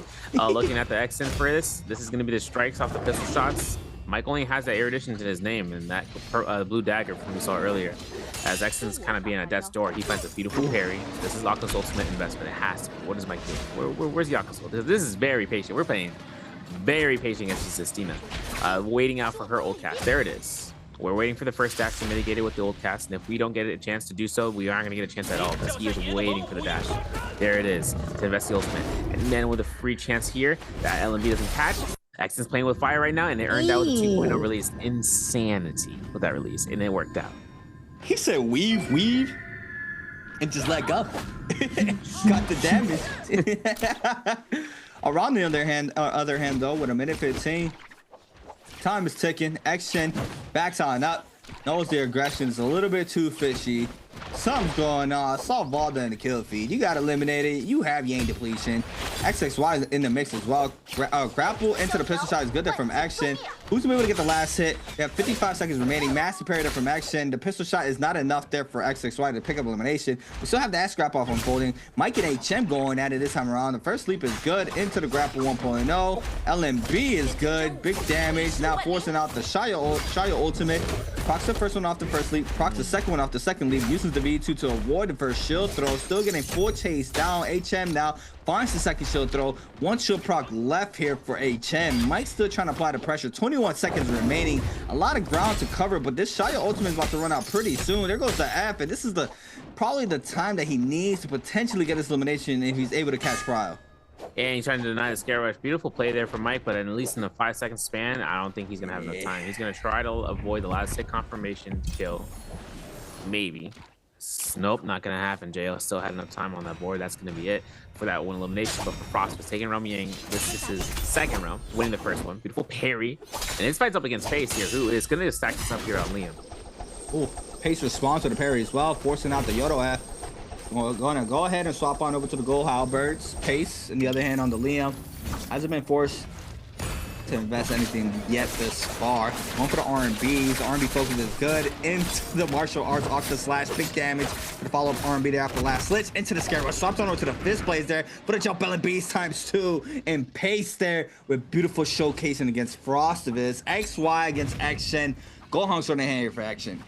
Yeah, making the most out of that LMB catch into the jump LMBs. Now for X here on Hong Sword. Hoping to see whether or not he's looking for a blue focus. Like, listen here, XY. I'm not sure if he re-picked up that Volpines, but if this is the case, this is going to be something Xen has to, not think about until it happens, and working around that, right? Having to evolve in that fight. There's going to be a chance for the pillar plays. It's got by the 1-2s, no 3s. We know that there's a Cyan Fang in the hands, so we have to see who's going to be able to throw it out first. XY looking for the hits. Gets caught by Clink off normal. Gets clinked off by that Velocity Untold and Trigger. This is not good. This means that we are going to actually have the meter not to be extinguished from the blocks. There's another block. Meter dump is going to happen. We have a chance right now for the Justino dash to come through. And still XY is outputting the damage with the sustain. Let's see. Oh my goodness, the headshot of the bow shot was nasty. Where R&B held out here, making sure he looked for a lethal jab. The space out, caught in the grapple, caught in the uppercut, isn't confirmed with the combo breaker. Oh wow, tries to go for the cross up, but now the Siren ultimate is going to be invested. Beautifully done there from XY. Catches the 2-charge beam into the final LMBs. There for the elimination. Beautifully done there from XY. Yeah, that crouch bow shot was disgusting there. To the dome to snag up more damage. Now it's going to be snagging up Gold Katana again. I swear, wait, what's going on here? What's going on here? Why is there so many Gold Katanas? You heard it here first. It's going to get buffed. That was hey, it needs local it, realm. Local realm. Mm-hmm. I mean, the thing is that when you verse it against Hongsword, it's funny because it's like, oh, Hongsword's so bad, And I agree in a certain extent, but then you know, you have to think about the movement. Frostbus, though, wait, before we continue that point, XXY, you get melted. You got a common armor, though, 600 health to be bonused on, but I mean, the beacon's about to be ready. Frostbus has to, there it is. I was about to say, he threw that beacon down, but Frostbus' attack was sooner, and that's out of Yang depletion. But, you know, Katana is great for like that burst damage off of like the swap, but the Honk Sword's movement and maneuverability, but not only that, like the fake outs. Those fake outs can set you up for failure or success versus what comes through. The only weakness that Honk Sword sometimes has is that the fact that the RMB can kind of be a grief in the wall. Yeah. Or if it even becomes a grief when you're looking for 1-2s.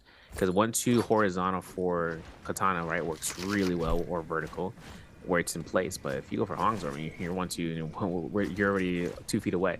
But looking at the builds here, I'm thinking about this Dragon War that's in the hands of Pace. He also has Dreadful Whale. He also has Octaslash Blade. That's his gold Jade. So Pace, looking healthy. JL's HM, he's escaping his foe, who seems to be wanting to take this chase up here, which is XY. Yeah, XY. We have one with 4 eliminations now in the Syra. Currently the kill leader, but Frostivus and Action with 3. We have JL's HM trying to cut out this pressure right now. Does not want to get caught up and be eliminated now. Still top 5 available. Wants to close out the game stronger.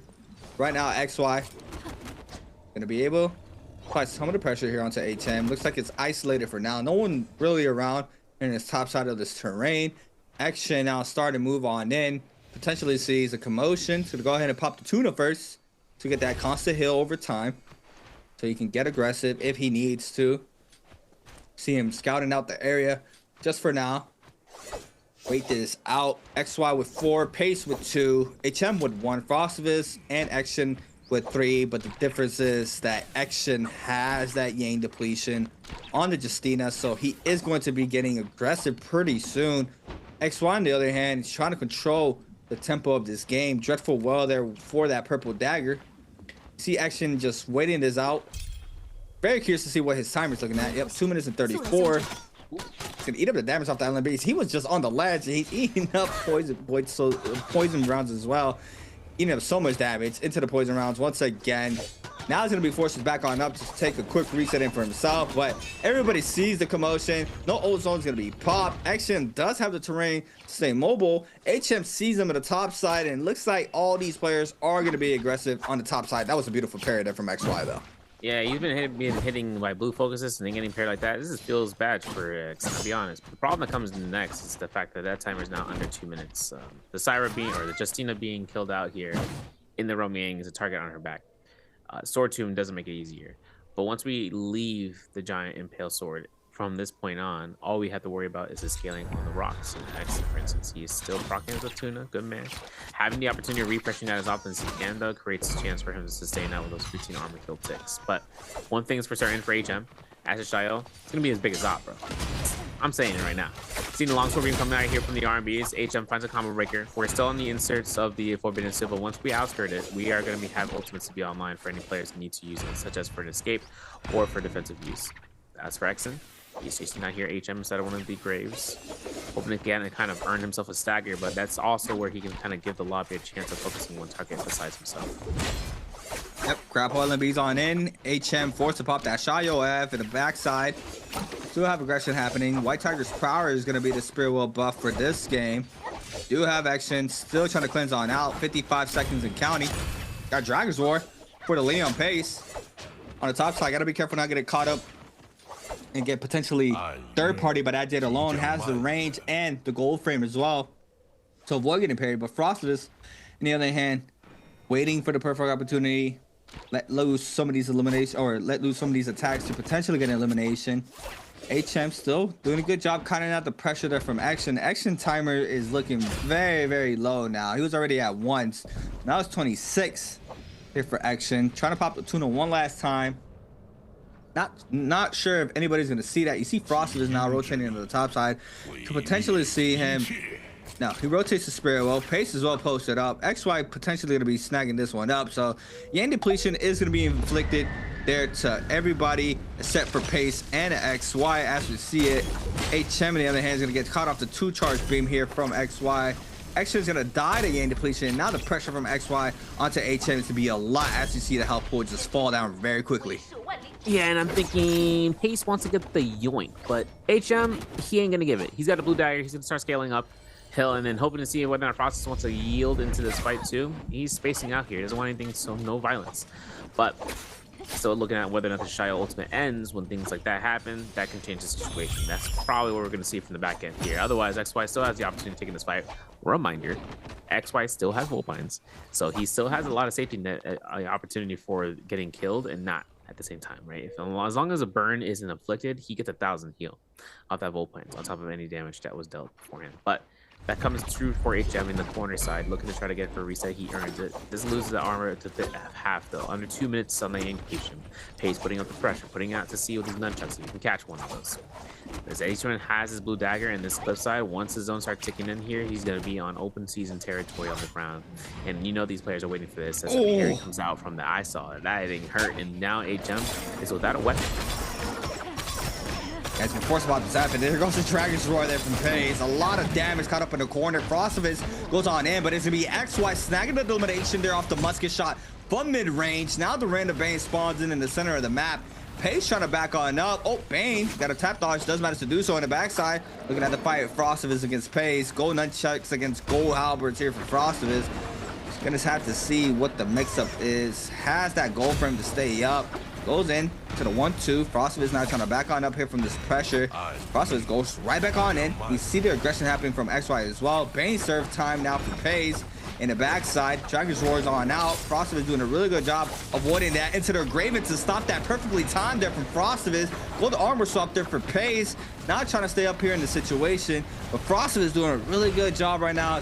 Continuing the pressure, but not getting caught up by anything that Pace is throwing at him. Exactly, and now it's going to be the pressure on the Pace here. Listen, the V2's ultimate available. This man's going to have to use Shadow Eclipse. He gets it. This might be enough to kill, though, with one R&B. The Sunwings Essence, man, came in clutch there for the Mortal Defiance. Now Pace has it on the turnaround. Doesn't get the first orb, so looking to see if he can get Frostovitz on the pair of the Engraven because he saw it, and the Sap Jade comes into play. Look at this heal back, man. Look at that Frostovitz HP. He went down, too. And having the longsword means to worry about Frostovitz eating up the chunks of damage to XY's in position with a Syra ultimate. He doesn't need to use it just yet, but these are 2 kill eliminations that he could end up picking up piece by piece. Wow, he's trying to stay up. Pace does manage to get a common armor swap. He catches both onto the Dragon's Roar, but the F invested there from the Yodo. XY looking really good right now to take this game. Currently with 5. Frostovitz already invested that ultimate. Pace with 25% on the rage. Still trying to fight back against the Yodo Hime. Eats up the damage off to 1.0. Frostovitz going to snag out the elimination. Now it's going to come down to a 1v1 against XY and Frostovitz. Now, seeing about the Wolfine still in play here. Let's take a look and see what Frostovitz can do to mitigate that, the pressure. Seeing about the musket shot, the 1-2s are going to be confirmed. The R&B is released. The blue focus on the katana, man. I'm telling you, it's going to be hurting a lot. But now for Frostovitz, he gets a nice pot shot. He looks for the R&B, he gets a release. The F2's up here for XY. It's all about the ultimates. Yeah, there it is. Ultimate's invested. Looking for the 2-beam charge. Doesn't manage to connect this time around. Frostovitz 1 HP in the drain. Doesn't manage to stay up. And yeah, it's just unfortunate he was forced to pop that ultimate there against Pace, and that gave XY the advantage. And now XY is going to be snagging up that MVP with 6 on the board, confirming that last kill from 5 to 6 there onto Frostovitz, plus the MVP. Set up nicely. This is a 10.5 game, I believe. Last game was 7 elimination, had 12.6, and now with 1 kill less, looking around 10.5, somewhere around there. 10.2 for XY, I think. Oh yeah, 10.2. Yeah, that's 10.2. Yeah. 10.2. But Frostovitz, massive game 4 though. Had a good showcasing. I believe ends with 4 plus second place. It's gonna be snagging up somewhere around 6 points for second round. For second place. We'll have to wait and see once we have our overall standings. But overall, amazing game 4. Lots of aggression. XXY bounces back. I mean, 3 kills is a good amount of eliminations, just not being able to stay up in the last and final moments of that game. Overall, Mike does manage to have a rough game 4 with 0 eliminations on the board, but you see him, he's not even phased. He's still happy, still in the pool, still hugging everybody out, everybody ready. HM, on the other hand, as well, had a little rough game with 1 elimination on the board, still not being able to bounce back. Overall, massive game 4 there for XY and Frostovitz, almost matching the eliminations with each other, but amazing game 4. Pedoria's last game of the day for Pedoria. We still have 2 games being played out. Now we're going back to Fireflies for our 5th to 6th games. First one being in Holleroth, our last game being in Morris Isle. But yeah, fast pace, right? We saw how well Frostivus was playing there against Pace, applying the pressure and not getting caught up with that Dragon Sword. That Dragon Sword can be very tricky to try to deal with, and you saw Frostivus there adjusting to that Jade as quickly as possible. He was applying range pressure, he was applying melee pressure as well, and then he swaps on over to the Long Sword, perfectly times the end frame of that Dragon Sword to get that follow-up engraving to get that player pretty much lobbied in that moment. Unfortunate for him, Pace was still able to force out that Yoda ultimate just in time for him to, still get eliminated, but pretty much not giving him the upper hand in the last fight if Pace was to get eliminated, which he did against that fight against XY. And we saw there XY had that advantage with that ultimate on the Syra opposed to Frostivus with no ult on the Yodohime. But overall, amazing game 4, good showcasing, and it's just... This is how it is going to be now, right? We were so used to having end circles prior to fall split, and now into the fall split with a new system in play, it's not going to happen. It's not going to happen. I think, like you said, in finals we did have one, but I feel like those are probably going to be one of those rare sites that we see now throughout the whole league. Yeah, got a chance to look into the scoreboard so we can get these numbers right. The XY, that 10.2, 6 points per process, as you stated. And Nexon, he alongside with XXY. A lot of X is getting 4 points here. Pace is going to be at 3.5. Arano with 2.5 alongside with HM. Wufong with 2 as well as Spider. And Mike with 0.5 alongside with Star. And then MCF didn't get any points that round, man. And I'm telling you, bro, that Matari pick was kind of diabolical. But the worst part is that his first fight was against Mulch. And you know what Spider was doing when you saw him in the ultimate? He was on the circle of his ultimate. He made sure that if you teleport, bro, you're trapped. You got nothing left. And that's something that's going to work out in the favor for the Matari, especially in that scenario. But scoreboard check comes out to where, we see SS1's X is in 12th, Epic's Star in 11th, Frostus in 10th, HM in 9th, XXY from DRG and Nate's kind of climbing up here. He got 4 points that game. Okay. Coming through, right? That's what I'm saying, bro. Wufong coming out here in 6th place. Mike at 5th place. That's our Spider in 4th. Wolves MCF in 3rd. Alliance Space in 2nd. And XY in 1st place. Still with 2 other games to go. And still having a second day to earn points. The players are still kind of getting used to this time. At least in terms of using anything to their advantage when it comes to their choice picks. And XY did massive numbers on the Syra game. Especially on that second choice pick in the first base. Yeah. That's something we'll talk about a little bit too. After the highlights here, powered by China Unicron for game number 4. XY against Star to open up game. See XY look for the lunge, connects off of this with the R&B follow-up, looks for the extension off the LMBs, beautifully done. Into the 1-2 there for elimination. 3-way scrap off XY, Pace, and Wufong. Wufong with the health advantage against all 2 players here. Manages to catch the R&B for the last final hit. Gets caught up with the Nbpl, but not full punishment there from Pace, anticipating the F, but Wufong staying composed, full chase down back, scare rushes on in, catches Nbpl into the aerial LMB for the elimination onto Pace. And then looking into the Rum Ying, where Exon was taking his first rum fight against Mike, and man, it was anticipation for who's going to dash first, who's going to imprint. The imprint coming out here meant that Exon had a guaranteed on blues, and that's what Mike was hoping for. He's looking to see. And he uses V2 immediately. He F2s. He mitigates it with a dash.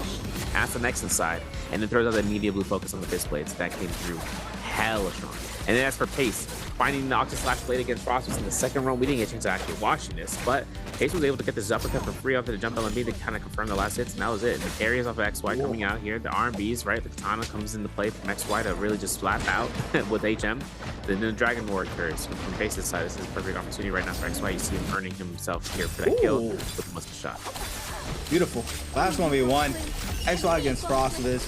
Force out the F, but with the Cyber online, he has to move, as you see here. And there's just so much pressure there. The health pool was just way too low there for Frostus, trying to go against XY with pretty much no terrain to try to counter the pressure. Nothing to block off that 2-beam charge or any of the beam at all. As we see it here, XY is going to be snagging up the MVP for game number 4. Was it 6 eliminations? 10.2 overall game score. It's going to be his 6th MVP with 22,000 damage. Still had Bullpine as well. It didn't even proc. Dreadful Well, Starfall, Sky Punch, Advance Hill, and Tuna with a J set up for the Syra. But yeah, very interesting, right? Syra being in that second round selection for pretty much throughout the whole day. I think we had our first game that she wasn't, but everything after, Syra has been that second pick for these players. Yeah, and that kind of comes into that priority listing. I mean, these guys necessarily, they don't scrim against it's just scrim in like a group setting, right? For solos, for trios, trios they scrim every day that they're not playing on the stage. But there is a chance of seeing this on the stage when the players decide to choose one character or the other to kind of force out the hands for other players to start taking a dictation, if that makes sense. Where they want to make sure that if they're in an advantage in using the character, they want to try to prove it and then stick to it. And then it's like a game of it's like a social manipulation, you know. These guys would like see the other choice picks and be like, okay, I'm choosing this, and then everyone's like in the elevator, like, okay, I guess I'll face this direction too, you know. That's the experiment that they're trying to go in for, and it's working so far, especially with certain predominant players, like going ahead, like Arano being one of the first one today, pick out that Syra in the second choice pick, and then having it come through to game 3 and then even to game 4. But which player chose Lonnie in game 4? I'm gonna talk about him in a second. Is it AT's Wu Fong, B WZ's Arano, C JL's HM, or D DRG's XXY? It's gonna be in Twitch chat, so I know you YouTube gamers are out there. I see you, Tayo. I think one part that comes out towards his choice pick is also the fact that this character didn't do as hot on the player, you know.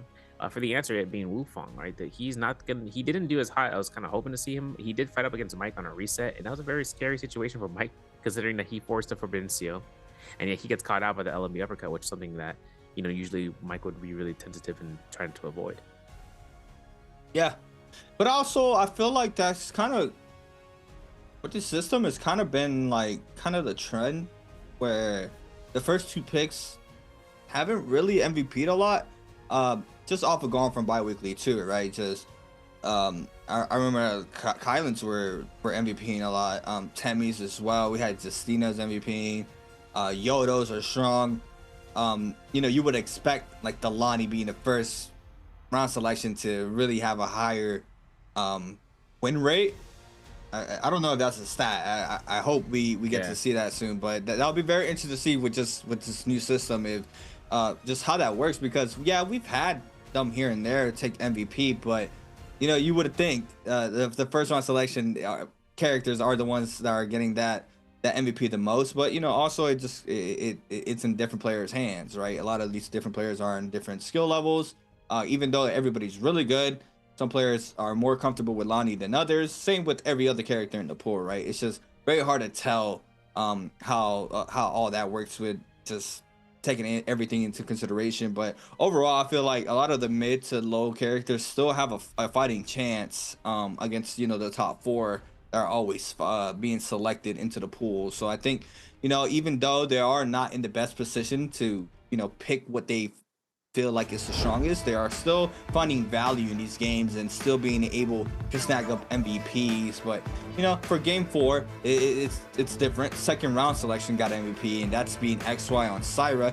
Now that's just being bumped up 1 selection up, and Liam drops down 1. It makes sense though, right? I mean, Liam shine very heavy, especially in the family meta, right? Just being able to get that mid-range poke, snag someone in the ball, and then throw back or throw in zone, or in specific maps you're able to stagger and stun with objects around the map. It was a lot more easier when, you know, you're in a better third-party potential than you're actually in a 1v1. Even though he shines very well in isolated fights, I feel like he just has a little bit more struggle when it comes down to him being third-party. Yeah, no, 100%. Because the thing is that for V2 Liam, his struggle in terms of taking group fights is that when his orbs come out and he yoinks somebody, someone's going to be looking to try to follow up with him, regardless if he was anticipating it or not. Then the opportunity comes to where he has an option. He throws it on the ground or he hits someone else with it. That's damage dealt towards the target that was in that orb. If he throws him in the sky, he gets a little bit of heal back. That's why when we're seeing players using V1 variation, it's mainly to try to see about disengaging. We saw T's Wu Fong try to accomplish that. But then the read happens. And the read is kind of a big thing that happened into the last Morsile matchup, where NCF was looking to go ahead and chase him down. Or rather, he was getting chased down by, you know, by the Shael in that game in Morsile, where the V1 Liam gets just anticipated. You know exactly where he's going to end up going. If you push him any further, he's going to push in that direction. and that's for everybody to be around to see. So it's also the fact that these top 2 picks, the top 4 picks, are just getting counterplayed either as an option to the top 2, like the Liam and the Lonnie, because like some Lonnies will pop off and they end up with like 6 eliminations because they're using Noelle, but that's only determine who they're fighting and trying to counter her out, not by the character necessarily, but just trying to see about burning her skills in her ultimate in the right manner and fashion, then take the advantage in the fight, and thus winning it out, making her seem as if she's less valuable, or even for Liam more so, considering that we haven't seen him as popped off today so far yet. Yeah, and I kind of feel like, you know, all these characters who are getting adjusted. I mean, let's just take a look at Yodo, right? She has that mid-range pressure. She can force out Fs and still continue being very, very aggressive in the pocket. Just some characters counter her, but like in the Yang, she does very, very well, being able to get hits on the opposite side of the pillars through structures and stuff like that. It's just so good to have on a rework like Yodo, and you've seen her shine well, especially for the game that Spider played Yodo, when he's able to MVP her. You know, you saw the potential. Even Frostivus has kind of had a rough day until game number 4.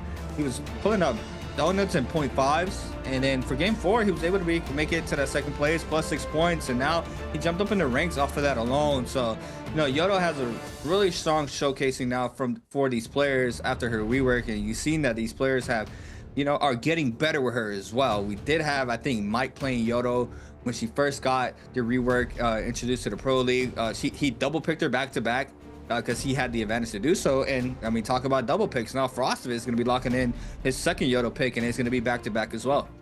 Yeah, it is. It kind of comes out towards the Yodo Kime, though, being able to double pick it. I mean, this is where her strength lies. She's not a first 2 phase pick option usually. So if it comes down towards being a double pick guarantee, I mean, once you hit into phase 4 to 5, or even phase 3 to 4, her variableness comes into play. Like she's gonna be a variable pick.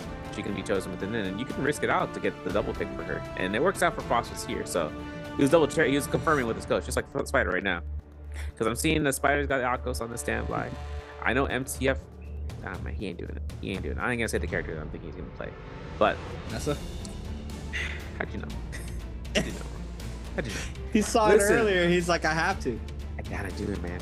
I am the alpha. All right, listen. He's got a spot right now for Harrock to kind of bring her out, but I swear to God. I was thinking Fairy Shen would be something that he would actually come through. But that's okay. That's okay. That's all right. Wu Fong and XY, they still got an option right now.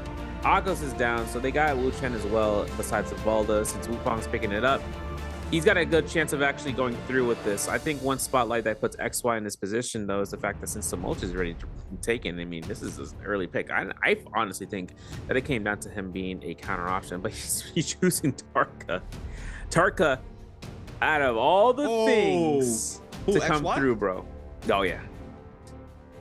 Wow. Oh, who was thought played Tarka? Biweekly 2. Someone had a Tarka. Someone did have a Tarka. I couldn't even tell you, bro. My mind is blank. See, someone in the chat even said, "Yo, pick Tarka, pick Tarka." I'm like, what? How'd you know? Who's your insider, man? Who's your uncle? Yeah. Why is he working at Squidward, you. SpongeBob. SpongeBob, you can't bring Tarka into the water fight. Yeah. Oh yeah. Wow. All right, Tarka. I forgot who was playing Tarka for Biweekly 2. It was very rough though. I mean, they played it one game and we didn't even see the Tarka. Got double eliminated very fast from that game alone. I can't really remember who it was, but you know, hopefully this time around we have some sort of cookage happening. You know, we in the kitchen with it. Hopefully, seeing if we can find some sorts of value there on the Tarka. Very sad that after the rework he got tuned down. You know, bro, it's crazy too. Fast too. Fast. No questions about it. The developer team was like, nah, man, he's too good. I'm like, all right, okay. Like, come on. You know, he had a chance. We blew it though. That's all right. But the Tarka player still makes something seem very strong, and this only in a niche situation. And the Pro League, it's a different story. Usually you kind of be understanding that when it comes towards NARAKA, it's the same thing with Viper. It's the same thing that theoretically happens with Tessa. Once the kid is burned out, my man is just donezo. Yeah. And the reason is because the V1 variation is a variation most of the players used when he first got the rework and they started testing him out with F2 Fireball. Why? V1 is going to be that reload. It has a combo breaker after the heated state kicks in, so you have a way of breaking it out besides the initial ultimate cast to be secondary combo breaker. But the F2 Fireball also applies vulnerability. It is gold focus, which means that you can use it on the wake up, so that's a soft combo breaker. The thing that happens with the Fireball is that since it's going to be a way for you to anticipate as an opponent against it, you're looking forward for that Fireball. And since the animation is so long, that if a target doesn't confirm those fireballs or in the fireball, because you don't want to necessarily use your F in ultimate so you can keep your duration on V1. That's another thing, because it costs rage when you use your abilities in ults. But the thing that happens is that fireball would then be a way for you to weaken your opponent's defenses. Yeah, and I'm looking at ASC's XY. He's playing on the bottom side of Plume Castle because he's going to be playing that Fireflies, right? Game number 5, nighttime. He needs to try to play those Fireflies as much as possible. That's where Tarkus Skit pretty much shine. Just like Severia mentioned, the Fireball is a very important aspect in him. If it doesn't connect, it's very rough for the Tarka alone. So the only thing that he has opposed from that is, I mean, obviously like every character is his ult, but other characters have a better F, right? No combo break on the Fireball is a little rough. But overall, we're gonna have to wait and see how he does for game number 5. Locked and loaded here with Mike and Pace, Temmie v Lonnie for potentially the first fight of game number 5. Mike drops down. Let's go Trove, doesn't find any gold weapons, but does manage to get a blue pair of fist blades here on the Temmie. Pace in the hand as well, has blue armor opposed to Mike's common armor. Catches Prowl very early, playing swap. Rock uppercut is good. Scare Rush gets caught up ×2, goes for the double Scare Rush, catches that, goes for the aerial LMB, goes for the triple, nearly connects, still applying tons of pressure down to Mike. Catches Prowl once again to the 2-on-1. No, he goes on top of the ledge and he mantles, but the damage is still there. Goes for the triple. Scare Rush Pace. Bro, Scare Rush Pace, bro. SCP. SCP? Yo, that's crazy. Yeah. 1, 2, 3. All right, we release those. Listen, Pace had actually griefed from the walls, and then he made it work, bro. And I'm like, what's going on? This man got this going. This is the first elimination. We're switching on to the Wukong over the Igneous Mountain. He's up against XXY. Hoping to see whether this Kylan ultimate comes in use, though. That's only to the pressure if Wukong can provide it. 62% on that rage bar, so he doesn't have the Vault ultimate as a sustainability aspect. As for Wukong, those common daggers really doing work right now. My man's scare rushing in and out, making sure he can kind of keep himself focus. But that common breaker into immediate ult cast, XXY ain't playing. Hey, I would love to see XXY play day 2 too. I'm not gonna lie. That's insane. I would love to see him play day 2. He's still trying to catch up to Wufong. Catches the V1. Gets the damage there. Looking for the second slash. Connects off of this alone. Elimination is gonna be going towards XXY's way. Not sure who snags up the Fireflies earlier there in that fight because they're right above them, but potentially still more available. Spider. The Tiger Man this time around on the Frog Coast, going against a Syra. Can't catch the name now. It's HM. JL's HM. Gotta go for a quick reset in. Spider. Let's go for the F2 across the wall. Doesn't matter if it connects off of that alone. Scare Rush is out there for HM. Playing on the bottom side of this terrain. Bong's gonna find a Rano there in the kill feed. We see it there with the fan in hand. And we have Pace with elimination. We also have a Rano, XXY, HM, and Star all with 1 eliminations already currently here for game number 5. Spider's still trying to catch up to HM.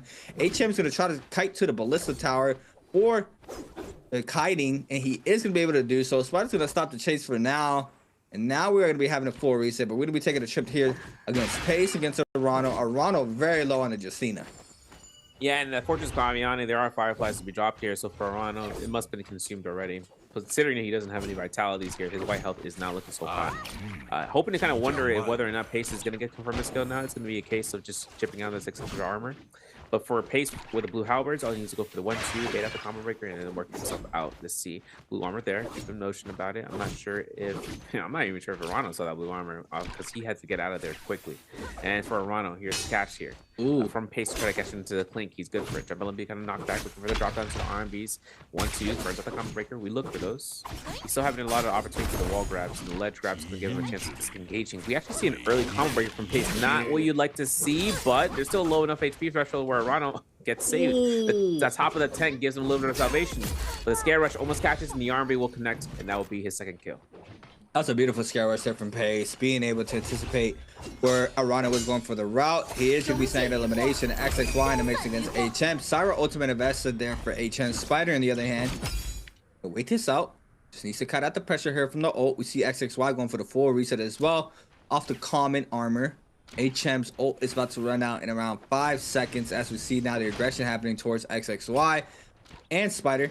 There goes the ult gone. Spider's going to eat up a little bit of the grapple staggers there inside the zone. HM still trying to catch up to Spider. Common armor swap since the 1.0 in the face in the back end. R&B focus there off the halberds. The F2 not enough damage there for the elimination. Let's sort of overhold. Spider snags up the kill. Now it's going to be XXY against Spider. The back-to-back R&B focuses off the halberds. Now the Colin ultimate is going to be invested. Oh my god, beautiful Scare Rush here for Spider. Manages to catch the R&B. Scare Rush is on out. Trying to create the distance. The V1 does not connect. Nearly does. Spider being able to ice off the pressure for now. We see HM running it back in the back end. I saw him resurrect there with just a second. XXY's ultimate is pretty much gone. Not going for the reset though. We see him still trying to apply the pressure onto Spider. Spider in the back end, looking for tropes, looking for common armor swap, looking for any armor swap. Eats up the damage off the 1.0. XXY now needs to try to back on up. Spider going to be the aggressor this time around, but XXY is going to be able to create enough distance there to pop a powder in for the common armor. And now the health pool can be pretty even now. LB focus is good there for XXY. Spider's going to stop the chase for now. XXY is going to go ahead and take a full reset in as well. F2 catches R&B Minx once again. Overholds both players with halberds. Gets the damage out to 1.0. F call in for the Kylan slap is good for Spider. Massive parry there for Spider. Oh my god, that was disgusting there for Spider. And he is going to be snagging elimination onto XXY. You know, that horizontal from the dagger connected for a soul break. Spider would have been in a completely different situation, at least kind of getting out there. But for him, favorably, he was working towards getting his ultimate online, and that was as an insurance policy. Star, though, pulling himself out here with gold flying eyes, having won that from the Rummy Yang, and also purple staff, having a chance of actually having fire arrows target lock, and I believe assault smolder in his hands. So that would be really great to see. Mike, though, on reset has tuna apparently, also having venative bar bolts. I'm not sure if he's gonna be fighting a crossbow, but as a tumult, he definitely will want to make use out of that, because Frostfist, on the other hand, he's actually in the spotlight right now to kind of work himself to getting a Moonbane. He actually threw it down somewhere in the map. This Moonbane being his, that wasn't his inventory that he purchased earlier. The thing is that he's got himself no eliminations, but he's geared up. You know, he's prepared. And this Rummy is going to be a first testament to that, depending on who he fights up against. ASCXY also here in the mix. Did lose his first life, you know, as a target, classic, but it does come down inside of the Rummy if he can kind of attribute his success there more than outside the Rummy. Because if he can snowball whatever gear he can earn out, like especially if he gets a single edge like a Hong Sword or Katana, then he could potentially just find some, you know, hot pocket chance of catching someone with an LNB, and then the rest is history. But for Rhino, it's all about the cave. Yeah, loves caves, being able to get those Jade upgrades. CXY against Mike. Tarka beats Hemi. Swimsuit Tarka opens up with a fireball. Does get the burn damage, as you see there, the armor slowly falling. Massive 1.5 there from Mike. Open up the fight, knocking out pretty much all that blue armor. Stays in that blue state form to avoid getting hit off that Scare Rush. Now the Hemi F is going to be invested. Cannon shots flying on in here from Mike. You see all the HP getting knocked out. Gets cut up off of this as well. Now the Tarka ultimate is going to be invested. He is going to be able to avoid the Temi wall. He's trying to cut out the pressure. Tries to people's elbow the wisp, but not enough health there to be able to do so. He is going to fall. And I don't know, man. Tarka is just so rough. It's so rough to play Tarka. It's just so rough. And the worst part is that Temi is his literal pure counter. Yeah. Because he can throw his whistle ahead of time. He can also look to with a shift punch to try to iframe through. Not gonna happen. Oh, no energy. You're done. Frostfist though fights in the Rum Yang, having its Wufong here, not having pop ultimate, blue armor, blue weapon on the other side. Seeing about some spot shots so you can get some, but it's a nice R&B. You ain't gonna throw that. Beautiful parry, man. That's gonna be actually burn out the combo breaker. But I think it's gonna be a case for where Wufong's gonna ultimate proc 4, 3, 2, 1. There's going to be the R&B check, maybe seeing if Wufong can find a Scare Rush off of this, try to connect off the neutral, but this is more about a kind of unit. He wants to make sure he has his F2 back online before he really needs to invest the ultimate. For Frostfist though, all he needs is a hit, force him down, parry is good. He knows that you won't have enough HP to kill off this. It's not 1 HP, but we still got ultimate on the other. Yeah, the other ultimate now invested. We used the first shield throw. LMB crouch LMBs. Gets caught off of it. No, still better soaked if it hit the wall. Not sure, but doesn't get that spirit throw. The third one misses as well. Stormform off the wall. Come on. And we nerfed Tarka. Like, come on now. Hey, we nerfed Tarka, bro. Come on. Oh my god. The poster of the game? My boy? He ain't even being chosen. He ain't even being chosen. When he is getting chosen, we see how washed out it is, bro. It is tough. It is tough. It is tough. But you know what they say? It is what it is. You know, I think one thing for Mike, though, bro, you can't tune in and face the enemy, man. Scarabs comes out here, but Pace, he can. Okay, never mind. I was gonna say, he got an engraving now, though, so this is actually going to hurt a lot more for Mike than he thought. There's going to be the grapple into the wall, terrain manipulation to the gem, battle into Scare Rush. Oh, Cass, he doesn't care, man. He's going to engrave the spam, add to the catch, we get the kill. It's XXY. Trios, optimal. Yup. Hey, but, you know, like, it's a different play style, and he's currently in 8th with 11.5. Wu Fong, very strong solo player as well, has 11.5. But we see Spider against Pace. Lonnie F invested into the Graven, call down instantly off of that F. That was beautiful. Back-to-back engravings. Spider now will be forced to pop his ultimate. Oh, Fireball coming in. Tarka in the mix now. But what's going to be the mix-up here? The Akos is going to try to retreat off the situation. Pace going to go ahead and TP back to the ball.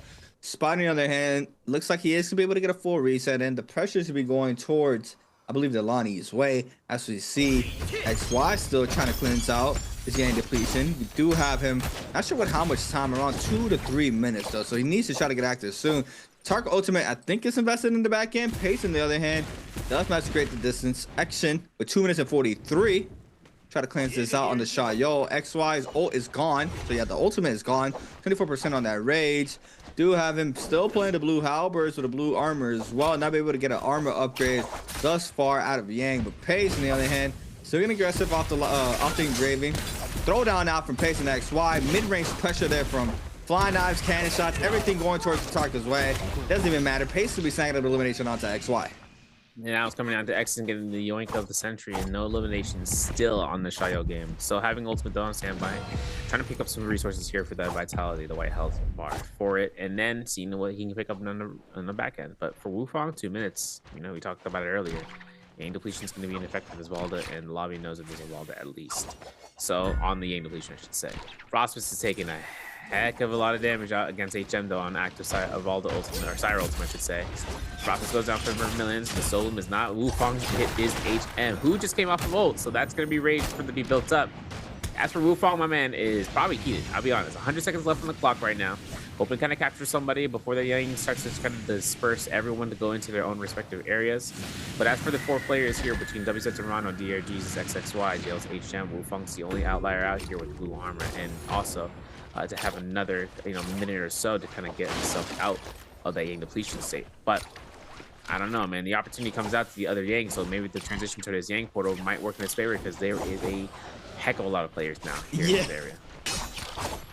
That's what I was looking at. There's a lot of players here, man. There is so many players. We had a what is that? Oh, that star on the Liam. Catches Mike. Mike does not have the pass anymore. We have Phoenix Blast. That's Pink Phoenix Blast from Murano. He used his last time as well. Wu Fong to be forced to pop his ultimate with 55 seconds in the counter to try to cleanse this out. Catches the spirit throw. Tessa ultimate invested there from Fong in the backside. Catches the re-spirit throw. This time around against Toronto. Now the Tessa champion is going to connect. Nobody really capitalized over this. This is mad whisk there from Mike. NBPL doesn't matter to get the blue folks attack off of this alone. Now Fong applying the pressure onto the ball. The blue armor swap here for Wu Fong. 33 seconds and counting. Still trying to get aggressive onto the Tessa. In the back end, we do have HM now with the flying knives applying the pressure. Another Tessa ultimate this time around against XXY. Wu Fong, on the other hand, still trying to get aggro. Mike with elimination with the, I think that's the Temi ult, and now gets caught up on top of his head. Gets caught up on the drop down as well. Mike now applying tons of pressure onto Wu Fong. You know what's tough there for Wu Fong was that flop that he landed on the wall and he couldn't roll out, man. I was like, those microseconds costed him that solo, to be fair. And now it's up to Mike to be the sender out here. If he does get out of this, that's just because we see the drop chase. So the Roman Yangs are fighting out between Paste, Murano, Frostfist versus X. So for Mike, Mulch ultimate is down. The players know that. Double blooms have been pretty much active though. He's been acquiring these back and forth. For Pace though, against Rana, it is longsword versus longsword. Just Tina versus Lonnie. It's actually kind of it's poetic, really. Forcing out in this case. The parry is good though for Pace. He's going to extend this, and that will be Rano's death. Blue Focus confirms it with a horizontal 1, 2, 3. Release it. As for Frostbite, unless this one's Xen, I'm not sure how that fights it. That goes for Pace. Gets a Jade swap, gets a weapon swap. Probably looking at a gold great sword for Pulse Sword. Hepta detach is massive here. And Tempest kick, it ain't getting picked up. No way, Jose. Frostbite wins his Rama Yang, and now Mike is still trying to disengage across all of these segments. Yeah, it's the pressure from HM and XXY. Has re-pops it in. You see XXY trying to cut the line side to the left side. Doesn't matter to get the shotgun burst. Mike in a really bad spot right here. We see him now starting to move on in. On the top side, XXY looking for the hits and go ahead and re-pick up some of the resources there from that body. Mike has a little bit of time here to disengage off of the situation. Has the terrain to do so here with the scare rushes. But HM as well is still full focusing down here onto Mike with 1 kill on the Syra. Mike currently does have 3 eliminations on the Tumult. Arano still having to cleanse that Yen depletion. Action as well. Second Yen about to spawn in pretty soon. HM catches up to Mike. Backside XXY is in the mix as well. Mike 1 HP in a dream. Who's gonna be able to snag up this last kill? First one in is Arano. Doesn't get the elimination. XXY gets the last kill. He is gonna be snagging up the hit plus the elimination onto Mike. And now XXY jumps to 4. I'm not gonna say anything. Pace with 5, Spider with 2. XXY now going against Pace. Yeah, you can't say anything, bro. Can't say anything. I ain't gonna say it's illegal. It's legal. I know XXY puts himself out here at the Kylan, but the thing is problematic is that this is an engraving Pace, and this man loves to use this engraving. He gets 1 R&B, you jump R&B, it's over. Like, you lose 400, 500 HP because of it. But for XXY to hide out in the zone, I mean, zone take damage is still going to apply through his killing guard, even if it comes through. The engraving through the underside comes to save XY's day. He tries to get a scare rush, doesn't get it, man. The jump LMB confirms, Pace gets a white tagger prowess. Xens get the combo breaker, and he still has a game depletion. But this zone take fight is going to be his loss. Yeah. Xen doesn't have much to kind of lift for. Even after this parry, there's no saps, there's no heal back. And he still has no opportunity of coming through here alive and giving another elimination to Pace now to 7. You know, we talked about this before this round started, you know. That's crazy. Players that find themselves out here for players that find themselves a spot in using the top 2 picks and working with it. And ironically enough, right now, Pace is one of those top 2 picks, 7 eliminations on Lonnie. That's insane. We were hungry. We invested ultimate as well. And now look, we run into Arana, another player that's hungry, but the difference is he has ultimate. HM, you don't. And now you're gonna be taking all this tick damage. It's just zone 3, but still, no aggression. Still safe for now. Top 5 remaining. Pace currently with 7. Spider with 2. Spider's probably lost. Like, what is happening? Where is everybody? Because a lot of the aggression was thrown. It's like, yo, zip code. Yo, check. Wrong address, bro. You're in Albuquerque. Like, all right. Yeah, interesting. Frostibus though against Action. This Rama Yang forcing another Yodo F, uses the shield F there from the Shayo to knock him back, and now the ultimate invested here for the Yodo Hime catches the LMBs on the ground. The shield throw is good here for Action. It's caught up. The lace wake up as well. Goes for the raw uppercut, doesn't connect off of this as well. Catches the LMBs, goes for the crouch LMBs, overholds, tries to tap dodge roll, doesn't manage to release anything, but still. Second F gets invested. Shotgun burst is good there. Massive parry there from Frostibus, and that's gold halberds. Gonna do a lot of damage. Tap dodges are good for Action just for now. Gets caught up with the R&B for elimination, and Frostibus winning that Rama Yang. Now we go Pulsar. You know, he has Dragon like Might too now, so Frostibus has Tuna, has a Swift Cut, I think he has Overlord. Yeah, he does. So he's kind of chilling out here on that Bull Sword. But if he needs to switch over to the Halberds, I mean, that's going to be a pickup for the Dragon like Might, so he can launch somebody out. And, or not just launch someone out, he can also group them up together. But Phoenix Blast is in the hands of Rana. We saw that from earlier. He does have Phantom Step. He does have Tuna. He also has Overlord himself. But more importantly, kind of coming through here with the Venom Tip. Bar Bolt's not going to have any utilization of that. But those double gold flying knives in his pocket, man. The fact that he's using the longsword over those, I mean, that's just the power of the longsword here with the Phoenix Blast. For the scaling, at least. If he had any other option, he'd probably hot swap to the flying knives. No questions. It's going to go ahead and have a shotgun burst in his hands. As for HM, though, You know, looking at whether or not he's going to be able to use that quick charge thunder claw as effective, he does have an engraving as well as Tai Chi Fan and a Sap Jade. So if HM finds any sort of carry in on those options, he's got it. Pace getting that Hepa detach that we saw. The engraving, no questions asked. You've seen it happen time and time again. And he also has a quick charge thunder claw that he's starting to stack up here with his blue pistol. And as for Spider, having a Phantom Step, having Palm Lightning, Scatter Shots also in the build with a Sunwing Shot. Has no other weapon backs besides the original 3, you know, that he's gotten from the start of the game. He hasn't purchased any, so it's going to be up to him to try to chase it down. Yeah, it's just going to be a little bit of downtime now while this White Tiger's power starts forming on up. Are going to have potentially HM already posted up. We see him here on the top side. Spider might be potentially contesting this as well, as he's also posted up on this side of the map. Frostivus and Pace are going to be fighting for this side. I think this is the buff. I can't look at the mini map. They're literally stacking right above it. Okay, we'll see though in just a second. Arana though, on the other hand, on full longsword, even up some of the pressure there from HM, has gold. Still has that Phoenix Blast. He has the Star Collection overwrite of the effect there with the pink effect. Pace doing a little stutter step on the gold pole sword, as you see. I thought it was just a dual blade thing, but it's actually a pole sword thing as well. I'm trying to do the Michael Jackson impression. I ain't doing it. I ain't doing it. He's throwing it back though, like Billie Jean. He's gonna be looking for hits. Might be looking to try to thrill out the fight, but I'm thinking on this pace, you know, it's gonna be it's gonna be a smooth criminal if he gets away with this. All right, we're done here. We got a big chance on these parries for Frostivus. This is actually gonna hurt Pace a lot more than he thinks. Wow. What he thought was gonna happen. Now the whole lobby's here. He's like, where'd y'all come from? He's gonna have to disengage, right? 2 minutes and 40 seconds left on the clock, and he's gonna have only one ult cast to be thrown out, which is for free. Necessarily, the Katana tome is in the play. Void Sunder, my favorite tome of all time. Gonna lose my voice.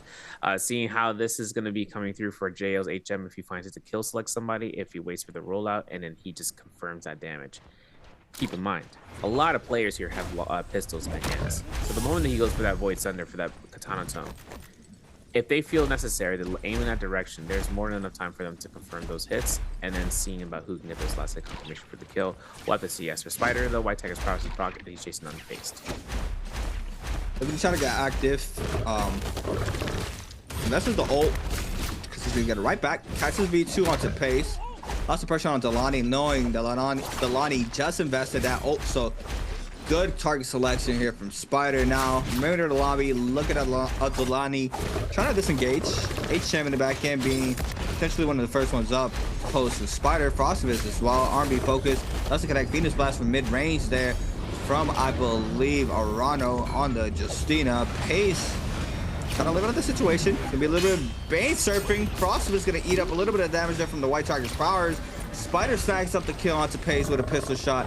Now the aggression is going to be going towards the Yodo's way. The F2 doesn't connect there onto the Yodo, but HM goes into the center of the Bane, getting juggle times too. Frostivus has everything thrown at him. The Bane plus the thorny spikes there. Now in the back end, HM eats up another hit for the Bane, just not being able to cut out the pressure. Got a little bit too greedy there, and now he's going to fall there against Spider. My man said, no, don't touch the loot. I got this, Tom. It's mine. This is going to be crazy, too, because think about it, right? HM had Sunwing's Essence, and he had the Motor Defiance proc from it. It popped in that main, and he got deleted afterwards. Even after Frostivus got dazzled, it kind of saved him the trouble. For him to actually proc Ultimate, though, I mean, if he had a chance of using Ultimate before him, he would have, right? Because if you get Sunwing Essence, that's a full rage reset. Seeing how Frostivus, though, has a spotlight right now to kind of work himself to see Arano disengaging from this. Movement just turned the table to its side, man. Like, you know, it's like moving a photo where, you know, you ain't gonna see anything to change. This is gonna be where Arano puts himself out to one catch of avoiding the drag, like Mike, we were talking about that earlier from Frostivus. 1-2s off the hands. Seeing Frostivus getting a hit by the lethal jab, Spider will look to try to charge up here with some light attacks. Super unfortunate, man, for HM.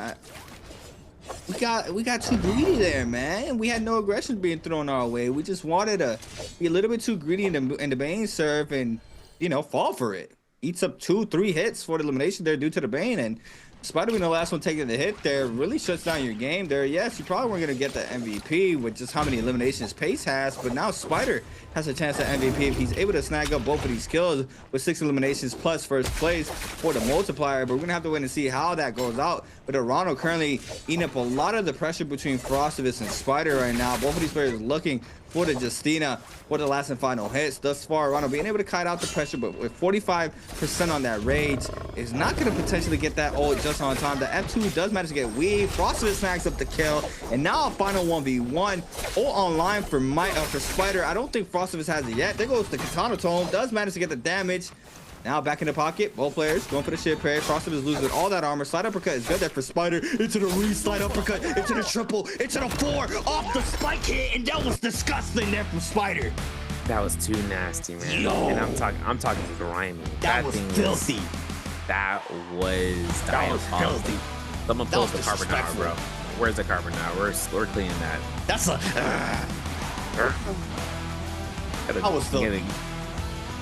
Rough Rider beat type moment, man. This is Spider, bro. What are we talking about? That slide uppercut into the launch, guaranteeing him to go for another slide uppercut. Like, he noticed that. He was like, nah, this is it. You're done. You're in the corner. You went up. You know what's funny, too, is that, side note, quick mention to the Jade soft step Gecko Foot. You know, some players are using that, or rather, they're taking full use of that. And I think one of the reasons that kind of comes into is situations like those, but also like when you're fighting the Yodohime, the fact that her attacks come through, the upside Gecko Foot brings you to the top of the pillar. All right, enough of that side note though. Having a chance of looking at the Froctos, you know, Spider comes out here as MVP. It was up between him and Frostus. Whoever won was going to become MVP for the match due to the multipliers. But as it depends on with Haste, his Lonnie pick this game, phenomenal. I mean, eliminations kind of earned himself out of spot, leaderboard-wise, to keep him still up there. And then hoping to see how the Yodohime picks are going to come through in Game 6, because, I mean, the sooner she shows up, the better the chances are that you could potentially get points that we've seen so far for Frostus. I mean, double picking that character that works out, this is great. That seems to, like, be a staple to be in your roster, right? But like the conversation goes, whoever's your best choice character, you don't want to let them know that. You know, you don't want to let the other opponents know. You don't want to give them that idea, so that way if they see you in like the finals choice picks, that they'll end up actually putting you out of your choice and then having you to force to play something else. Yeah, I mean, overall, I still thought Pace was gonna snag at the MVP. I think it depends the placement that he was in. That's why it goes towards Spider's way. But overall, that was just an insane game to watch. I mean, we had a lot of the pressure happening there towards the bottom side of the map, but we do have another answer for treasure for everybody watching on the Twitch chat. If you guys are watching the YouTube, make sure you guys swap on over to NARAKA BLADEPOINT or twitch.tv//NARAKA BLADEPOINT. The question will be, which player killed Alliance's Pace in game number 5? Is it A, BBE Frostivus, B, SR Spider, C, WZ Orano, or D, JL's HM? Yeah, game 5, this is where they start getting a lot more tougher, opposed to how they are in the beginning of the day for our answer for treasures. But yeah, like you mentioned, Lonnie now being a good showcase in there for Pace. Fortunate for him, he does get eliminated. It was just so much being invested in that zone from a lot of players, right? We saw HM and Asira, Pace as well getting active. XXY falls to that situation as well. We had a Rano inside the zone as well, investing Justino ultimate. It was just so much happening there in that third zone that these players fully invested everything there. 2 players fall, 2 players send, but overall Spider is going to be snagging up the MVP with a 1-point difference, opposed to a Pace with 7 eliminations with 8 and Spider with 9. Frostivus though now back to his form, being in that consistency, being able to snag up 5 game score for game number 5 alone. XXY now with 4.5, Mike with 3.5, Arana with 2.5, as well as HM Star with 2, Wufang with 1.5. Overall standings though, Action with 7.5, Star with 9.9, HM 11.5, Wufang 13, Frosted is 13.5. See the first 3 games not going that well, but games 4 and 5 being there for the makeup off of those first 3 games alone. And look at this, Severio. I mean, 6 plays. I tip my hat out to XXY. Yeah, dude. Like, he's doing better. Like, game 2 was his peak for 3.5, right? And then going to game 4, we reached 4, and then now 4.5. This guy runs into Kylan as like his, you know, his moment. I did get a little bit of a stutter of a moment when I saw him playing Kylan, and when he was chasing down Spider and he didn't utilize the glide. You know what I'm talking about, when you're holding the focus midair. So I closed that gap. But you know, that's something that can be improved on, if anything, if it was even a feasible option for him there. But Inside of these clips and highlights brought to you by China Unicom, Pace was putting Mike into the works in the dunes. This is in the beginning moments of the match. This is like at the start. And you said the grief I was talking about. This is where then he locked it back in and secured another scare rush to confirm the kill for Spider. This is the fight coming out inside of the quarry where he got the HM with his meter, and then XXY was his next opponent, which he then ended up getting elimination. He was chipping away here for some HP. Start building up that rage. Start getting his ultimate back on through. And it's ready here. But his parry confirmed where he didn't even need to use it. First balls, it didn't even need to get thrown. That was so nice there from Spider. Now look at this. Let's get out of here, man. He's hungry, bro. What are we? Anyway, Spider against Rostovus. Last 1v1. I mean, this was disgusting right here from Spider. He gets hit off the Katana Tome, rolls back, goes for the parry, doesn't manage to connect, side uppercut off of that scare rush. Beautifully done. Runs all the way back to the bottom side of the terrain into the triple slider uppercuts off of that alone with a beautiful closure there off of game 5. I mean, what a showcase there from Spider. Overall, very polished. Usually one of those players that has a slow start to the day and then really heats up and very hard to knock him off the tempo. And today he, off of game 1 came off hot, straight off the bat, came back off of bi-weekly 2 win into the bi-weekly 3 with the same momentum, and you see it once again here for game 5. Yeah, it's crazy. He's like, I felt like a bit of Takeda in the background when he did slider because he's like muscle memory. It's kicked in there. And for his plays on the halberds, it was his most predominant weapon, but the Hong Sword, we saw what that worked out with. And skills and ultimates include for the F2. Now, had the detach was an option in his back pocket. Never really had a chance of utilizing it. The Sapsol J, though, definitely comes to numbers when it comes to those parries, and especially when his healing starts to stack up there. But, coming into the rotation in the beginning, I think the Fortress Kaviani fight that Arana kind of felt himself into was kind of rough. Considering that Pace comes out for the victory at the end of the dunes against Mike, Arana really had a rough time there, kind of keeping his eyes open for any armors. But then again, there was no armors unless he walked right past him, which he did. But that was in the microsecond of the drop in the building. That's kind of one thing. Seeing the Salvation podium, though, I think it was Gold Flying Eyes that was picked up by FPX's star. I think he actually had that as well. So having that rotation of the Gold Flying Eyes somewhere in the midst, it wasn't even being used, right? I felt like, well, it was being used, but didn't see it in the lane game circle. Everyone was using long swords, halberds, pole sword. These options were kind of on the table for all the players to kind of kite around. But we're going to go ahead. We're going to kite on to the break. We're going to get ourselves into game 6, but afterwards, we'll finalize the day for you guys. Until then.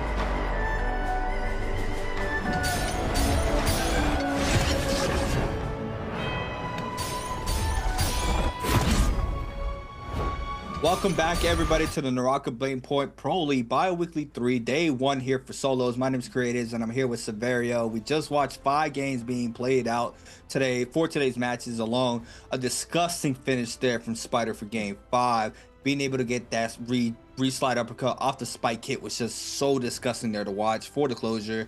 Unfortunate for HM, gets taken out by the Bane. Now be able to capitalize off the situation there, being able to get eliminated in that situation.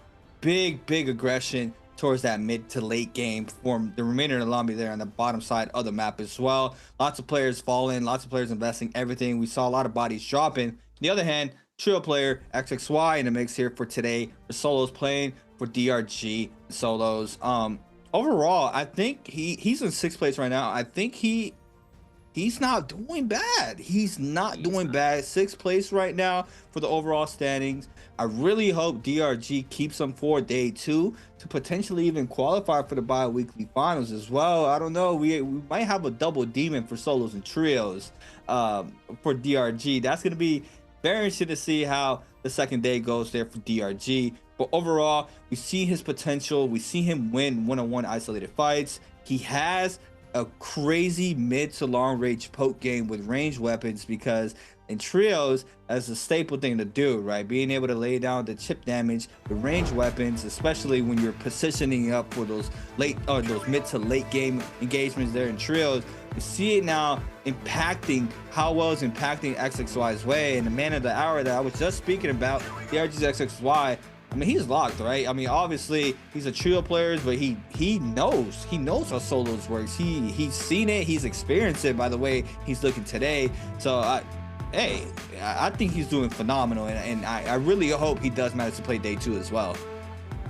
Yeah, because you know the thing is that if he's swapping in here, that would be the case if his jersey was whites like they do for trios, but his jersey is black, and the jersey that's a darker tone is meant for the solos players. I think that's, besides like DBE, I think in 521 it's different, I think different colors, but usually for the team rosters on the teams on the roster, right, if their jersey is a darker tone, like it's a confirmed solos, you know, or it's for solos player, and he has one.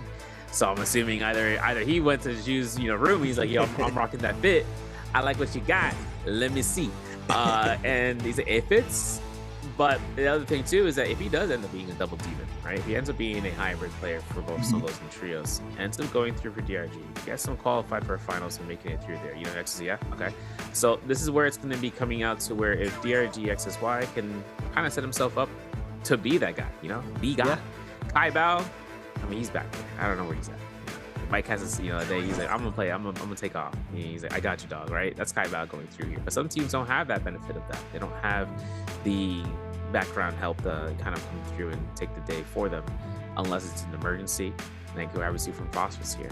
And this man's coming through here with those 2 back-to-back Yoda games, and he's kind of working into Game 6 right now to kind of work this first 6 rounds, and afterwards we might see into the final 6 rounds and having him pop through. But Jails HM is also having a rough habit inside of the scoreboard at being at the bottom, so I'm hoping he kind of fixes himself out and try to at least get himself to the top 12 by the end of Day 2 for him playing.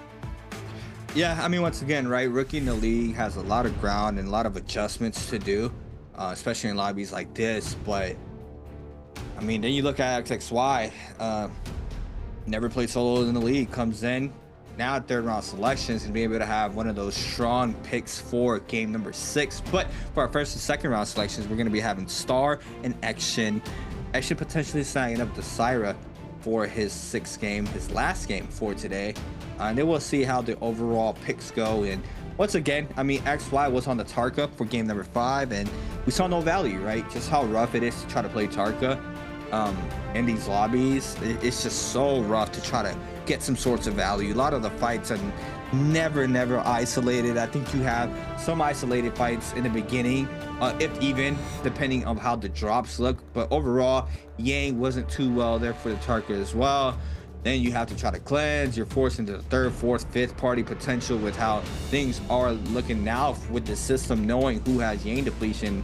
And, Tarka G, name that doesn't really look identical to any other character in the game as well. It's going to be a big target, as we saw there for game 5. But, it's just rough, right? It's just rough seeing a very fan favorite character not being able to perform well because I think we also had one for Biweek 2, and it was the same outcome. Yeah, it is. This is going to be a Kylan game, though, for Frostbus since the Phillies 4 pick. So leaving Shail open, I mean, if he pops off with V1 Kylan, I mean, he's doing work with it. That's how you got to do it. You got to get a full punish once someone gets caught out. And then you can actually end up, posturing them out. For Mike, though, listen, he plays out the Yoda Kime. This is his pick. This is his choice. This is his guarantee. For Rano, this is also going to be a choice pick right now between him. I think maybe if he takes the opportunity out here, he should be able to pick up. He should be able to pick up Shail. And that's only if he wants to play Shail. I think it only comes down to Rano, because if he decides to play out the Shail, I mean, he played Tessa as not. I mean, not Tessa, but he sees an opportunity of choosing anyone else as an off pick. That way, they don't give it to anyone else. XY still hasn't played his double Temmie pick, right? No, he can't no more. Yeah, it's Jover. It's Jover. Spider. It's Jover. Yeah, Rano's gonna be snagging up that Temmie. Spider now, waiting on the lock in. What are we looking? What do we feel like? Justina? Fairy, actually, for Spider. Okay. Very interesting. And then Fong, being in that 8th round selection, looking and waiting to see what he is going to pick for this game alone. Man, I'm thinking right. He had a massive pop-off game in Moore's Isle, game 3. And then he snags up the Matari for game 4. Yes, it was an amazing game 3. 12 plus point game, right? I don't know. Did we really wanted it to just play the Matari? We've seen the value in the Matari even from him alone too. I think his first Matari, the first time he played Matari in the fall split was just not as great as well. Do we just want to cut the momentum like we just did there? It's just rough to come off of a hot game like 12-point plus games and then just quickly just. I don't even remember what he got for Predoria. Did he get close to like 1.5 or something? I don't even think he got points for that game because he got. That's what I'm saying. Yeah, that Matari option it's rough right now. So has a chance maybe in an 8-game format, but right now, let's see how she can kind of operate. I mean, it's always about testing the grounds when you're in the lead. Like how Pace is in the lead. You saw that smirk. He had a little ooh, and HM's like, oh, great, a hot, fine. I guess I'll play Akos. So I'm like, you know what, HM, I respect it. I respect if you play Akos, unless you play someone else. Then we got Nakos going through there. So there it is. So I kind of hope to see how Hadi comes through for V2, but the thing is, Hadi is also a character that's been gutted, right? We're talking about no heals in the sky. If Pace wants to finesse the disengage flight mode in order for him to fly around and start doing things, we could see it. Problem is, when I saw Flying Knives and I saw Hadi still existing, I was like, yo, Hadi ain't gonna live with Flying Knives in the game. There's no chance, right? And he can still parry, but it's all about his eye perception. If he knows that this is gonna be a hull check situation, or if he's gonna be able to parry off the 1.0, so he really starts thinking about what the player's gonna be wanting to bait him out for, and then he can double dash away. The only difference is now, after Flying Knives were introduced, his removal of healing in the flight form seriously undercutted his value. Yeah. For him, it's something that gives him an opportunity of being out of range, so they have to force range shots, and he can just move back and forth like an aerial target. But he has to disengage flight form for it to heal, and his ultimate's already at short enough duration, and it's rage based too, so he wouldn't really have much opportunity of doing anything else besides that point. No one played him in finals either, right? Over the weekend. Yeah. So if anybody's tuning in, that it's fairly newer to the game. Hadi was a staple, top 2 pick in solos for a very long time. With how everything that Severi just mentioned, one change really gutted him completely and was kicked out of the meta, just like a napkin. He just got thrown away. Not being able to heal in that flight mode. Yeah, one-time use. Yeah, the one-time use there on the Hadi, but. It's been a very long time since I've personally seen Hadi in any of the Solo Pro League games ever since that change, right? That was a very big change that really impacted Hadi, and like I mentioned right before this, he was a top 2 pick, if not 1, right? He was very strong. This was prior to the Lonnie days. It was just an overall super strong character. Being able to get that reset off that ultimate and still being able to apply pressure and the damage output that he had as well was just immaculate there for a character like Hadi. So now we're gonna have to wait and see how he does in a lobby like this, with how he is currently in this state. I wouldn't be mad if it got reverted though, especially with Lonnie in the game, Shayo, Syra. I mean, it's rough too, but Lonnie's getting, you know, she got touched up on. Did say so that. Yeah, she did. She did. So her healing now comes from, like, in this current version that they're playing is 150 healing, but she's down to 50, and then her gold focus knockback. I think that TOD day we were talking about for Lonnie, I think that's what they try to touch up on, to try to like disallow that. But we'll have to see if that ends up happening. Otherwise, they patched it. Maybe. Well, I think so. I was reading the notes. I was like, is this what you mean by it? Huh? Yeah. Mean by underneath. What? But we'll see. We'll see. Spider, T's Wufong, FPX, all in one grouped up spawn at the Artisan's Grove, aka Moneytown, and I'm seeing Spider's gonna get those Fireflies for sure. As for OEG Mike, as well as Paste, and as well as Orano, those guys are on Firefly Central. Frostfist and Wolves is MTF, aka Fong. They're next door to another at Shadow Jade Mine. So, looking at Fireflies, Mike looking to try to pick up one. Yo, I can't even see any Fireflies, bro. I only see one is given to Orano. He found the other one. Orano is gonna go ahead with a full 100% ultimate, and now Mike is up to 59%. You know, kind of quick mention. We used to see characters, or you see the players used to run initial starting range as part of the build, and I'm not seeing it as often. At least not to see Mike with it as one person, but majority of folks as well. What? Oh, this was the Valentine outfit, right? For yes, yeah, with the Wu-Tang, yeah. Aqua's ultimate already invested there for HM. XY has the Stormblades out. Nice weave there from HM to avoid the first Stormblade. Now he's gonna back on up. No reset on the health pool. Tries to go for it now, trying to bait out the leap. The second Stormblade connects onto the Aquos. Uses the gold frame to avoid the last hits, and now getting full juggled. Stormblades not being able to get the last and final hit. Common Armor Swap connects there for HM. XY still applying the pressure. Since the LMB fall up there off the Stormform into the final LMB, and XY snagging up the first elimination here for game number 6.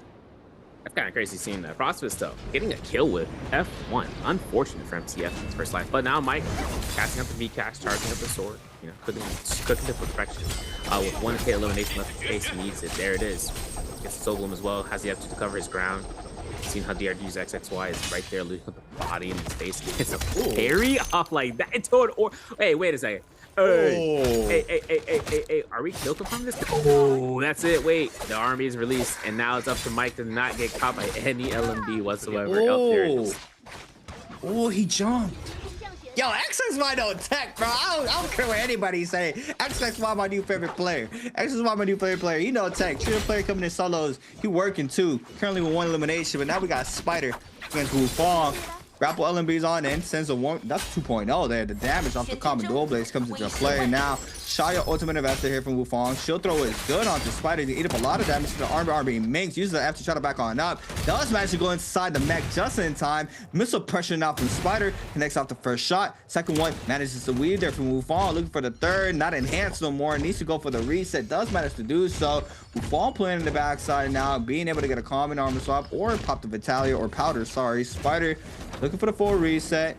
Now, looking for the gold troll. The pressure now from Spider. Weaves the second missile this time around. The D-Mech comes into play for Spider. Still trying to get an aggro with the blue nunchucks this time around. And the bottom side, we have Wufong with the blue dual blades. Being able to get the RB Mink Saw. Spider now. It's going to eat a bit of damage off the slap time too. No, that's a proc off the second. LMB Prod there for Spider. Star moving on in here for the fight. And this is Alani, and he has ult, and they don't. Yeah, I know, and this is going to be a little bit of a dangerous situation. Spider doesn't have any armor resets, at least besides the one next door to him, but for Wufong as well. I mean, guys, here's a fight. LMB uppercut's good for the third party to be happening here in just a moment. The 1-2-3 vertical comes out. Spider was reading the parry a mile away. Doesn't have a chance to parry that. That was too dangerous for the situation. And then Wufong going to use it. Soul Bloom picks up. And on top of that, it's a reset on the armor for a bit. But we're still seeing other players showing up here. Yo, XY just hippity hopping over by the pool of cleansing, and he gets parried as a result. I've seen deja vu, man. It's coming out here for the 1-2s. Wait a second, I've seen this happen before. There's the combo breaker, and there's a kill. XY comes through. The third party's just getting parried. It's just they're just not sneaky enough. They just get caught up, and XY now with a full extension has blue flying knife. Sorry, LMB Pro for Star. Wu-Chen ultimate now invested here for XY. Doesn't matter to catch off his Stormblade. Has to have to stay up for now. Wufong starts to move on in, looking for the hits onto Star as well. The Lonnie ultimate now can be invested in for Star. Catches the second Stormblade as well. Has the gold frames there, plus the TP to avoid the Stormblade this time around. But XY still trying to apply the pressure. Do see him cutting taste for now. First Roma Yang starting to form on up. 11 players still alive. The aggression is going to be going towards XY's way. Wufong with a massive parry. He's going to be snagging up the weapon as well. No, doesn't manage to do so. Triple dodge. Oh, was that 4 dodges? 4 dodges out. I think he might have actually, yeah. Yo! I was counting. I was like, wait. Oh my god, stay for it. I think he timed it just right. I think XY might be cooking. I think he actually put himself in the spot though, right? Because his Romy Yang's gonna be popping up. I'm looking at HM. My man's approaching this, lurking. XY gets caught by the 1-2s, looking popping out here for the LMEs. There comes nah. Wait. 1-2 comes up, Chocolate Bust is invested. I think he's going to shield throw. This is HM's priority selection change up. He's looking at the Wu Chen. I'm sorry, was he boom dodging? I'm looking at the replay when we get it. How did he get out, bro? Because boom dodging, you guys don't know, you were able to use a Vitalia powder to like cut the animation, but oh wait, hold on, full stack it onto XY. Lots of damage in the corner. F2 connects as well into the reprile, and that's the last and final hit there from HM. Snagging the elimination onto the XY. But back to boom dodging. Boom dodging, you were able to use a repair kit or Vitalia powder, anything that you can interact with your character to be able to cut the animation of your dodging, but it got patched. He was dodging very quickly there, and he dodged 4 times in a row. So I'm very curious to see if that was a boom dodge or not. But action is going to be eliminated there by Mike. Mike getting caught up on the whiz. Beautifully done there from Murano. F invested there from the Yodohime. Trying to go for the full reset, and Click comes in the back end. Yodo ultimate now caught in here from Mike. LMBs, aerial LMB as well. LMBs are good, and that's going to be enough there for elimination there for Mike onto Murano. Snagging up the blooms. Do have action still lurking in the outskirts of the zone. Spider ready to take the round. Currently Spider with 1, XY with 2, Pace with 0, Mike with 3, Fawn with 1, XXY with 1, Frostovitz, Wufong as well with 1, Arano with 0, HM with 1, Star with 0, Action with 1 for our current standings here for game number 6. Yeah, and when it kind of comes through here in the Romy Yang, having a fight outside the Romy Yang, not what XY's wanting, but he got ultimate for this, so we're chilling. Putting himself out here, checking the blender, he's good for it. And Star could potentially get eliminated. We'll have to see, because now it's going to be coming out towards his ultimate. There's catch, fully chances. Second corpse. Star can catch out that species. Kind of worried about whether or not he's going to be able to get this ultimate, though, to be fully invested outside the Romy before, you know, XY gets in there. He doesn't have the Yang pass, but looking for the entry here. Star's looking for it, and he's going to earn it. I mean, purple armor swap out was great there, too, because now he's fully resetted. But Mike is taking the fight. He's got Kabloom, no dual blades. He is up against Wufong, I think, coming out from the Shayo, and then she's on purple armor. They are going to be fighting it out and digging it out as a result. Let's see it. Mike trying to go for the pistol shots. I think it was 3 dodges, actually. I was tweaking. We're in. Army focus off the grapple bump there from Mike though. Wufong now is going to have the chance to pop the ultimate here for the shot. Yo, looking for the shield throw. Manages to connect. The HP is very low though. The pistol shots can be enough, but goes right back on in. Second shield throw is good there for Wufong. Goes for the third. There goes the proc. Overholds the ult recast. Looks for the hit. Doesn't matter to connect. Weaves the third. Hit into the LMB there from the Yodo, being able to get the elimination. Frostbits on the other hand on the kind of ultimate against HM on the Aquas. Both ults online for both players. Double slash is on in for the last hit there for Frostbits to take this Roma Yang. Now we also have Wolves against SR. Spider in the mix. Looks like that fight has not concluded, but Mike and Star are going to be snagging up the remaining birds. My XY and Arana. I think this is a little bit of love tap here. XY still on the Wu Chen. Pace in the mix as well. Purple Pulsar in the back end. Spider and Fairy Mac fall went in and out behind the pillar. First missile shot doesn't connect. The second one misses as well. Just waiting out. Not even having to move to avoid any of the pressure here from the Faria. We'll go ahead and D-Mech on top ropes. Fong now looking for the opening, and Fong still has ult online here on the Justina. Still seeing about what that combo break could do. I think Spider's looking for a launch here. He ain't gonna get it though. He's looking for it. He finds a clink off this hit. He might be catching an LMBs, and there it is. 2 into jump LMB 3 times. No, he's going for twice. Like, supposed to armor would have denied anyhow. But now, 7 seconds, and we gave it to him again. MTF goes down. As a result, Fong is eliminated in this round. Spider comes out off of that end for the gold weapon. I can't believe we gave it back to him. We didn't hold. This is going to be an air addition too, so this is going to be a straight supplies drop for Spider. He gets himself a gold dual blades on the Fairy Shen, which means beacon drops. That's a connection right there. That's all he needs to kind of go off on. If he gets a beacon into dual blades, he can just launch it out for 1-2s. And if he has a wall near him, we'll get the three-piece, no questions asked. I know DRG's XXY is kind of outskirting here on 1 elimination, but you know, top 7, 0.5 away from Frostmas, who has 2 eliminations after that Remy Yang win. So now it's up to him fighting up against the XY, the Shin Yuan, on this point. As ASC's team is, probably going to lose their Souls player here. Everyone is at Crow's Nest looking at these guys as a foe. Yep, they do see that player weak. XY trying to back it up from the situation. Star, on the other hand, Go Hong sword in hand. First one in against XY. Action essentially joined the fight soon. 2 minutes and 27 on the timer there for HM. XY gets hit with a bow shot there from HM, I believe. Somebody with a bow. XY going for the full reset. Inside the zone, we got Pace, Fong, Wu Fong, and HM all with that Yang depletion. Wu Chen ultimate now invested on the top side. Stormblaze connects there onto the Aquas. The V2 is not there though. He's gonna be eating up all this damage. XY going deep inside the zone here, but this is just zone 2. He's able to live this out for just a little bit longer. HM as well, almost getting to that full capability there with a Potch are weakened. He is going to eat up the damage there. Frostovich jumps on in here with a Kylan ultimate. The second slice is good as well. Hit still ticking. Last hit is good. Frostovich snags the elimination. Star inside the zone. HM now having to fight the Lonnie. Ults are online here for Star. He is going to be investing in the ultimate. Frostovich still trying to get active. Aquas have 2 connects onto 1 player, I believe. The drop down ball throw is still good. Spider snags up 2 in the kill feed, I believe as well. HM can have tons of damage. It's going to be really rough for him to try to stay up, and he is going to fall here. Frostovich now is going to fall as well against Star. Yeah, we lost a lot of players in that kill feed. We lost Pace early. We saw that coming through here. We lost MTF, both at the hands of Spider, and then Frost is picking up 2 eliminations like that and continually having that Vermilions. He's a Raguchi, bro. We're on respawn duty. For Spider, he's still inside of the heart of Crow's Nest, at least in the outskirts, to try to fight it up against DRG's XXY. Look at this. This spell is talking about the beacon, but bro, Arano, clean for it. We're looking for the hits. Spider earns it. This is his 3rd full eliminated character on the board. That's his 5 eliminations for him, and now it's up for Mike for a piece of the pie. Look at that Spider getting elimination there. He's now looking at Arano, and that ultimate cast, I don't think protects him. But Mike, he's rushing through it. Yeah, he can chase this down for as long as he likes, as long as Arano's F1 is not available. So yeah, I've noticed that this is what these players are doing. Once they see that Temmie pop ult back, they're tech chasing in to avoid the wall, obviously, right? Yep. And then they're able to get the 1-2. Yeah, it's smart. They continue to pressure. Mike nearly gets elimination there.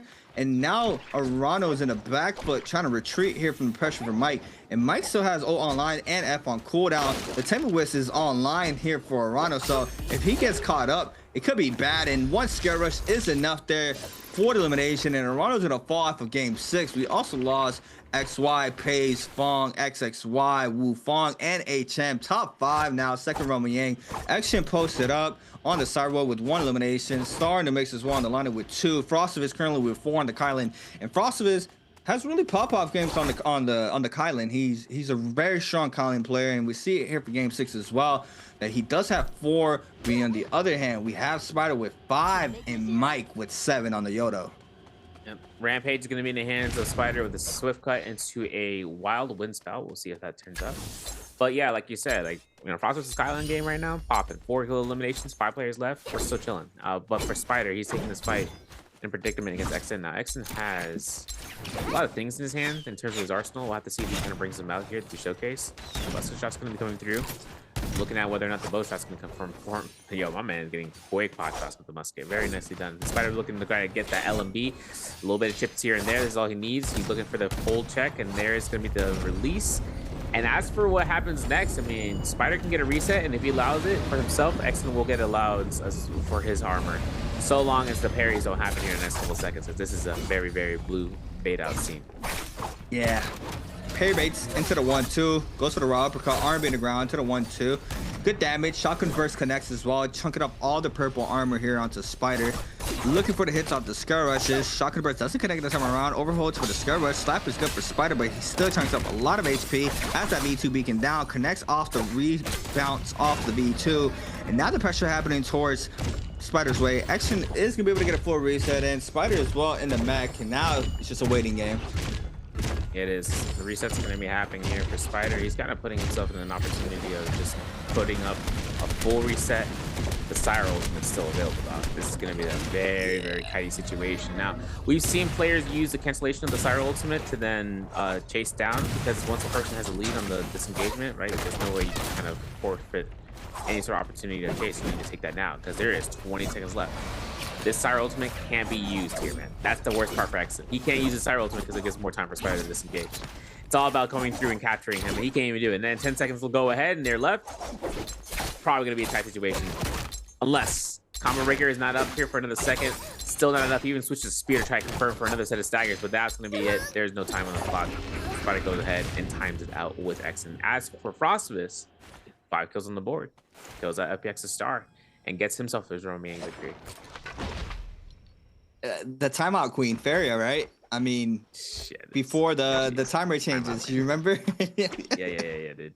Yeah, man, it's so that was, you know, you jumped in realm and you had to go into Feria. You know, you're like, I'm either gonna be able to burst her down just in time, or she's gonna jump in that mech and just time us out. What was it before? Do you remember the top of your head? What was the timer? It's very low though. It's like 45 seconds, right? Yeah, no, it's like a minute. I think it was a minute. Okay. Yeah, it was just. Yeah, he does. Yeah, gold little indicator. If you guys look at the weapons, now you also have. Oh, he has Dragon Sword as well.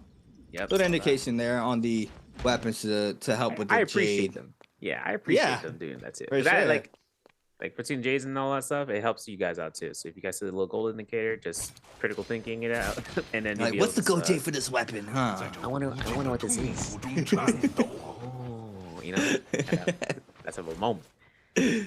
Oh man. Ah, Let's see it now. Spider has to try to cleanse the Summeron against Action as well, having to cleanse. Syra v Feria for the second time to rerun from the realm. Both players now just had this fight. You need to get aggro. Action. Try to get a little bit of bait off here. Match does manage to catch Prio. Forces out the Fairy F as well. Spider creating the distance with a musket. Goes grapple LMBs on in. Forcing out the V2 beacon. Trying to go for the quick reset. And Spider's still trying to apply the pressure there onto Action. Is going to be able to respect it now. Spider's going to go ahead and try to go for the reset as well. But Action got it first. Third party moving on in. And that's Mike with 7. Yeah. And I know that Exton's kind of pushing out Spider in his own comfort zone, but now there's another person in the vicinity. So Exton gets his crazy parry. Wait, this actually forces Spider to pull for ult, but they're still focusing on the Syra. That's actually unfortunate. Because here's the thing, Spider in ultimate, he'll get his ult off, or he get his healing on, over the course of like 7 to 9 seconds, but depleting her out was the next step. As for Exton, Star's not gonna let up. He's got Lonnie ultimate on standby. I know X is looking to try to use the F1 to reposition on top of the building, but now it's going to be up to whether or not he's going to look for a raw uppercut if it connects, and if not, if it's going to be a beta like the Hong sword we were talking about it earlier. There's so many mix-ups that you can run into that the player isn't ready for it. They'll get punished for it real quick, like his element. 2-on-1. Into the focus. Confirm elimination. Star now jumps up to 3. Cleanses out that Yang depletion. Do still have Spider though. He's gonna have to try to get active soon, but he's around 45% on that ultimate, 47. Does not have that ult up. Only 3 other players opposed to him are alive. All those players have that ult online, so it's gonna be a very hard task in a 2-minute span for him to try to cleanse this out. But he's gonna do the best as he can to do so. He's gonna be running into Mike on the Yodo now, on top side of the bridge of the house. The 1-2 minks are good. Drops down.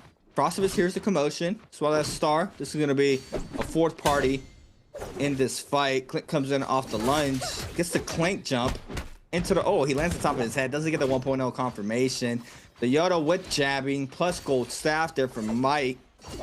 It's going to be able to outburst a lot of damage. A minute 53 and counting here for Spider. Hard task here. Does spot the Yodo. Hasn't been able to force anything out. Now forcing out the Yodo F. Spider's going to back on up. Take a quick reset in for himself. Regressing now. Frostov is lurking. Star as well. Players just waiting this out as best as possible. We see Mike rotate back towards Celestra, and we had the Mystic Mike starting to full mine up, but Spider needs to see if he can find some sorts of value now with a minute 23. Mike completely disengages, cuts the line of sight, gives Spider nothing here to come off of, and it could be potentially Spider falling to Yang depletion.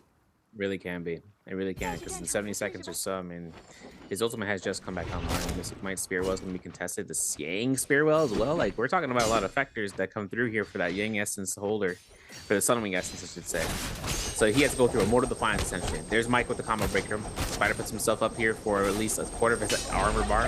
It's LMB, but they have two still within range, and Mike is saved. And now, like, we got to beat the drop. This is not even a question. We do a lot of damage. We burn the recast on the V. Mike could get eliminated here, but the corner side is going to protect him, as Spider is a big target with no line of sight. I mean, this is what I'm talking about, right? Mike got 7. He could just cut line of sight and wait and chill it out. He knows this player has Yang depletion. I mean, it says in the kill feed, he's getting aggressive as well. It's giving you all the signs. This player has the cleanse. He's forced to pop the ultimate. Here, he is going to survive, I believe, because it's 13 seconds and counting, and Spider is not going to be able to find the value. Can't kill in 7 seconds. The health pool is just way too high. Mystic Might buff now goes towards Frost of this way. Spider's going to give up to the zone. Yodo has no ult now. Mike's going to snag up his 8. That's fine. That's cool. But now with no ultimate online, 20% and counting, you see Star getting aggressive. Both of these players are cleansed. Mike still has to cleanse now, and he's going to have Frostivus and Star both on his show. Yeah, and the thing is that Spider's body was his salvation. If he goes in the zone, he finds Spider body. That's crazy, bro. That would be crazy. Diabolical, even. I'm looking at his HP bar. There's no way this man finds Spider's body. He's way too deep in there. So it's going to really a time of the essence. Finds out the Kylan, finds Frostivus, burns the combo breaker. Has Rupture Gale burn too? Yo, Star's actually going to be his menace. He's actually going to be his...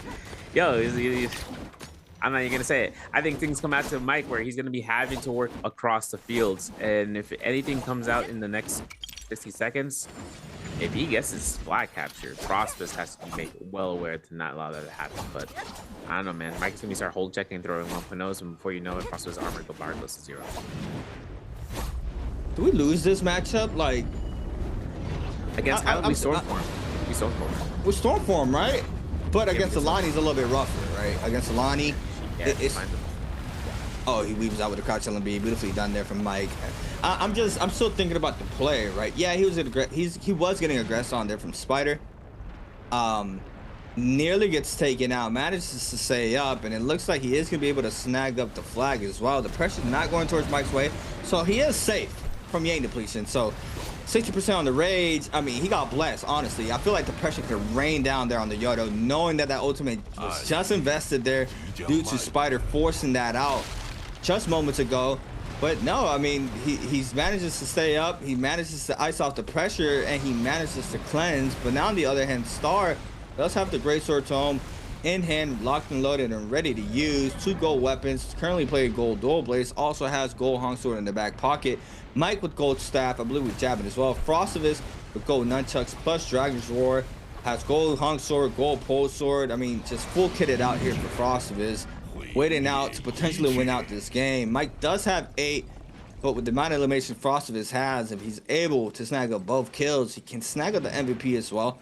Star on the other hand, even with the multiplier, 5 plus the multiplier, I think he still takes MVP. I could be wrong though. 3 kill difference there from Mike. If Mike goes out and no, even if Mike goes in third, no, it's 9 points versus 9.5. Too many kills, right? Yeah. But Rummy Yang got Frostivus here against Star with the ultimate cast. Remember, he won this fight, so we're gonna have to take a look to see how this one ended up here. Because I know that Frostivus got a kill with a muscle shot, so we'll have to see. Before this hits, might be a launch into the immediate slash. There it is. Around 10 seconds left on the Kylan ultimate gives Frostivus a lot of time here in the world to occur, and there is the launch. And the Lonnie Ball will connect nothing off his stagger. So Frostivus ends the ultimate. Catches us some hits on the musket. Try to look for the 50 cal, making sure the RMB gets released, right? That's what he's trying to wait for. Combo breaker is good. The knockback actually saves Frostivus from getting caught by some chip damage there. So that works out from the ball, and then goes for the 1-2s. Ah, there it is. Ooh. Real quick in the back. And that's it. That's where he's going to go out here as a fight in the MVP. But with Moonshard Storm in his arsenal now, can't really walk away with without using that. And since we're all looking for placement right now, No one's gonna be walking in his vicinity. So anyone taking any sort of fights would be making it very, very apparent. What are we doing dropping all this video? What's the tech here? I'm breaking this thing. He's got advanced heal. Well, what's the tech here? What's he trying to do? He's just bored, huh? You know, listen, anything comes into this final circle, right? But if the mitigation jades get dropped like that, I mean, my man's just waiting it out. He's for notice. What do you think? He's giving a sacrifice? May the range gods bless me with my aim, and may it never be so true. I'm like, all right, Mike, I got you. That's 3 of the same jades too. What is that? Scatter shot? Nah. It should be any of the. It should be one of the ones that like the transformation ones, right? Ones you meet a condition, like a conditional one, which is like everything but scatter shot. Ironically enough, scatter shot is the only green jade for range, I think, right now. So same thing. How focus sight is the only only jade of that nature. Yeah, so got removed from solos. Got removed and then came back in, and it's it's not fun to use. Wait, it's back? It's back, yeah, but it just changes your animation completely. It's not like a regular slide that just turns blue. It's like another type of slide, and that grieves Solos. That grieves Solos players hella, because that extra time that you have to do that little small animation for jump into focus slide, your disengagement or your slide uppercuts won't confirm. It's really a grief jade. I need to go look. I need to look at that, and I need to look at the Lonnie thing. Because Mike had at one point one of the matches. I don't know his last. Yeah, I heard you say it, but I was like, I thought he was gone. He used focus slide in the Romy gang, or less. We thought he did, and then he dropped it. And okay, so kind of concerned. As for this fight, though, guys, we've been in a low period for the past 2 minutes. Hope you're enjoying the show.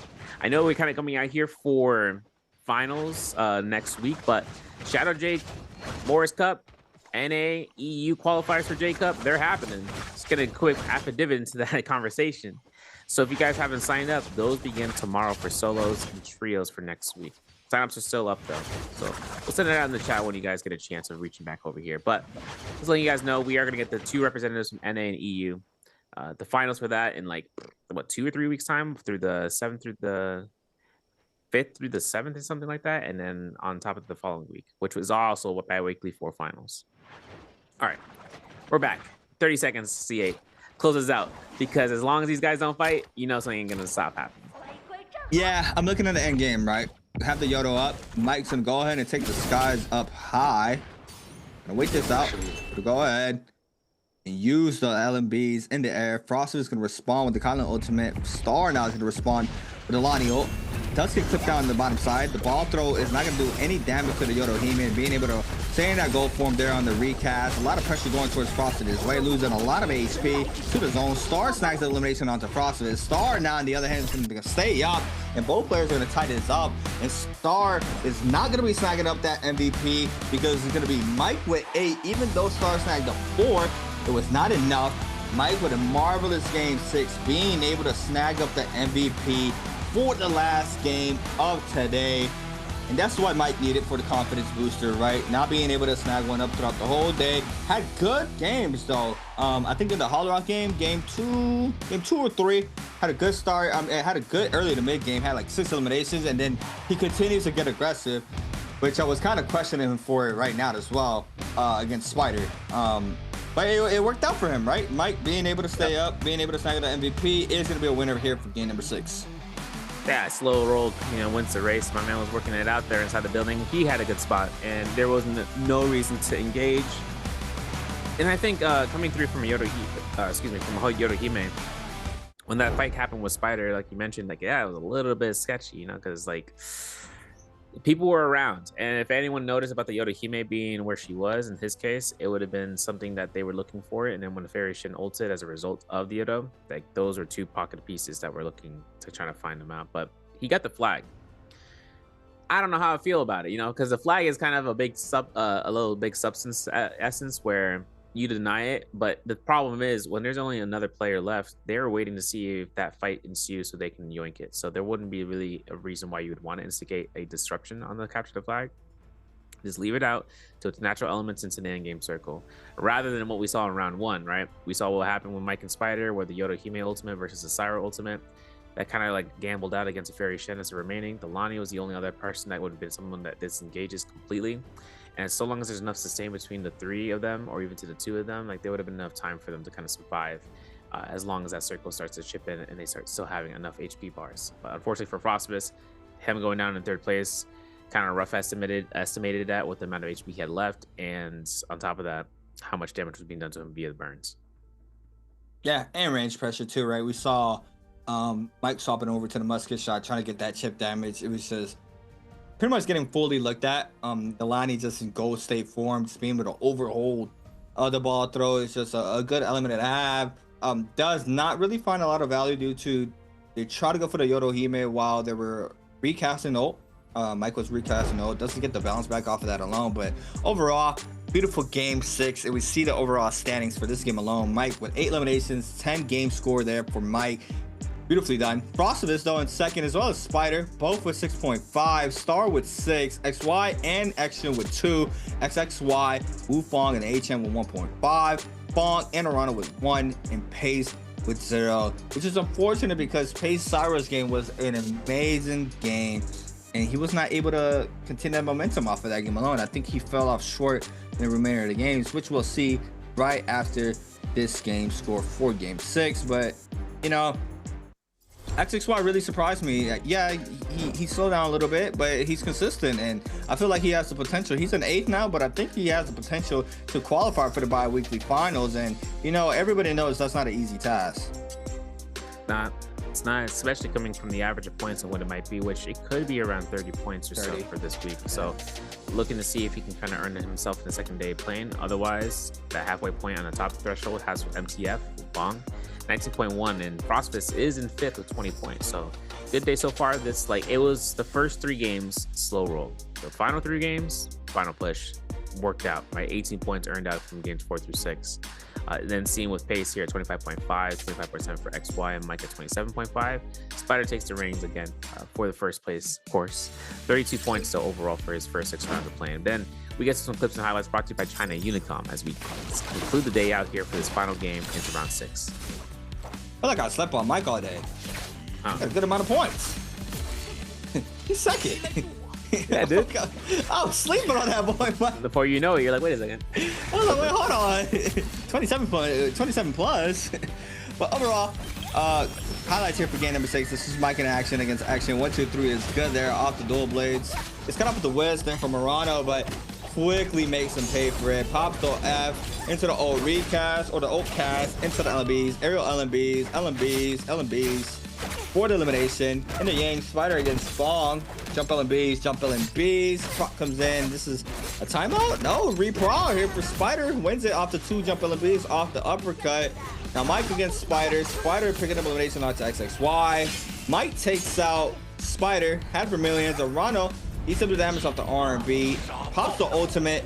Tech chases on in. R&B, LMB. Just Dragon Slayers through. Avoids the whiz. And to the full elimination there off the scare rush onto Arano. Yeah, well, Mike's in here, man. You can do this for as long as you you can recast your beats and keep yourself aloof here too. That's the craziest part about this.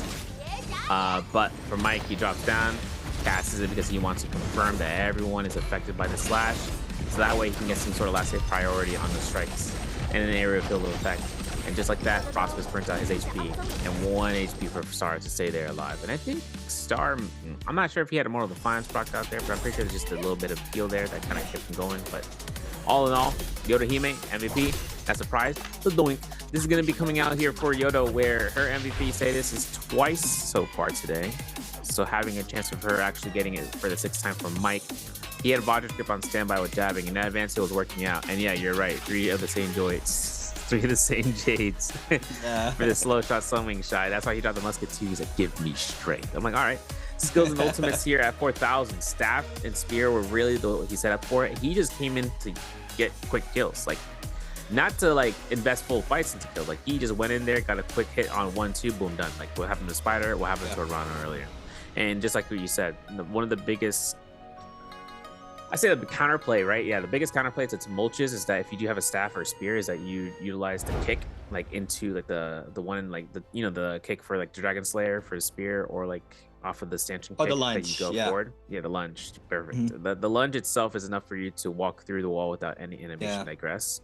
And what Mike did there to kind of bait out Arano thinking that he was safe was the fact that he jumped, he bunny hopped, and then he charged blue focus again, which is kind of wild. But Arano ate into it and got punished as a result. But we got an interview coming up for you guys, as you guys were waiting in us since round 3.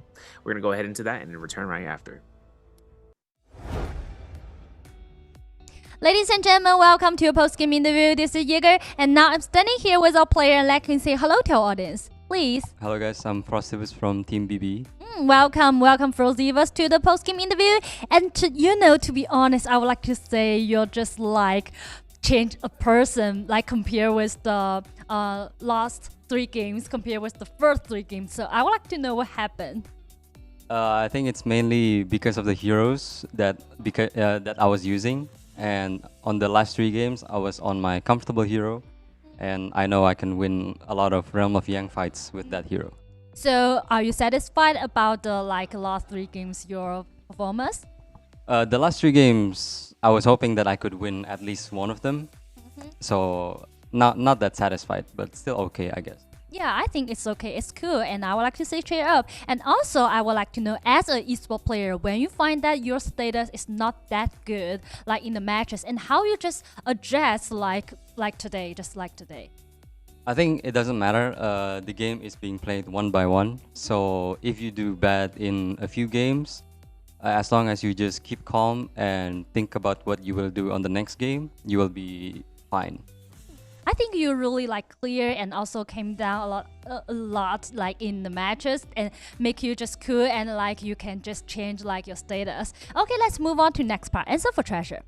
Okay, so now we can see the question is, which hero did BB Frozivas use in game 6? Okay, so let's talk about the latest game, and I would like to know where everyone is focused on fighting between the Spider and Mike, and we are guessing where you are, and I would like to know where. I think we were outside of the map, and I was hunting a lot of 2 heroes, and I got 2 kills there. But I guess the observer was watching the other fight. Oh, really pity. We would like to rewatch that your excellent performance. I think it's okay. And we are guessing that maybe because they are fighting and maybe you are searching the equipment, or you are just hiding somewhere, and just we are thinking about that and really want to know the answer, and now we cannot answer. Okay, and I think Frozivas, and now you're prepared for the answer, and maybe we can count in the number first. Okay? Okay. 3, 2, 1. Screenshot. Okay, let's find out the correct answer. Okay, please figure out. The correct answer is B. Yeah, the correct answer is B. And welcome, and congratulations our lucky guy today. And if you are the lucky guy, you'll be whispered, so please pay attention. Okay, and we know to the this bi-weekly, and everyone for the solo game we are really changed a lot, because before the matches we have the one-on-one fighting, and we saw a lot of players they just practice on it. And I would like to know, so as the solo game player, will you to practice the one-on-one fighting for the BP, or the BP is not really important for you? I don't think it matters that much. It helps a little if your hero pool is small. So you need the most chance to pick the best heroes you can play. But if you can play a lot of heroes, I think the BP doesn't really matter. I see. So for you, I would like to know, Frozivas, we know all the esport player, your ambition is the championship. So for you, this season, what's your ambition for the every step for you? Now you can prepare for our grand final and also prepare for the J-Cup. So what's the small ambition for you? Maybe this bi-weekly? For this bi-weekly, I'm just going to try my best and enter the bi-weekly finals, and maybe hopefully win also, of course. And then of course, getting into the grand final is the main goal. Yeah. And tomorrow I have the Asian Challenge tournament for the Southeast Asia, but that's more important to me right now. So that's what I will be focusing on.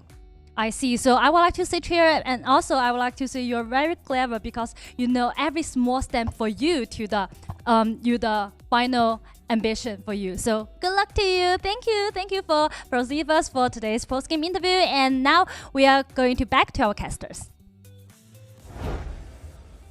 We're back. But a quick word there from Frostivus. You heard him there mention about the Asian Challenge. For you guys who are not aware, Asian Challenge is the qualifiers for J Cup for the ASC region. You know, it's been like that since the start. As you see it there for him, that's a lot more important right now. Obviously, bi-weeklies, taking a chip home is very important, but he wants to make it into that J Cup for the end of the year. Grand finals also being one of those key points that he mentioned that is very important here for the bi-weekly for the spring split or fall split. Overall standings though, we have Action with 9.5, HM with 13, Fawn with 14.5, Arana with 15, XXY with 15.5, Star with 15.9 for our 7th through 12th. Overall standings, these players still need to play their second day, and then our other group as well, Group C, needs to play out their 2 games as well. But for now, Fong 19.1, Frostivus 20, Pace with 25.5, XY with 25.7, Mike with 27.5, and then Spider running the leaderboard once again with 32 overall total points for his first set of 6 games. Yeah, this kind of works out, man. I mean, what Frostwood said is that the characters that you have, it doesn't really matter for the ban pick system so long as your arsenal is good. Yeah. So you have enough in their roster to kind of be prepared for worst case scenario, right? That you would have to double pick your best choice. But I like seeing the trios lineup. So I made mention of this before, where the first 2 maps, Fireflies, the last 4 rounds, not any Fireflies, like overworld Fireflies spawn besides caves. Keep in mind that in finals that they have round 6 to be it. Yeah, these are the comps I was talking about too. These are the top 2 played most comps, or top 3, but the top 2 gets played in the first round and to the second round. So first most played comp of Justina Syra Viper, that's round 1. Enor Matari Fairy Shin was the second most played comp into bi-weekly 2. So today will be played out for round 2. As for the Kana Zipping Tianhai, man, once those counters came through, this composition came up less. And now having the opportunity of putting up the punches, I mean, Justina Zyra Viper composition versus the Tumult instead of Justina really just came out on top, and not seeing Tumult, being brought out here as often. As for the Enor Matari Fairy Shen, we've seen some swap outs here and there for this, but this one's the most stable out of those variations. So having this one to be the pickup for week 3's like trios mirror comment, I'm excited because that's really like that the second comp, especially because that's a newly formed out Cannonball comp with Enor 1 in the mix. Is that all 12 teams running the same comp for the first 2 games? Yep. Oh, it's like that solo finals game 1. Yep. But like that's their normal 3. But that's their normal, yeah. That's their new system. Oh, that's interesting. Yep. Very interesting. I'll get to see it next week, so I'm very excited to see that. Enor, like, hey, he came in, he started running up the ranks, just knocking out the Kylan Monk. I mean, the Kylan Monk, it was the strongest comp. Like it does so much damage. It's so good. But now we see it now in the second place. The Viper, as always, right? The Viper's just so strong still in trios. Overall, a very strong trio character. But yeah, like you mentioned, Frosty was saying that it doesn't really matter martial arts if you win or lose now.